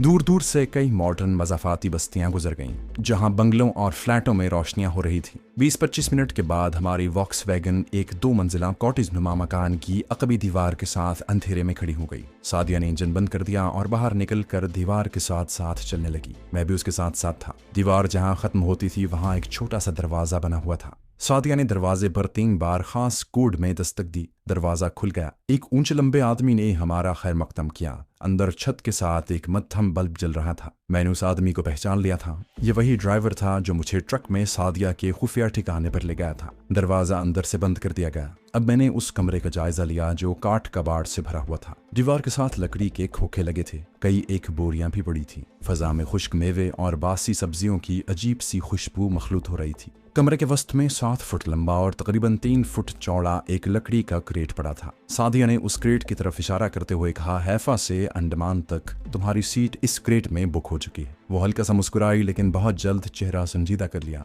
उसने अपने आदमी से कहा कि इसमें हर शय रख दी जाए। लंबे आदमी की पेटी के साथ पेचकस, जंबूर, टॉर्च और चाकू लटक रहा था। उसने झुककर लकड़ी के क्रेट का ढक्कन उठा दिया। मैंने मध्यम बल्ब की रोशनी में देखा कि क्रेट के अंदर फोम का गद्दा बिछा हुआ था। क्रेट की ऊंचाई तकरीबन 3 फुट थी। दीवारों के साथ जगह जगह फोम के छोटे छोटे टुकड़े चिपका दिए गए थे। सरहाने के दोनों जाने प्लास्टिक की छोटी छोटी 4 बोतलें एक तरफ और 4 बोतलें दूसरी तरफ रखी थी। प्लास्टिक का एक चौकोर लिफाफा भी वहां पड़ा था। सादिया ने कहा, इन बोतलों में तुम्हारे लिए मशरूब है। प्लास्टिक के लिफाफे में बर्गर हैं। अगरचे क्रेट के नीचे और पहलुओं में मुनासिब जगहों पर हवा के लिए छोटे छोटे सुराख कर दिए गए हैं, मगर तुम्हें प्लास्टिक का एक छोटा ऑक्सीजन मास्क भी दिया जाएगा जिसे तुम बवक्त जरूरत अपने मुंह पर चढ़ाकर ताज़ा ऑक्सीजन ले सकोगे। मैं बड़े गौर से एक एक तफसील सुन रहा था। सादिया ने बताया कि फ्लाइट 10 से 11.5 घंटों की हो सकती है। इतनी मुद्दत तक मुझे क्रेट के अंदर बिल्कुल सीधे लेटे रहना होगा। वो मेरी तरफ देख कर कहने लगी, तुम क्रेट में घबराओगे तो नहीं? मैंने गर्दन खुजाते हुए कहा, थक जरूर जाऊंगा मगर घबराऊंगा नहीं। मैं इस किस्म की सख्तियां बर्दाश्त करने का आदी हूँ। ये बताओ मुझे अंडमान पहुंच कर क्या करना होगा? सादिया लकड़ी के स्टूल पर बैठ गई। मैं भी उसके सामने स्टूल पर बैठ गया। लंबा आदमी क्रेट के ताबूत के पांव की जानिब किसी शय को रेती से रगड़ रहा था। सादिया ने कहा, अंडमान आइलैंड कई जजीरों का नाम है। तुम जिस जजीरे के हवाई अड्डे पर पहुंचोगे वो, जैसा कि मैं तुम्हें पहले बता चुकी हूँ, इसराइली वजारत खारजा की तहवील में है और जहाँ मिलिट्री इंटेलिजेंस के अलावा सिक्योरिटी फोर्स और इसराइली कमांडोज की एक पूरी रेजिमेंट तैनात है। जिस वक्त तुम्हारा जजीरा एयरपोर्ट पर लैंड कर लेगा तो तुम्हारे क्रेट को भी दूसरे सामान के साथ एयरपोर्ट के गोदाम में मुंतकिल कर दिया जाएगा। अब वहां से बाहर निकलना तुम्हारा काम है। वहां हमारा कोई आदमी मुतय्यन नहीं है जो तुम्हारी मदद कर सके। तुम्हें किसी न किसी तरह उस गोदाम से निकलकर जंगल में किसी पोशीदा जगह पर छुप जाना है। उसके बाद तुम्हारा मिशन होगा। तुम तन्हा ही सोनिया को तलाश करोगे और उसे निकाल कर वहां से फरार होगे। ये काम बेहद मुश्किल ही नहीं बल्कि बज़ाहिर नामुमकिन लगता है, लेकिन मुझे यकीन है कि तुम इस मिशन में इंशाअल्लाह कामयाब होगे। मैंने कोई जवाब न दिया। मैं क्रेट के ताबूत को देख रहा था। मैंने सादिया से पूछा कि मुझे कब इस ताबूत में लेटना होगा। सादिया ने कहा अभी रात के 9 बज रहे हैं, हमें ये क्रेट सप्लाई किए दूसरे क्रेटों के साथ 1 बजे रात तक एयरपोर्ट पहुंचा देना होगा। हमारा आदमी ये क्रेट ट्रक में लाद कर 11 बजे रात यहाँ से एयरपोर्ट की तरफ रवाना होगा। इस हिसाब से तुम 11:15 बजे भी क्रेट में उतर सकते हो। लेकिन मैं पूरे 10:30 बजे रात क्रेट के ताबूत में उतर कर लेट गया। मेरे पास उस वक्त भी सिर्फ सादिया और वही लंबा तड़ंगा मजदूर टाइप आदमी था। वो कम गो और जल्दी जल्दी काम करने वाला आदमी था। ताबूत में लेटने से पहले मैं बाथरूम में जाकर अच्छी तरह से मुंह हाथ धोकर हल्का फुल्का हो गया। उसके बावजूद बवक्त जरूरत काम आने के लिए प्लास्टिक की एक बड़ी फालतू बोतल भी मेरे पास रख दी गई। मैंने अपना लंबे कुर्ते वाला यहूदी लिबास उतार कर पुराने जीन्स और नीम आस्तीन वाली बुशर्ट पहन ली थी। पाँव में नीले रंग के कैनवस के जूते पहन लिए थे। मुझे इंडियन करेंसी में 100 और 5 रुपए के कुछ नोट दे दिए गए। एक साइलेंसर वाला जर्मन ऑटोमेटिक भरा हुआ पिस्टल भी मेरी जेब में था। प्लास्टिक का ऑक्सीजन मास्क बिल्कुल वैसा ही था जैसा कि हवाई जहाजों में मुसाफिरों की नशिस्तों के ऊपर मौजूद होता है। ये बड़ा हल्का फुल्का था। मैंने उसे मुंह पर लगाकर टेस्ट भी किया। क्रेट की दीवारों पर दोनों जानिब लोहे की हुक्कें लगी थी जिनको पकड़कर मैं अपना तवाजुन बरकरार रख सकता था। फोम की एक चादर मेरे घुटनों पर डाल दी गई थी क्योंकि जहाज का वो चैम्बर जहां सब्जियों और फूड के क्रेट रखे जाते थे बहुत ज्यादा एयर कंडीशन था। मैं क्रेट में सीधा लेटा था और सादिया मुझसे बातें कर रही थी। उसने मुझे देखकर जरा सा मुस्कुराते हुए कहा ओके। मैंने भी मुस्कुराकर उंगलियों से फलस्तीनी मुजाहिदों की तरह विक्ट्री का निशान बनाकर ओके कहा। वो गहरा सांस भरकर पीछे हट गई। मैंने सिर्फ 4 चिकन सैंडविचेस खा लिए थे और मशरूब पीने से एहतराज किया था। ठीक 11:15 बजे एक ट्रक की आवाज सुनाई दी। सादिया ने अपने साथी से कहा ट्रक आ गया है, मुन्निम को अंदर बुला लो। लंबा तुरंगा आदमी जल्दी से बाहर निकल गया। ट्रक उस स्टोर के बाहर आकर रुक गया। फिर ट्रक का दरवाजा खुलने और बंद होने की आवाज आई। फिर मुन्निम अंदर आ गया। वो एक नाटे कद का भरे भरे जिस्म वाला आदमी था। उसने मुझसे कोई बात न की। आते ही क्रेट का अच्छी तरह से जायजा लिया और फिर अपनी घड़ी पर निगाह डालकर बोला अब हमें निकल जाना चाहिए। सादिया ने पूछा बाकी क्रेट रख लिए हैं? वो बोला हाँ ट्रक में रखे हैं। सादिया ने मेरे माथे पर हाथ रखकर खुश्क आवाज में मुझे खुदा हाफिज कहा और उन दोनों आदमियों ने क्रेट का ढकना बंद कर दिया। मैं एकदम अंधेरे में डूब गया। मुझे कुछ घबराहट सी हुई। मैंने फौरन ऑक्सीजन मास्क अपने मुंह के साथ लगा लिया और लंबे लंबे सांस लिए। इससे मेरी घबराहट काफी हद तक दूर हो गई थी। फिर मेरे क्रेट को जमीन पर से उठा लिया गया। क्रेट बड़ी एहतियात के साथ ट्रक में रख दिया गया। फिर ट्रक स्टार्ट होकर एयरपोर्ट की तरफ चल पड़ा। ट्रक देर तक चलता रहा। फिर उसकी रफ्तार धीमी होना शुरू हो गई। उसने 2-3 मोड़ काटे। अब मुझे जहाज के टेक ऑफ करने की आवाज सुनाई थी। हम एयरपोर्ट पहुंचने वाले थे। कुछ वैगनों और गाड़ियों की आवाजें भी आने लगी। मुझे सिर्फ एक ही खदशा था कि अगर कहीं चेकिंग हो गई तो मामला उलट जाएगा। लेकिन जो कंपनी अंडमान में मुकीम इसराइली रेजिमेंट और सरकारी मुलाजिमों और सिक्योरिटी फोर्स वालों के लिए फूड सप्लाई करती थी, मालूम होता था कि उनकी साख बहुत ही काबिल एतबार थी। ट्रक धीमा होते ही रुक गया। दूसरे क्रेटों के साथ मेरा क्रेट भी मूवर की मदद से हवाई अड्डों के बड़े गोदाम में ले जाकर रख दिया गया। इस दौरान में मुझे मजदूरों और अपने ड्राइवर के हंस हंस कर बातें करने की हल्की हल्की आवाजें भी आती रहीं। गोदाम में आने के बाद खामोशी छा गई। मुझे फिर गर्मी लगने लगी। कुछ घुटन भी महसूस हुई। पानी मैं नहीं पीना चाहता था। मैंने ऑक्सीजन मास्क मुंह पर लगा लिया। ठंडी ऑक्सीजन ने काफी सुकून बख्शा। वक्त इतनी आहिस्तगी से गुजर रहा था कि लगता था कि रुक गया है। मैंने अपनी कलाई के साथ बंधी हुई घड़ी पर निगाह डाली। जो वक्त मुझे टेक ऑफ करने का बताया गया था उस हिसाब से अभी जहाज पर मेरे क्रेट के लादे जाने में काफी देर थी। मैंने आंखें बंद कर ली और सोने की कोशिश की, मगर मुझे नींद नहीं आ रही थी। बहुत कोशिश की लेकिन नींद न आई। मैंने आंखें खोल दी। क्रेट में कब्र जैसी तारीकी छाई थी। शायद मेरे ऊपर भी 2-1 क्रेट पड़े थे, मगर पहियों की जानिब से ताज़ा हवा आ रही थी, जिसका मतलब था कि दाएं बाएं कोई क्रेट या खोखे मौजूद नहीं थे। इसका इंतजाम लाजमी तौर पर हमारे ट्रक के ड्राइवर ने होशियारी और अपने असरो रसूख से काम लेते हुए किया होगा। मैं आंखें फाड़े कलाई की घड़ी को तक रहा था। घड़ी की सेकंडों वाली सुई का फास्फोरस चमक रहा था। सुई टिक टिक करती चक्कर में घूम रही थी। एक एक सेकंड बड़ी देर बाद और काफी मुश्किल के साथ गुजर रहा था। मैंने आंखें बंद कर ली, बाजू और टांगें बिल्कुल सीधी कर ली और एक बार फिर सोने की कोशिश करने लगा। लेकिन नींद तो जैसे उनका हो गई थी। दिमाग बिल्कुल खुश्क हो रहा था, साथ ही गला भी खुश्क होने लगा। मैंने हाथ से टटोल कर प्लास्टिक की मशरूब वाली बोतल उठाकर उसका ढक्कन खोला और मुंह के साथ लगाकर ठंडे मशरूब के 1-2 घूंट पिए। फिर बोतल बंद करके सरहाने की जानिब रख दी। इर्द गिर्द गहरी खामोशी छा रही थी। पहले तो एक हवाई जहाजों के टेक ऑफ करने की आवाजें सुनाई थी, मगर अब ऐसा सन्नाटा छा गया जैसे मैं किसी गुमनाम और पुरानी कब्र में पड़ा हूँ। अगर मुझ पर गुनूदगी तारी होती तो हो सकता था कि वक्त आसानी से गुजर जाता, मगर ताज़ा और ठंडी ऑक्सीजन ऑक्सीजन का सांस मेरे आसाब को पूरी तरह बेदार रखे हुए था। उसी की वजह से मुझे नींद नहीं आ रही थी। मैंने ऑक्सीजन मास्क उतार दिया। थोड़ी ही देर बाद मुझे घुटन महसूस होने लगी।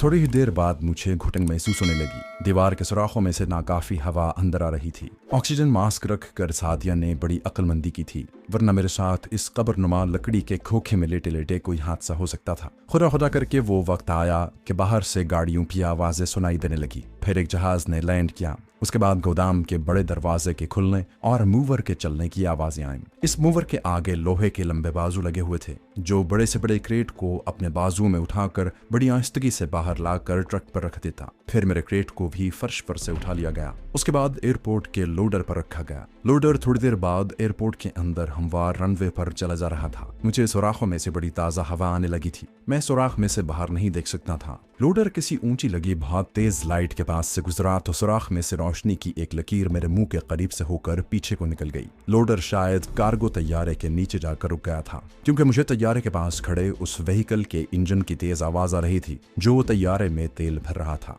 दूसरे क्रेटों के साथ मेरे क्रेट को भी लोहे की एक चौड़ी बेल्ट पर रख दिया गया, जिस पर मैं एक झटके के साथ गिरा था और लोहे की बेल्ट के स्प्रिंग और चादर की आवाजें बुलंद हुई थी। मुझे धचका लगा और अगर मैं हुक्कों को न पकड़ता तो यकीनन मेरा सर ऊपर क्रेट की छत से टकरा जाता। उस बेल्ट पर मेरा क्रेट देर तक पड़ा रहा, जहां तक कि मुझे सुराख में से सुबह की फीकी फीकी हल्की नीली रोशनी आती दिखाई थी। सुबह हो रही थी। क्रेट के तांबूत में एक गर्मी बढ़ रही थी। मैं ज्यादा हरकत भी नहीं कर सकता था कि कहीं आवाज पैदा न हो और बाहर किसी को शक न पड़ जाए। मैंने सिर्फ इतना ही किया कि ऑक्सीजन मास्क मुंह से लगा लिया। मेरी टांगें अकड़ने लगी। मैंने सोचा अभी से ये हाल है तो आगे क्या होगा। अभी तो 10-12 घंटों का सफर दरपेश है। मैंने अपने मकसद की अजमत को याद करते हुए अपने अज़्म और हौसले को बुलंद रखा और आंखें बंद कर ली। आखिर वो घड़ी भी आ गई जब मुझे भी दूसरे सामान के साथ कार्गो तैयारे के लगेज चैम्बर में रख दिया गया। इसका सबूत मुझे इस बात से मिला कि चैम्बर का निचला दरवाजा एक खास आवाज के साथ बंद होकर खुद ब खुद लॉक हो गया था। लॉक लगने की धीमी सी क्लिक की आवाज भी मैंने साफ सुनी थी।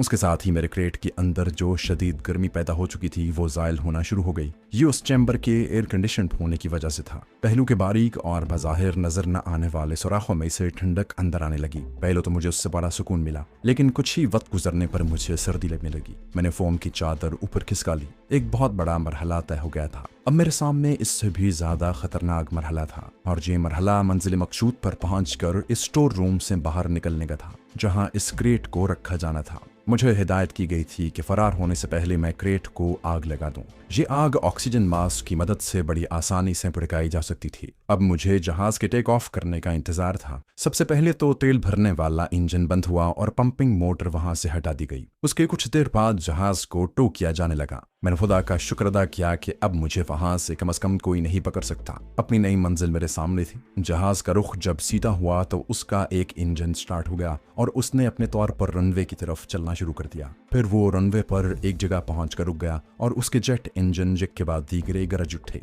जहाज हिलने लगा। मैंने क्रेट के अंदर लेटे लेटे साइड्स की हुक्कों को मजबूती से पकड़ लिया। जहाज रनवे पर दौड़ने लगा। उसकी रफ्तार तेज से तेजतर होती चली गई। जहाज में गोया भोंचाल सा आ गया था। पूरी रफ्तार से जब वो टेक ऑफ पॉइंट पर आया तो एक हल्के से झटके के साथ उसने जमीन छोड़ दी और एक झकोला खाता हुआ ऊपर को उठने लगा। टेक ऑफ करने से पहले तब्दीली ये वाक़या हुई कि जहाज का शोर कम हो गया। दूसरा ये हुआ कि चैम्बर में सर्दी बढ़ने लगी। एयर कंडीशनिंग में इजाफा हो गया था, मगर फोम का कंबल मुझे सर्दी से बचाए हुए था। जहाज ऊपर ही ऊपर उकसता चला जा रहा था। फिर एक खास बुलंदी पर पहुंचकर वो सीधा हो गया। चैम्बर में हवा का दबाव नॉर्मल था, मगर न जाने क्यों किसी वक्त मुझे अपना सांस रुकता महसूस होता। मैंने ऑक्सीजन मास्क अपने मुंह पर चढ़ाए रखा। जहाज एक खास रफ्तार के साथ अपनी मंजिल की तरफ परवाज करने लगा। कुछ देर बाद मैंने अपने सरहाने रखे प्लास्टिक के लिफाफे में से एक सैंडविच निकाल कर खाया और मशरूब के 2 घूंट पिए। जहाज किसी वक्त डोलते हुए खड़खड़ाता और फिर हमवार हो जाता। किसी वक्त मुझे बेहद घबराहट महसूस होती और जी चाहता कि क्रेट का ढक्कन उठाकर बाहर निकल आऊं।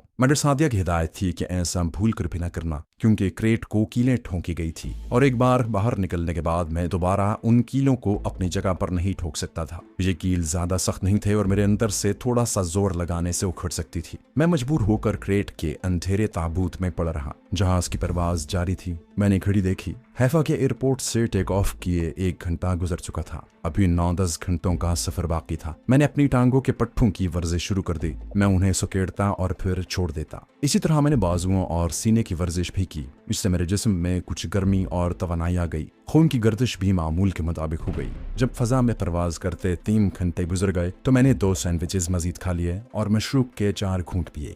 अब मैंने आंखें बंद करके सोने की कोशिश की, क्योंकि क्रेट में एक मुर्दे की तरह सीधे लेटे रहने की अजियत से सिर्फ इसी तरह से किसी हद तक निजात मिल सकती थी। लेकिन खुदा जाने नींद कहाँ गायब थी। उसके बावजूद मैंने कोशिश जारी रखी और हैरानी की बात है कि मुझे नींद आ गई, इसलिए कि मैं सारी रात से जाग रहा था। कुछ सैंडविचेस का भी खुमार था। पहले मुझ पर गुनूद की सितारी होने लगी, फिर मेरे हलक से 2-1 बार हल्के से खराटों की आवाज निकली जो मैंने खुद भी सुनी। एक बार चौंक कर जागा और फिर कोई होश न रहा। जब आंख खुली तो जहाज गोता खा रहा था। वो एक तरफ को झुका हुआ था और मैं लुढ़क कर दाएं जानिब प्लेट की दीवार से टकरा रहा था। मैंने जल्दी से हुक को पकड़ लिया। मेरे मुंह पर से ऑक्सीजन मास्क हट गया था। जहाज बुलंदी कम कर रहा था। वो एकदम से नीचे जाता और फिर अपने आप को सीधा करके तैरने लगता। इसी तरह जब वो काफी नीचे आ गया तो मुझे एक जोरदार शोर सुनाई दिया। ये जहाज के पहियों के खुलने की आवाज थी। मैंने खुदा का शुक्र अदा किया कि मेरा अजाब खत्म हो रहा है। जहाज बिल्कुल सीधा होकर आगे से थोड़ा थोड़ा ऊपर उठने लगा। फिर एक ऐसा धमाका हुआ कि मैं क्रेट के अंदर उछल गया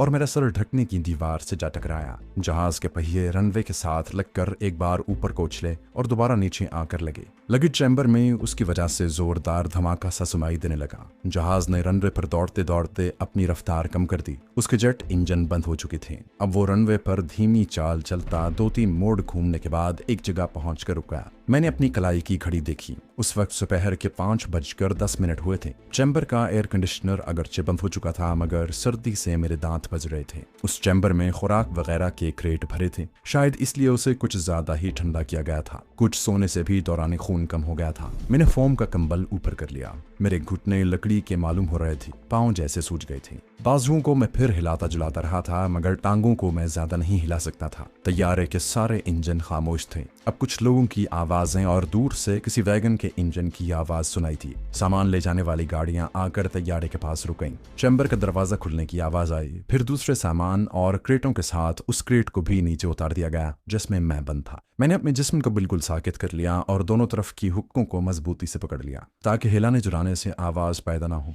क्रेट के सुराखों में से जो हवा अंदर आई उसमें नमी और जनूब मशरकी एशिया के उस्तवाई पौधों की खुशबू थी। मेरे क्रेट को किसी बड़े ट्रक में बेहतियाती से फेंका गया तो मुझे जबरदस्त झटका लगा। मैंने दम साध लिया। मेरा सर एक बार फिर क्रेट की छत से टकरा गया। ये ट्रक रनवे पर किसी जानिब रवाना हो गया। कुछ देर इधर उधर घूमकर वो रुक गया। अब मुझे आदमियों की आवाजें आने लगी। मैंने हमतन गोश होकर सुना। ये लोग इब्रानी जबान में बातें कर रहे थे। यकीनन ये इसराइली थे और मैं अंडमान के उस जजीरे में पहुंच गया था जहां सोनिया तैद थी और जहां वैसे पहुंचना शायद मेरे बस की बात नहीं थी। उसके बाद किसी बड़े गोदाम की रेलिंग वाले दरवाजे के खुलने की आवाज आई और उसके साथ ही मेरे वाला ट्रक आगे बढ़ा। वो गोदाम में दाखिल हो गया था क्योंकि उसके इंजन की आवाज में गूंज पैदा हो रही थी। अब मुझे सिर्फ एक ही खतरा था कि गोदाम में जहां मुझे रखा जाएगा वहां मेरे क्रेट के ऊपर कोई दूसरा क्रेट न रख दिया जाए। ऐसी सूरत हाल में मेरे लिए बाहर निकलना मुश्किल हो जाएगा। मेरी बदकिस्मती देखिए कि जिसका मुझे खतरा था वैसा ही हुआ। जब मेरा क्रेट ट्रक में से उतार कर मूवर की मदद से गोदाम में फर्श पर टिका दिया गया तो दूसरे लम्हे मुझे अपने ऊपर एक और क्रेट रखने का धमाका सुनाई दिया।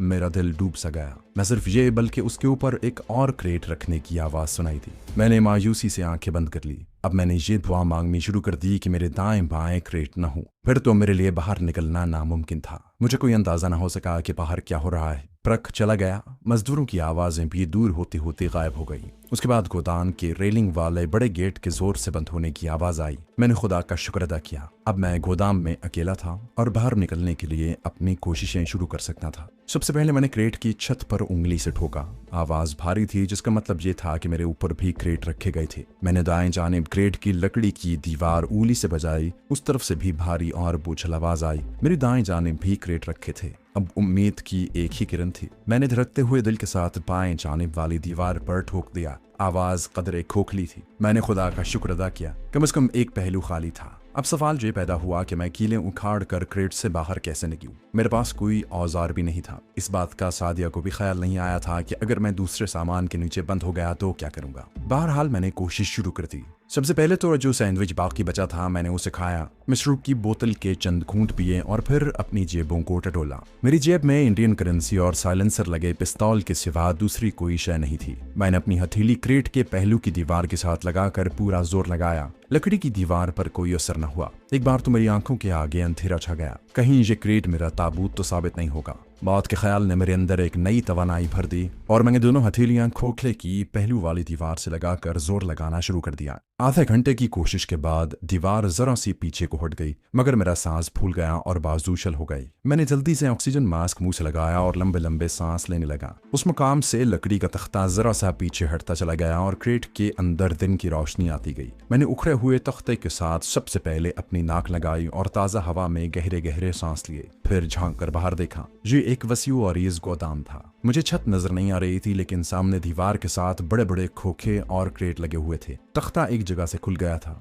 अब उसे अलग करना ज्यादा मुश्किल काम नहीं था। उसे उखाड़ने में मजीद 15-20 मिनट लग गए। तख्ते में जो कील थे उनका रुख मेरी तरफ था। मैंने तख्ते को दरमियान में से हथेली का जोर लगाकर बाहर गिरा दिया। उसके फर्श पर गिरने से हल्की सी आवाज पैदा हुई। मैंने फौरन गर्दन निकाल कर बाहर देखा। गोदाम खाली था, वहां कोई इंसान नहीं था। मैंने सबसे पहले क्रेट में से अपनी टांगे बाहर निकाल कर फर्श से लगाई तो मुझे ऐसे लगा जैसे मैं खड़ा नहीं हो सकूंगा। मैंने टांगों को 2-3 बार आगे पीछे किया और फिर क्रेट से बाहर निकल आया। निकलते ही मैं फर्श पर बैठ गया। मेरे घुटने दर्द कर रहे थे और पांव जैसे सूज गए थे। मैं बैठे बैठे उनको हाथों से मलने लगा। उनमें खून की गर्दिश तेज हुई तो पांव में जान आ गई। मैंने सामान के बड़े बड़े खोखों की ओट से गोदाम के बड़े गेट की तरफ देखा। गेट बंद था। छत काफी ऊंची थी। छत के साथ दीवार पर रोशनदान बने थे, जिनमें से गुरूब होते सूरज की फीकी फीकी रोशनी अंदर आ रही थी। मैंने जल्दी से ऑक्सीजन मास्क बाहर निकाल लिया। मेरे सरहाने एक लाइटर भी रख दिया गया था ताकि वहां से फरार होते वक्त मैं अपने क्रेट को आग लगा सकूं। मैंने ये लाइटर अपनी जेब में संभाला और लकड़ी के उखड़े हुए लंबे तख्ते को क्रेट के साथ इस तरह लगा दिया कि दूर से देखने पर किसी को उस पर शक न हो। अब मैंने गोदाम का जायजा लिया। इस गोदाम में कोई खिड़की नहीं थी। उसकी दीवारें बड़े बड़े पत्थरों को जोड़कर बनाई गई थी और फजा में बेहद नमी थी। सिर्फ चंद एक रोशनदान ही थे जो फर्श से काफी बुलंद और छत के बिल्कुल साथ साथ बनाए गए थे। इन रोशनदानों पर लोहे के जंगले लगे थे। मैं थक से रह गया। महसूस हुआ कि मैं एक कैद खाने में बंद होकर रह गया हूँ। अव्वल तो मैं रोशनदान तक ना पहुंच सकता था। अगर किसी तरह पहुंच भी गया तो रोशनदान के लोहे के जंगले में कैसे तो सकूंगा। वक्त गुजरता जा रहा था। हो सकता था कि कुछ देर बाद सामान बाहर निकालने के लिए लोग आ जाएं। मैं बड़ी आसानी से गिरफ्तार किया जा सकता था। कुछ समझ में नहीं आ रहा था कि क्या करूं। ये बात भी मेरे पेश नजर थी कि दिन की रोशनी में बाहर नहीं निकल सकता था। बाहर जरूर पहरा होगा। मेरे पकड़े जाने का कवी इम्कान था। उसके लिए मुझे हर हालत में रात का अंधेरा हो जाने का इंतजार करना था। इस दौरान में गोदाम में सामान ले जाने वाले भी आ सकते थे। अगर मैं सामान के पीछे उनकी नजरों से छुप भी जाता तब भी मेरा एक तरफ से खुला हुआ क्रेट मेरा भांडा फोड़ देने के लिए काफी था। अजीब उलझन के आलम में था। आखिर मैंने यही फैसला किया कि किसी तरह से रोशनदान के पास जाकर बाहर झांक कर देखा जाए कि बाहर कैसा माहौल है। रोशनदान गोदाम के चारों तरफ बने हुए थे। खुशनसीबी से एक रोशनदान के नीचे बड़े बड़े लकड़ी और टीन के संदूक ऊपर तक चले गए थे। मैं बड़ी मुश्किल से पांव टिकाता उन संदूकों के ऊपर चढ़ गया। रोशनदान मुझसे सिर्फ 1 फुट ही रह गया था। मैंने उछलकर रोशनदान के आहनी जंगले को पकड़ा तो मुझे महसूस हुआ कि जंगला बाहर की तरफ से खुला है, यानी उसे बाहर की तरफ खोला जा सकता है। मेरे दिल में खुशी की लहर दौड़ गई। मुझे यूं लगा जैसे किसी ने दर जिंदा खोल दिया है। मैंने सलाखों को मजबूती से पकड़कर अपने सर को ऊपर किया और बाहर देखा। सूरज की गुलाबी रोशनी में मुझे सामने रनवे की एक पट्टी नजर आई, जिसके पीछे नारियल और ताड़ के दरख्तों की कतारें पस मंजर की छोटी छोटी पहाड़ियों तक चली गई थी। ये जगह फरार होने के लिए मौजूद थी। मैंने जंगले को आहिस्ता से 2-1 बार बाहर की तरफ धकेला। जंगला किसी छोटे से साहिबान की तरह बाहर की तरफ से उठकर फिर नीचे आ जाता। मैं जल्दी से नीचे उतर आया। अब मुझे किसी रस्सी की तलाश थी। गोदाम में जगह जगह कागज और खुश्क घास के रेशे बिखरे हुए थे। मैंने सामान के आगे पीछे हर जगह देखा, मुझे रस्सी कहीं न मिली। अचानक मेरी नजर एक बहुत बड़े बक्स पर पड़ी जिसको चारों तरफ से रस्सी से बांध दिया गया था। ये रस्सी मेरे लिए कमंद का काम दे सकती थी। मैंने उसे खोलने की कोशिश की मगर उसकी गांठें बड़ी पतली थी। बहुत जल्द मेरी उंगलियां दर्द करने लगी। मैं थोड़ी देर के लिए रुक गया। दोबारा कोशिश की तो रस्सी की गांठें जाम हो चुकी थी। मैंने सोचा कोई टीम का पतरा तलाश करना चाहिए। अब मुझे एहसास हुआ कि मैंने अपने साथ शिकारी चाकू न रख कर किस कदर गलती की थी। मगर थोड़ी सी तलाश के बाद मुझे टीम की एक पतरी मिल गई। मैंने उसको रस्सी पर रगड़ना शुरू किया। काफी वक्त के बाद मैं रस्सी को एक जगह से काटने में कामयाब हो गया। अब रस्सी को भारी संदूक के नीचे से निकालने का कठिन मरहला दरपेश था। संदूक इतना भारी था कि मैं उसे उठा नहीं सकता था। मैंने जोर लगाकर रस्सी को खींचा, मगर वो संदूक के नीचे इस तरह दबी हुई थी कि जरा सी भी अपनी जगह से नहीं हिली। जब मैं रस्सी को संदूक के नीचे से निकालने में किसी तरह से भी कामयाब न हो सका तो नाचार मैंने रस्सी को पतरी की मदद से 4 जगह से काट दिया। फिर उन चारों टुकड़ों को आपस में पक्की गांठों से जोड़ दिया। ये रस्सी 6 गज से ज्यादा लंबी नहीं थी, जबकि गोदाम की दीवार रोशनदान से नीचे 40 गज से कुछ ज्यादा ही बुलंद होगी। मैंने घूम फिर कर रस्सी के मजीद टुकड़े तलाश करने की कोशिश की, मगर नाकाम रहा।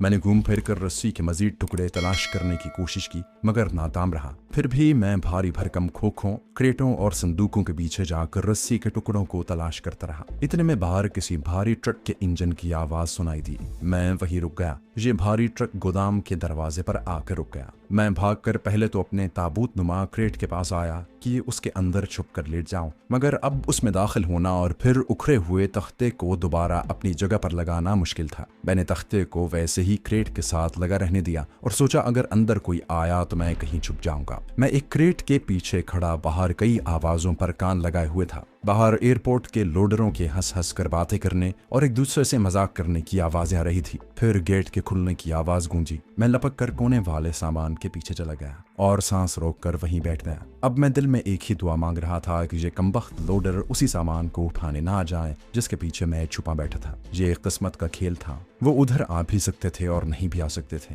मूवर के इंजन की आवाज गोदाम में गूंजी और फिर एक जगह रुक गई। मैंने दम साध रखा था। मेरा दिल जोर जोर से धड़क रहा था। मैंने जेब से पिस्तौल निकालकर अपने हाथ में ले लिया। अगरचे मेरा एक पिस्तौल इतने सारे आदमियों का मुकाबला नहीं कर सकता था, ताहम मैं इतनी आसानी से गिरफ्तार होना भी नहीं चाहता था। गोदाम के दूसरे कोने से सामान लाता जा रहा था। अभी तक मैं खतरे की जद में था। ये लोडर मेरी तरफ भी आ सकते थे। मजदूर ऊंची आवाज में बातें कर रहे थे। उनकी बातों से मैंने अंदाजा लगाया कि वो सिर्फ चंद एक क्रेट ही उठाने आए हैं। शायद उनमें ऐसी खुराक थी जिसके खराब हो जाने का अंदेशा था। खुदा खुदा करके ये लोग मतलूबा क्रेट उठाकर बाहर ले गए। फिर क्रेट बंद कर दिया गया जब तक बाहर वाला ट्रक सामान लेकर वापस नहीं चला गया। मैं खोखों के पीछे ही छुपा रहा। जब हर तरफ खामोशी छा गई तो मैं सामान के पीछे से बाहर निकला। गोदाम की छत से जो बल्ब लटक रहे थे वो रोशन हो गए थे। मैंने रोशनदानों की तरफ निगाह डाली। बाहर दिन की रोशनी मांद पड़ती जा रही थी। अब मुझे रात होने का इंतजार करना था। मैं अपने ताबूत नुमा क्रेट में से मशरूब की बोतल निकाल कर पीने लगा। गैस मास्क मेरी गर्दन में लटक रहा था। पिस्तौल मैंने जेब में रख लिया था। वक्त गुजरता चला गया। रोशनदान में से जो दिन की फीकी फीकी रोशनी दिखाई देती थी उसकी जगह अब अंधेरा छा गया था। मैंने घड़ी देखी। शाम के 7 बज रहे थे। मुझे कुछ देर मजीद वहां बैठना था। मेरे अंदाजे के मुताबिक गोदाम में अब किसी के आने का इम्कान नहीं था। जरूरी सामान गोदाम से ले जाया जा चुका था। थोड़ा बहुत चलने फिरने से मेरी टांगों का दौरान खून फिर से नॉर्मल हो गया। पाँव की सूजन भी खत्म हो चुकी थी। जब रात के 8 बज गए तो मैं अल्लाह का नाम लेकर उठा और उन संदूकों की तरफ बढ़ा जो रोशनदान तक चले गए थे। मेरा वहां ज्यादा देर रहना भी मुनासिब नहीं था। अब मुझे वहां से निकल जाना चाहिए था। मैं संदूकों के किनारों पर पांव रखता ऊपर तक चला गया। सबसे आखिरी संदूक पर खड़े होकर मैंने एक बार गेट की तरफ देखा। गेट बंद था। फिर 4 जगहों से जुड़ी हुई रस्सी को खींचकर तसल्ली की। ये रस्सी नायलॉन की नहीं बल्कि नारियल की छाल की थी। अंडमान में चूंकि नारियल बहुत होता है इसलिए वहां नारियल की रस्सियां आम थी और ये रस्सियां बेहद मजबूत होती हैं। मैंने उछलकर रोशनदान के जंगले को बाहर की तरफ किया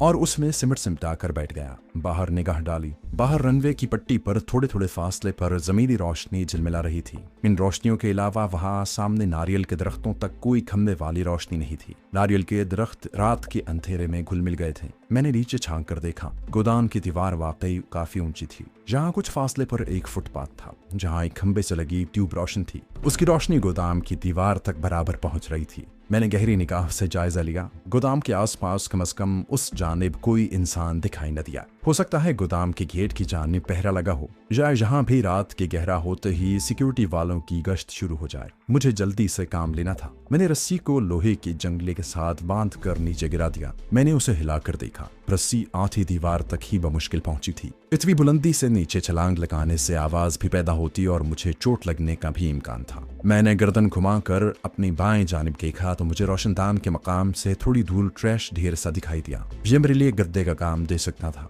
मैंने रस्सी को दोबारा ऊपर खींचकर उसे रोशनदान के अंदर की तरफ लटका दिया। फिर संदूकों पर से उतरकर गोदाम में अपने ताबूत नुमा क्रेट के पास आया। अब मुझे अपने उस ताबूत को आग लगाना थी। ऑक्सीजन मास्क को मैंने क्रेट के अंदर रखा। लाइटर रोशन किया, उससे एक कागज को आग लगाई और क्रेट के अंदर फेंक दिया। आग का शोला प्लास्टिक मास्क से लगा तो ऑक्सीजन ने एक हल्के से धमाके के साथ आग पकड़ ली। फिर ये आग फोम के कंबल तक जा पहुंची। ताबूत में से धुआं और आग के नीले नीले शोलों की नोकीली जबानें बाहर निकल रही थी। मैं दौड़कर संदूकों के ऊपर चढ़ गया, रस्सी की मदद से रोशनदान पर चढ़ा और रस्सी दूसरी तरफ फेंक दी। फिर जंगला आहिस्ता से उठाया और खुद भी एक माहिर और तजुर्बाकार चोर की तरह नीचे लटक गया। मैं नीचे उतरता उतरता रस्सी के आखिरी सिरे तक आ गया, फिर उसे हल्का सा झकोला दिया और खुद को बाएं जानिब वाले ट्रैश के ढेर पर गिरा दिया। मैं प्लास्टिक के रद्दी लिफाफों, खुश्क घास और रद्दी कागजों के ढेर में नीचे तक चला गया। मैंने एक तरफ से अपने आप को ट्रैश के उस ढेर में से निकाला और सामने वाले नारियल के दरख्तों को टारगेट बनाकर कोहनियों के बल उस तरफ रेंगने लगा। मैं घास और डार्डिनिया की झाड़ियों में से गुजरता रनवे पर आ गया, जहां थोड़े थोड़े फासले पर नीली और सुर्ख बत्तियां रोशन थी। उस जगह को उबूर करते हुए मैं देखा जा सकता था, लेकिन आसपास मुझे कोई इंसान, कोई सिपाही या पहरेदार दिखाई न दिया। मैं खुदा का नाम लेकर अपने आप को रनवे पर ले आया और तेजी से रेंगता पट्टी की दूसरी तरफ नशेब में अपने आप को गिरा दिया। फिर उठा और झुककर नारियल के दरख्तों की तरफ दौड़ने लगा। अब आगे खारदार तार की दीवार आ गई। ये खारदार तार लकड़ी के साथ बंधी हुई थी। उसके नीचे से गुजरने के लिए कोई जगह नहीं थी। उसके ऊपर भी नहीं चढ़ा जा सकता था, क्योंकि तार में जगह जगह से नोकीले कांटे बाहर निकले हुए थे। मैं चंद कदम दीवार के साथ साथ मगरिब की तरफ चला, फिर ये सोचकर रुक गया कि कहीं किसी पहरेदार से मुठभेड़ न हो जाए। फजा में बड़ा हब्स था और आसमान पर कहीं तारे थे और कहीं बादलों के टुकड़े तैर रहे थे। दूर पहाड़ियों के खाके रात के अंधेरे में डूबे हुए थे। मैं खारदार तारों वाली दीवार के साथ छुप कर चल रहा था। पूरे 50 कदम चलने के बाद आगे एक छोटा सा खुश्क नाला आ गया, जो खारदार तारों की बाढ़ के नीचे से गुजर रहा था। मगर जहां नाला बाढ़ के नीचे आता था, वहां बहुत सा झाड़ झनकार जमा करके डाल दिया गया था।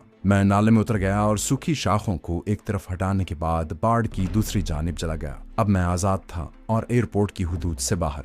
लेकिन मुझे कुछ मालूम नहीं था कि आगे भी इस्राएली सिक्योरिटी फोर्स वालों ने खारदार बाढ़ लगा रखी हो। सिर्फ एक ख्याल हिम्मत बांध रहा था कि चूंकि इस सारे जजीरे को भारतीय हुकूमत की तरफ से इसराइल की तहवील में दे दिया गया है, इसलिए हो सकता है कि जहां सिक्योरिटी इतनी सख्त न हो, क्योंकि जब इस जजीरे में कोई दाखिल ही नहीं हो सकता तो फिर जंगल में शदीद सिक्योरिटी की जरूरत नहीं थी। ताहम मैं बेहद मोहतात और चौकन्ना था और नीम कद झाड़ियों के करीब से होकर झुका झुका नारियल के झुंडों की तरफ बढ़ रहा था। मैंने पिस्तौल अपने हाथ में ले लिया था। मैंने पीछे गर्दन घुमाकर देखा। गोदाम की अजीम इमारत के रोशनदान में से मुझे धुआं सा निकलता दिखाई दिया। एयरपोर्ट टर्मिनल की रोशनियां दूसरी जानिब रनवे पर खड़े एक भारी भरकम जहाज और छोटे जहाजों को नुमाया कर रही थी। ये बड़ा जहाज गालिबन वही कार्गो तैयारा था जिसने मुझे लकड़ी के ताबूत के जरिए यहाँ पहुंचाया था। मैं अभी नारियल के दरख्तों में पहुंचा ही था कि पीछे अलार्म की आवाज गूंज उठी। ये आग लगने का अलार्म था। उसके साथ ही गाड़ियों के दौड़ने भागने और मोटरों की आवाजें आने लगी।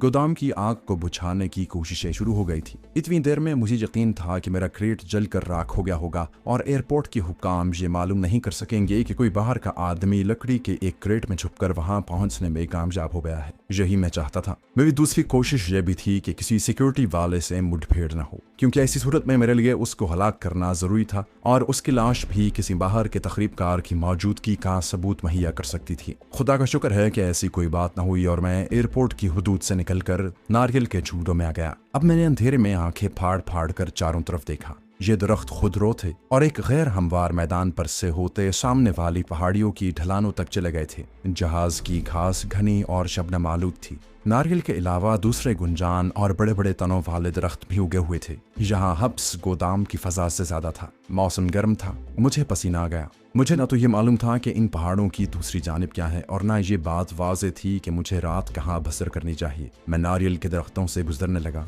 ये टेढ़े तनों वाले दरख्त साथ साथ उगे थे। ऊपर उनकी शाखें एक दूसरी से मिल गई थी। घास पर जगह जगह नारियल गिरे हुए थे। मैंने एक नारियल को दूसरे नारियल पर मार कर तोड़ डाला। कुछ पानी बहकर बाहर निकला। बाकी पानी मैंने पिया और उसका गूदा खुरच कर थोड़ा सा खाया और फिर आगे चल पड़ा। जज़ायर अंडमान शायद हमारे नौजवान दोस्तों के लिए अजनबी हों। मैं उनकी इत्तला के लिए उन जज़ायर का थोड़ा सा तारुफ करवाना जरूरी समझता हूँ। ये जज़ायर 200 जजीरों पर मुश्तमिल हैं और भारत और बर्मा के दरमियान खलीज बंगाल में वाक़ई हैं। ये बहुत छोटे छोटे जजीरे हैं और उनका रकबा 20 मुरब्बा मील से ज्यादा नहीं है। इन जजीरों में शुरू ही से भारतीय हबशियों के 4 जजीरे आबाद हैं। ये लोग पस्तकद, शाहफाम और उस नस्ल से ताल्लुक रखते हैं जो कभी जनूब मशरकी एशिया में आबाद थी। इंडिया पर अपना तसल्लुत जमाने के बाद अंग्रेजों ने इन जजायर पर भी कब्जा कर लिया था और जहां खतरनाक सियासी और जराइम पेशा कैदियों को भेजा जाता था। ये जजीरे उन दिनों काले पानी के नाम से मशहूर थे। यहाँ के हबशी बाशिंदों की तादाद पहले बहुत ज्यादा थी, मगर अब घटते घटते 600-650 रह गई थी। मूसलाधार बारिशों और तेज मानसून हवाओं की वजह से यहाँ का समंदर हर वक्त बिखरा रहता है। किसी जमाने में ये जजीरे मल्लाई और चीनी बहरी कज़ाकों की आमाजगाह थी। नारियल के दरख्तों से गुजरता हुआ मैं पहाड़ी की चढ़ाई चढ़ने लगा। एक हकीकत से मैं पूरी तरह बाखबर था कि ये छोटा सा जजीरा इसराइली फौजियों के ज़ेर तसल्लुत है और जाहिर है कि उस जजीरे के जंगल में जहाँ के मकामी जंगली हबशी बाशिंदे नहीं होंगे। उनकी जगह मुमकिन है कि जहाँ बर्मी, सैलूनी या भारतीय मजदूर जंगल में दरख्तों की कटाई वगैरह का काम करते हों और उन्हें एयरपोर्ट की तरफ आने की बिल्कुल इजाज़त न हो। इस बात का भी इम्कान था कि यहूदियों ने जहां अपने आदमी काम पर लगा रखे हो। अभी तक मुझे गोदाम के आसपास जिन लोडरों या मजदूरों की बातें सुनाई दी थीं वो यहूदी ही थे और इब्रानी में बात कर रहे थे। अभी तक मैंने जहां किसी आदमी को नहीं देखा था। गुमान गालिब था कि चूंकि इसराइल के साथ भारत के दोस्ताना मरासिम है और भारत ने खुसूसी रियायत के साथ ये छोटा सा जजीरा किसी सियासी मसलहत की बिना पर इसराइल को दे रखा था, इसलिए हो सकता है कि जहाँ भारतीय मजदूर या फन्नी माहिरीन भी काम करते हों। यहाँ के जजीरों में मुसलमानों की तादाद ज्यादा थी। ये मुसलमान उन अरब ताजिरों की नस्ल में से थे जो 871 ईस्वी में यहाँ आकर आबाद हो गए थे और जिन्होंने यहाँ अपनी तिजारती चौकियाँ कायम की थी। उनकी ज़बान ऐसी थी कि उसमें मल्लाई, चीमी, तमिल ज़बान के अलावा अरबी के अल्फाज भी शामिल थे। ये बातें मुझे पहले ही से मालूम थी, लेकिन मैं जिस जजीरे की पहाड़ी उबूर कर रहा था उस जजीरे में यहूदी किसी जजीराई मुसलमान को रखने का भी खुतरा मोल नहीं ले सकते थे। यहूदियों को अपने जजीरे में किसी मुसलमान की मौजूदगी कैसे गवारा हो सकती थी। इन्हीं ख्यालात में डूबा मैं पहाड़ी की चोटी पर पहुंच गया। मैंने पिस्तौल जेब में रख लिया था। दूसरी तरफ एक छोटा सा जंगल था जहां एक जगह मुझे रोशनी झिलमिलाती दिखाई थी।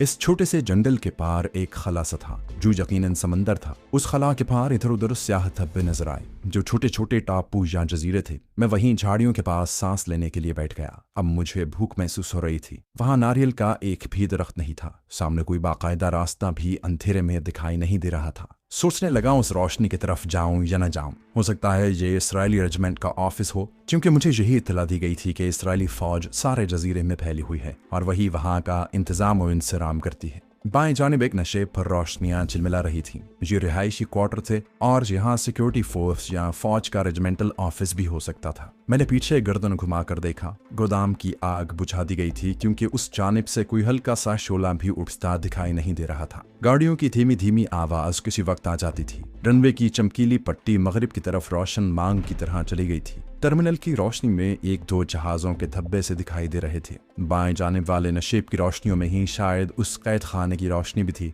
जहां मिस्र में मुतय्यन मरहूम पाकिस्तानी सिफारतकार की बेटी सोनिया कैद थी और जिसको यहाँ से निकाल कर अपने साथ ले जाना मेरा मिशन था। और इसी मिशन को लेकर मैं यहाँ आया था। अंधेरा चारों तरफ छाया हुआ था। ये इतना गहरा अंधेरा था कि 2 गज के फासले पर मुझे कुछ दिखाई नहीं देता था। काफी सोच विचार के बाद मैंने यही फैसला किया कि मुझे रात जंगल में ही किसी महफूज मकाम पर बसर करनी चाहिए और फिर दिन की रोशनी में उस इलाके का सर्वे करना चाहिए कि जहाँ मेरे मिशन की कामयाबी के क्या इम्कान है और मैं अपने मिशन की इब्तिदा कहाँ से और कैसे कर सकता हूँ। क्योंकि सबसे पहला मसला मेरा इस जजीरे में इस हैसियत से रहने का था कि किसी को मुझ पर शक न हो कि मैं एजेंट हूँ। लेकिन सवाल ये था कि मैं यहाँ किस हैसियत से रह सकता था। ये सवाल मुझे काफी देर तक परेशान करता रहा। आखिर में वहीं शबनमी घास में एक पत्थर से टेक लगा कर दराज हो गया।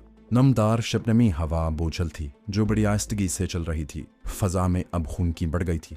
शायद पहाड़ी की चोटी की वजह से खुश्की में इजाफा हुआ था। कमांडो मिशन में आमतौर पर ऐसा होता है कि जब कोई कमांडो अपने खुफिया मिशन पर किसी इलाके में जाता है तो वहाँ पहले से अपना कोई ना कोई एजेंट किसी भेस में मौजूद होता है। वो उससे राब्ता कायम कर लेता है और उसे इब्तिदाई सहूलतें मुहैया करता है। लेकिन जहाँ मामला बिल्कुल मुख्तलिफ था। न सिर्फ ये कि मेरे लिए ये इलाका अजनबी था, बल्कि सारे सेक्टर में हमारा कोई एजेंट भी नहीं था जिससे मैं राब्ता कायम करके उससे इब्तिदाई सहूलत हासिल कर सकता। ये इब्तिदाई सहूलत कमांडो मिशन में इब्तिदाई तिब्बी सहूलत की हैसियत रखती है और किसी हद तक बहुत ज़रूरी समझी जाती है। सिर्फ मेरा तजुर्बा, मेरा हौसला और नामूस वतन के लिए जान पर खेल जाने का जज्बा और मेरा खुदा मेरे साथ था। पहाड़ी के ऊपर ओस कुछ ज़्यादा ही गिर रही थी। भूख की वजह से भी मुझे नींद नहीं आ रही थी। वहाँ कोई दरख्त भी नहीं था कि जिसके साए में लेट कर मुझे कम से कम गिरती हुई शबनम से ही निजात मिल जाती। फिर भी मैं उठा और ढलान की तरफ उतरने लगा। अंधेरे में ठीक तरह से दिखाई भी नहीं दे रहा था। एक जानिब ढलान पर मुझे किसी दरख्त की छतरी सी नजर आई।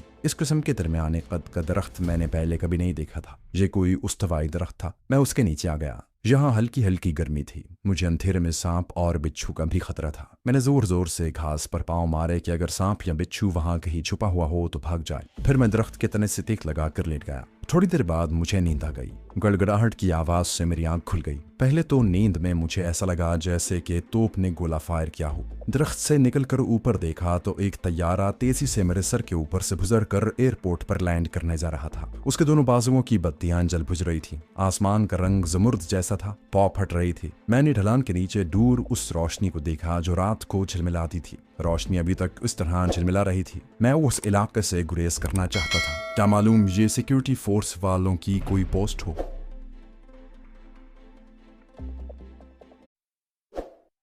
क्या मालूम ये सिक्योरिटी फोर्स वालों की कोई पोस्ट हो। मैं थोड़ा सा जाविया बदल कर ढलान पर नीचे उतरने लगा। पहाड़ियों पर उतरना निस्बतन आसान होता है। मैं बहुत जल्द पहाड़ी की ढलान से नीचे उतर आया। उस इलाके को वादी नहीं कहा जा सकता था क्योंकि वो खड्डों से भरी हुई थी और जमीन भी ऊंची नीची थी। पौ फटने के बाद की फीकी रोशनी में घास, दरख्त और खड्ड नाले नजर आने लगे थे। खड्ड ज्यादा गहरे नहीं थे मगर उनकी दीवारें बिल्कुल सीधी थी और उनके अंदर घास फूस और जंगली झाड़ियों की भरमार थी। साल और देवदार के दरख्तों के मोटे तनों से जंगली बेलें चिमटी हुई थीं। एक छोटा सा तालाब आ गया। मैं वहां रुका के मुंह हाथ धो लूं। तालाब में हाथ डाला तो पानी के साथ काली काली मोटी मोटी दो जोंकें भी साथ आ गईं। मैंने जल्दी से हाथ झटक दिया। फिर पानी को इधर उधर करके मुंह हाथ धोया। प्यास इतनी नहीं थी लेकिन भूख बहुत ज्यादा लगी थी। अगरचे कमांडो 3-3, 4-4 रोज भूखा रहकर घास फूस पर गुजारा कर सकता है, लेकिन जहां नारियल और जंगली शरीफे का दरख्त जितना पेड़ लगा था, मैंने उसकी शाखों से 6-7 शरीफे तोड़कर वहीं खड़े खड़े खा लिए। तबीयत सैर हो गई। अंडमान के शरीफों का साइज हमारे यहाँ के शरीफों से दुगना होता है। मेरी दाढ़ी फ्रेंच कट थी। सर के बाल छोटे छोटे तराशे हुए थे। जेब में इंडियन करेंसी और जर्मन ऑटोमेटिक पिस्टल था। उसके सिवा मेरे पास कुछ भी नहीं था। अपने सिग्नल कोड मुझे ज़बानी याद थे। मैंने एक तरफ चलना शुरू कर दिया। दिन की रोशनी बढ़ रही थी।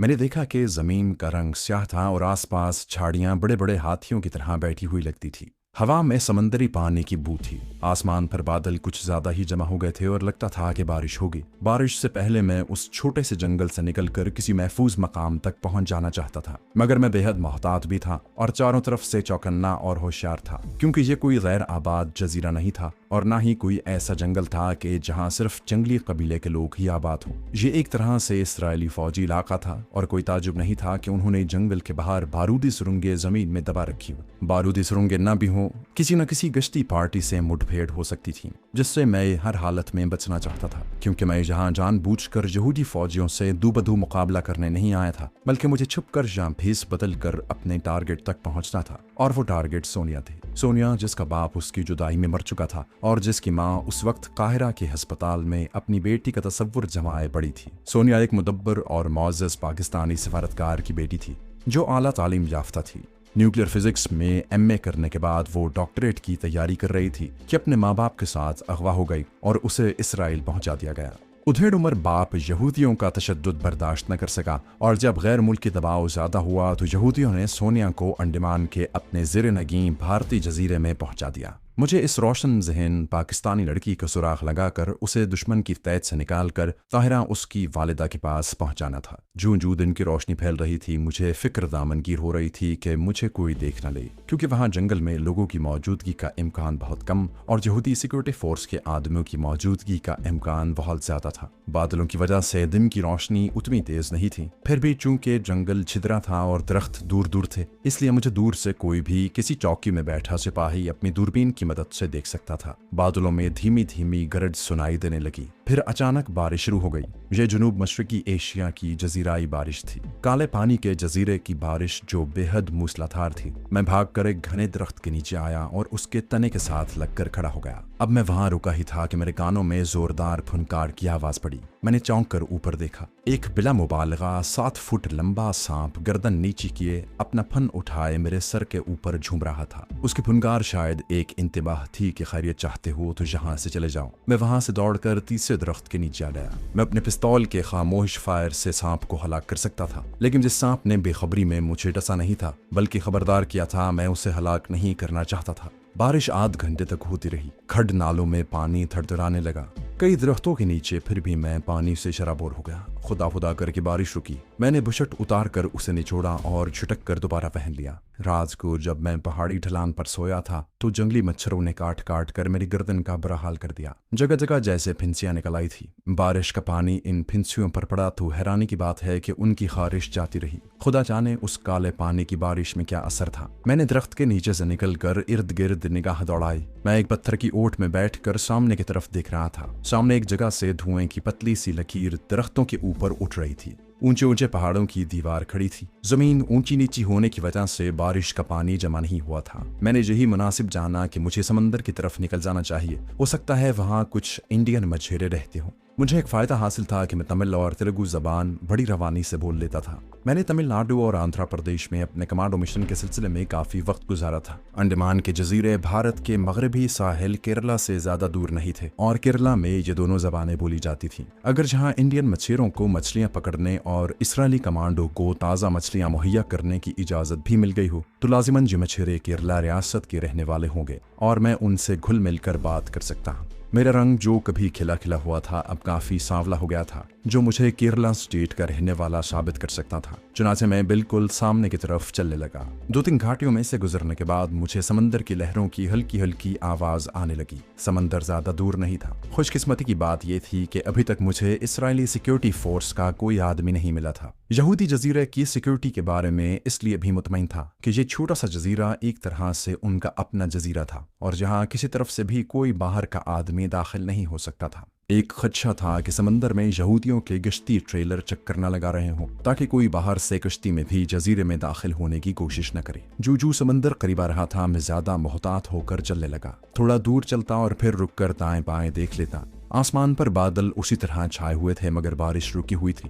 एक घाटी से निकलकर बाहर आया तो सामने एक जानिब नारियल के दरख्तों की पट्टी दूर तक चली गई थी और दूसरी जानिब खजूर के बेशुमार दरख्त उगे हुए थे। उनके दरमियान में से दूर समंदर का थोड़ा सा साहिल दिखाई दे रहा था। खजूर के दरख्तों की काश्त जहां पहले पहल 8वीं सदी ईस्वी में अरब ताजिरों ने की थी। मैं खजूर के दरख्तों के नीचे आया तो घास पर जर्द और सुनहरी रंग की कितनी ही खजूरें पड़ी थी। जल्दी जल्दी कुछ खजूरें खाई और फूंक फूंक कर कदम उठाता दरख्तों की ओट लेता समंदर की तरफ चलने लगा। समंदर का किनारा खाली था। मैं अभी दरख्तों के पीछे ही छुपा हुआ था। मैंने दाएं बाएं निगाहें दौड़ाईं। उन दरख्तों और समंदर के दरमियान रेत की मिट्टी दूर तक चली गई थी और आगे जाकर बाएं तरफ घूम गई थी। भूरे रंग की चट्टानें साहिल के साथ साथ थोड़े थोड़े फासले पर समंदर से निकली हुई थी। कुछ चट्टानें समंदर से बाहर भी थीं, जिनके ज़ेरी हिस्से को समंदर की लहरें आहिस्ता से छूकर वापस चली जाती। समंदर चढ़ा हुआ था और लहरों का हल्का हल्का शोर मुसलसल पैदा हो रहा था। यहाँ साहिल पर किसी भी मछेरे की कश्ती नजर न आई। कहीं कोई झोंपड़ा भी बना हुआ नहीं था। साहिल बिल्कुल वीरान था। समंदर में भी दूर तक कोई कश्ती या किसी माहीगीर की कश्ती दिखाई नहीं दे रही थी। मैं दरख्तों से निकलकर साहिल पर नहीं जाना चाहता था। अभी तक सूरत हाल वाज़ेह नहीं थी। हो सकता है किसी तरफ से कोई यहूदी मैरीन सिक्योरिटी की कश्ती वहां अचानक निकल आए और यह भी हो सकता है कि दूर किसी चट्टान पर कोई इसराइली सिपाही ऑब्जर्वेशन पोस्ट पर दूरबीन लगाए बैठा हो। मैं बड़ी आसानी से उसके निशाने की जद में आ सकता था क्योंकि मेरा लिबास माहीगीरों जैसा नहीं था। मैं दरख्तों के नीचे एक जगह झाड़ियों में छुपकर बैठ गया। मैं जिस जाविये से बैठा था वहां से एक तरफ से जंगल और दूसरी जानिब समंदर के साहिल मुझे साफ नजर आते थे। जंगल में कोई ऐसी पगडंडी भी नहीं मिली थी कि जिससे अंदाजा लगाया जाता कि यहाँ से आदमियों का आना जाना होता होगा। दरख्तों में जगह जगह घास और खारदार झाड़ियां उगी हुई थी। कुछ देर वहां बैठा रहा। फिर ख्याल आया कि जंगल के अंदर ही अंदर से साहिल के साथ साथ चलकर देखना चाहिए कि आगे क्या है। चुनाचे मैं दरख्तों के नीचे ही नीचे साहिल के साथ साथ जुनूब मशरिक की तरफ चल पड़ा। उधर जजीरे का मशरिकी साहिल था। रास्ते में मुझे 2-3 सांप भी नजर आए मगर मैं उनसे बचकर निकल गया। एक जगह दलदल में गिरते गिरते बचा। दरख्तों पर कभी कभी कोई परिंदा अचानक बोलकर मुझे चौंका देता। अब साहिल पर बाएं जानिब समंदरी चट्टानें खाल खाल ही बाकी रह गई थी। एक जगह मैं साल के दरख्त के पीछे से निकलकर आया तो अचानक मेरी नजर एक झोंपड़ी पर पड़ी जो दरख्तों के बीच में बनी हुई थी। उसके बाहर एक तरफ पत्थरों को जोड़कर चूल्हा बनाया गया था और कोने में नारियलों का ढेर पड़ा था। झोंपड़ी का नारियल की शाखों से बना हुआ दरवाजा खुला था। मैं वहीं बैठ गया और गौर से झोंपड़ी को देखने लगा। यहाँ कोई रहता था मगर उस वक्त वो वहां नहीं था। मैं झोंपड़ी की तरफ जाने का सोच ही रहा था कि घर घर घर की आवाज आने लगी। ये मोटर बोट की आवाज थी। मोटर बोट सिवाय इसराइली सिक्योरिटी फोर्स के और किसी की नहीं हो सकती थी। मैंने समंदर की तरफ देखा। ये नीले और सफेद रंग की गश्ती मोटरबोट थी जिसकी मस्तूल पर कोई झंडा नहीं था। 2 मैरीन सिपाही मुझे कश्ती के सामने की रुख पर खड़े नजर आए। उनके हाथों में स्टेन गन्ने थी। ये कमबख्त इधर कहाँ से चले आ रहे हैं? मैंने सोचा हो सकता है ये राउंड पर हों और जहां से गुजर जाएं, मगर मोटरबोट मेरे बिल्कुल सामने आकर समंदर में रुकने लगी। अब तो मुझे परेशानी हुई कि कहीं ये झोंपड़ी उन लोगों का डंप तो नहीं और वो इधर ही तो नहीं आ रहे। मैं पीछे की तरफ दौड़ा। दरख्त पर चढ़ते हुए मैं देखा जा सकता था क्योंकि इतनी देर में इसराइली सिक्योरिटी गार्ड्स मोटरबोट से कूदकर साहिल पर आ चुके थे और मुझसे ज्यादा दूर भी नहीं थे। मैंने आफियत इसी में जानी कि वहीं किसी झाड़ी की ओट में छुप जाऊं। चुनाचे में घनी झाड़ी के पीछे सिमटा कर छुप गया और शाहों को जरा सा पीछे खिसकाकर मोटरबोट को देखने लगा। 2 गार्ड्स जिन्होंने नीली वर्दी पहन रखी थी पानी में से शराब करते जंगल वाली झोंपड़ी की तरफ बढ़े। मैंने पिस्तौल निकाल लिया। कुदरती तौर पर मैं ये समझा कि उन्हें मेरा पता चल गया है और वो मुझे गिरफ्तार करने आ रही है। मैंने उन दोनों में से एक को अपने निशाने की जद में ले लिया, लेकिन वो सीधे झोंपड़ी की तरफ आ गई। मेरी निगाह पीछे मोटरबोट की तरफ गई तो मैंने देखा कि वहां 2 गार्ड्स ने एक दुबले पतले आदमी को, जिसने सिर्फ एक धोती पहन रखी थी, पकड़कर मोटरबोट के सिरे पर खड़ा कर दिया और उसके दोनों हाथ और पांव रस्सी से बांध रहे थे। इतनी देर में दूसरे गार्ड्स झोंपड़ी के बाहर आकर खड़े हो गए। उनमें से एक जेब से प्लास्टिक की एक छोटी सी बोतल निकालकर झोंपड़ी के दरवाजे पर शायद पेट्रोल छिड़कने लगा। फिर वो पीछे हट गया। दूसरा सिपाही आगे बढ़ा और उसने एक खुश्क झाड़ी को आग लगाकर उसे झोंपड़ी पर फेंक दिया। देखते ही देखते झोंपड़ी के दरवाजे ने आग पकड़ ली और वो धड़ाधड़ जलने लगी। वो तेजी से मोटरबोट की तरफ मुड़ गए। मोटरबोट पर जो गार्ड्स मौजूद थे उन्होंने झोंपड़ी को जलते देखा तो दुबले पतले धोती पोश स्याफाम आदमी को समंदर में धक्का दे दिया। उस बदनसीब की एक हल्की सी चीख फजा में बुलंद होकर समंदर में उसके साथ ही डूब गई। झोंपड़ी धड़ाधड़ जल रही थी। शोलों की गर्मी मुझ तक आ रही थी। मैं जरा पीछे हट गया। आग लगाकर जाने वाले गार्ड्स अब मोटरबोट पर सवार हो चुके थे। ये लोग मोटरबोट के अरशे पर सामने की जानिब कुछ देर खड़े समंदर को गौर से देखते रहे। फिर जब उन्हें यकीन हो गया कि उनका फेंका हुआ आदमी डूब गया है तो मोटरबोट का इंजन स्टार्ट हुआ और वो आहिस्ता से एक चक्कर काट कर जिधर से आई थी उधर को रवाना हो गई। झोंपड़ी तो जल चुकी थी। अब उसके ऊपर वाले दरख्त ने आग पकड़ ली थी। जब मोटरबोट जजीरे का मोड़ घूम गई तो मैं दरख्तों के पीछे से तेजी से निकलकर समंदर की तरफ दौड़ा और पानी में कूद गया। जिस आदमी को यहूदी गार्ड्स ने समंदर में फेंका था वो कोई हिंदुस्तानी था। मैं जनूबी हिंद के रहने वाले हिंदुस्तानी को पहचानने में कभी गलती नहीं कर सकता था। जरूर ये हिंदुस्तानी इन इसराइली अफसरों का मुलाजिम था जिससे कोई ऐसी गलती सरजद हो गई थी कि उन्होंने उसकी झोंपड़ी में आग लगाने के बाद उसे हाथ पांव बांध कर समंदर में फेंक दिया। उस हिंदुस्तानी को अगर मैं समंदर से निकाल लेता तो ये मेरे काम आ सकता था। यही वो ख्याल था जिसने मुझसे समंदर में छलांग लगवाई। मैं समंदर में गोता लगाकर नीचे ही नीचे उतरता चला गया जहां समंदर ज्यादा गहरा नहीं था। मैंने बदनसीब आदमी को समंदर की तह में रेत और समंदरी घास में इस तरह पड़े देखा कि उसका सर झाड़ियों में उलझा हुआ था। मैंने तेजी से उसकी गर्दन को झाड़ियों से बाहर खींचा और उसे धकेलता हुआ ऊपर की तरफ उठने लगा। बहुत जल्द उसे सतह पर ले आया। मुझे खदशा था कि कहीं वो मर न गया हो, मगर वो जिंदा था। उसका जिस्म आहिस्ता आहिस्ता सांस ले रहा था। मैं उसे खींचता हुआ साहिल पर ले आया और फिर उसे औंधा लिटा दिया और उसकी कमर पर बैठकर जोर जोर से दबाने लगा कि समंदर का पानी उसके मैदे और फेफड़ों से निकल जाए। फिर उसे घसीट कर दरख्तों में ले गया।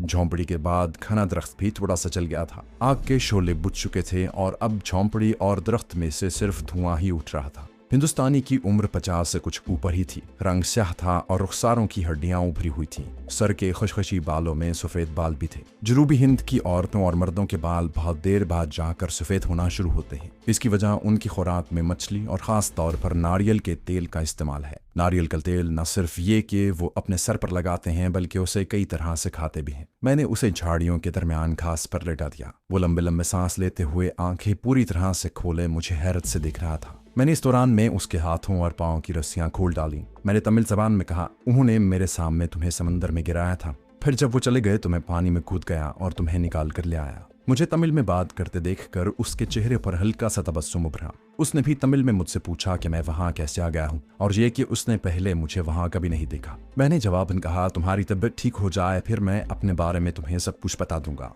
उसने जली हुई झोंपड़ी के पीछे की जानिब इशारा करते हुए कहा कि पीछे एक दरख्त के साथ मिट्टी की एक हंडिया लटक रही है, वो ले आओ। मैं उठकर झोंपड़ी के पीछे गया। देखा कि दरख्त की शाख से एक छींका बंधा है। उसमें मिट्टी की एक हंडिया रखी है। उसके ऊपर प्लास्टिक का एक पुराना मग पड़ा था। मैं हंडिया उठाकर उस आदमी के पास ले आया। उसने कहा, इसमें ताड़ी है, एक मग निकाल कर मुझे पिलाओ और तुम खुद भी पियो। मैंने जल्दी से हंडिया का ढक्कन उठाकर ताड़ी का मग भरकर उसे दिया और कहा कि मैं ताड़ी नहीं पीता। वो घटाघट सारा मग पी गया। मग घास पर रख दिया। अब वो उठकर बैठ गया था और गर्दन घुमाकर बड़ी हसरत से अपनी जली हुई झोंपड़ी को तक रहा था। फिर गहरा सांस भरकर बोला, उन्होंने मेरी झोंपड़ी को भी आग लगा दी। मैंने उनकी बड़ी खिदमत की थी, उन्होंने मेरी कदर नहीं की। इतना कहकर वो उठा और दीवाना वार झोंपड़ी की तरफ भागा। मैं भी उसके पीछे लपका। झोंपड़ी में अभी तक धुआं निकल रहा था और आग दबी हुई थी। मैंने उसे पीछे से पकड़ लिया। क्या कर रहे हो? अब यहाँ क्या रखा है? उसने भर्राई हुई आवाज में कहा, मेरी एक ही जवान बेटी थी जो मुर्दा बच्चे को जन्म देकर मर गई। जब मैं यहाँ आया तो उसका लकड़ी का छोटा सा बक्स अपने साथ ले आया था। उस बक्स में वो अपना कंघी सुरमा रखती थी।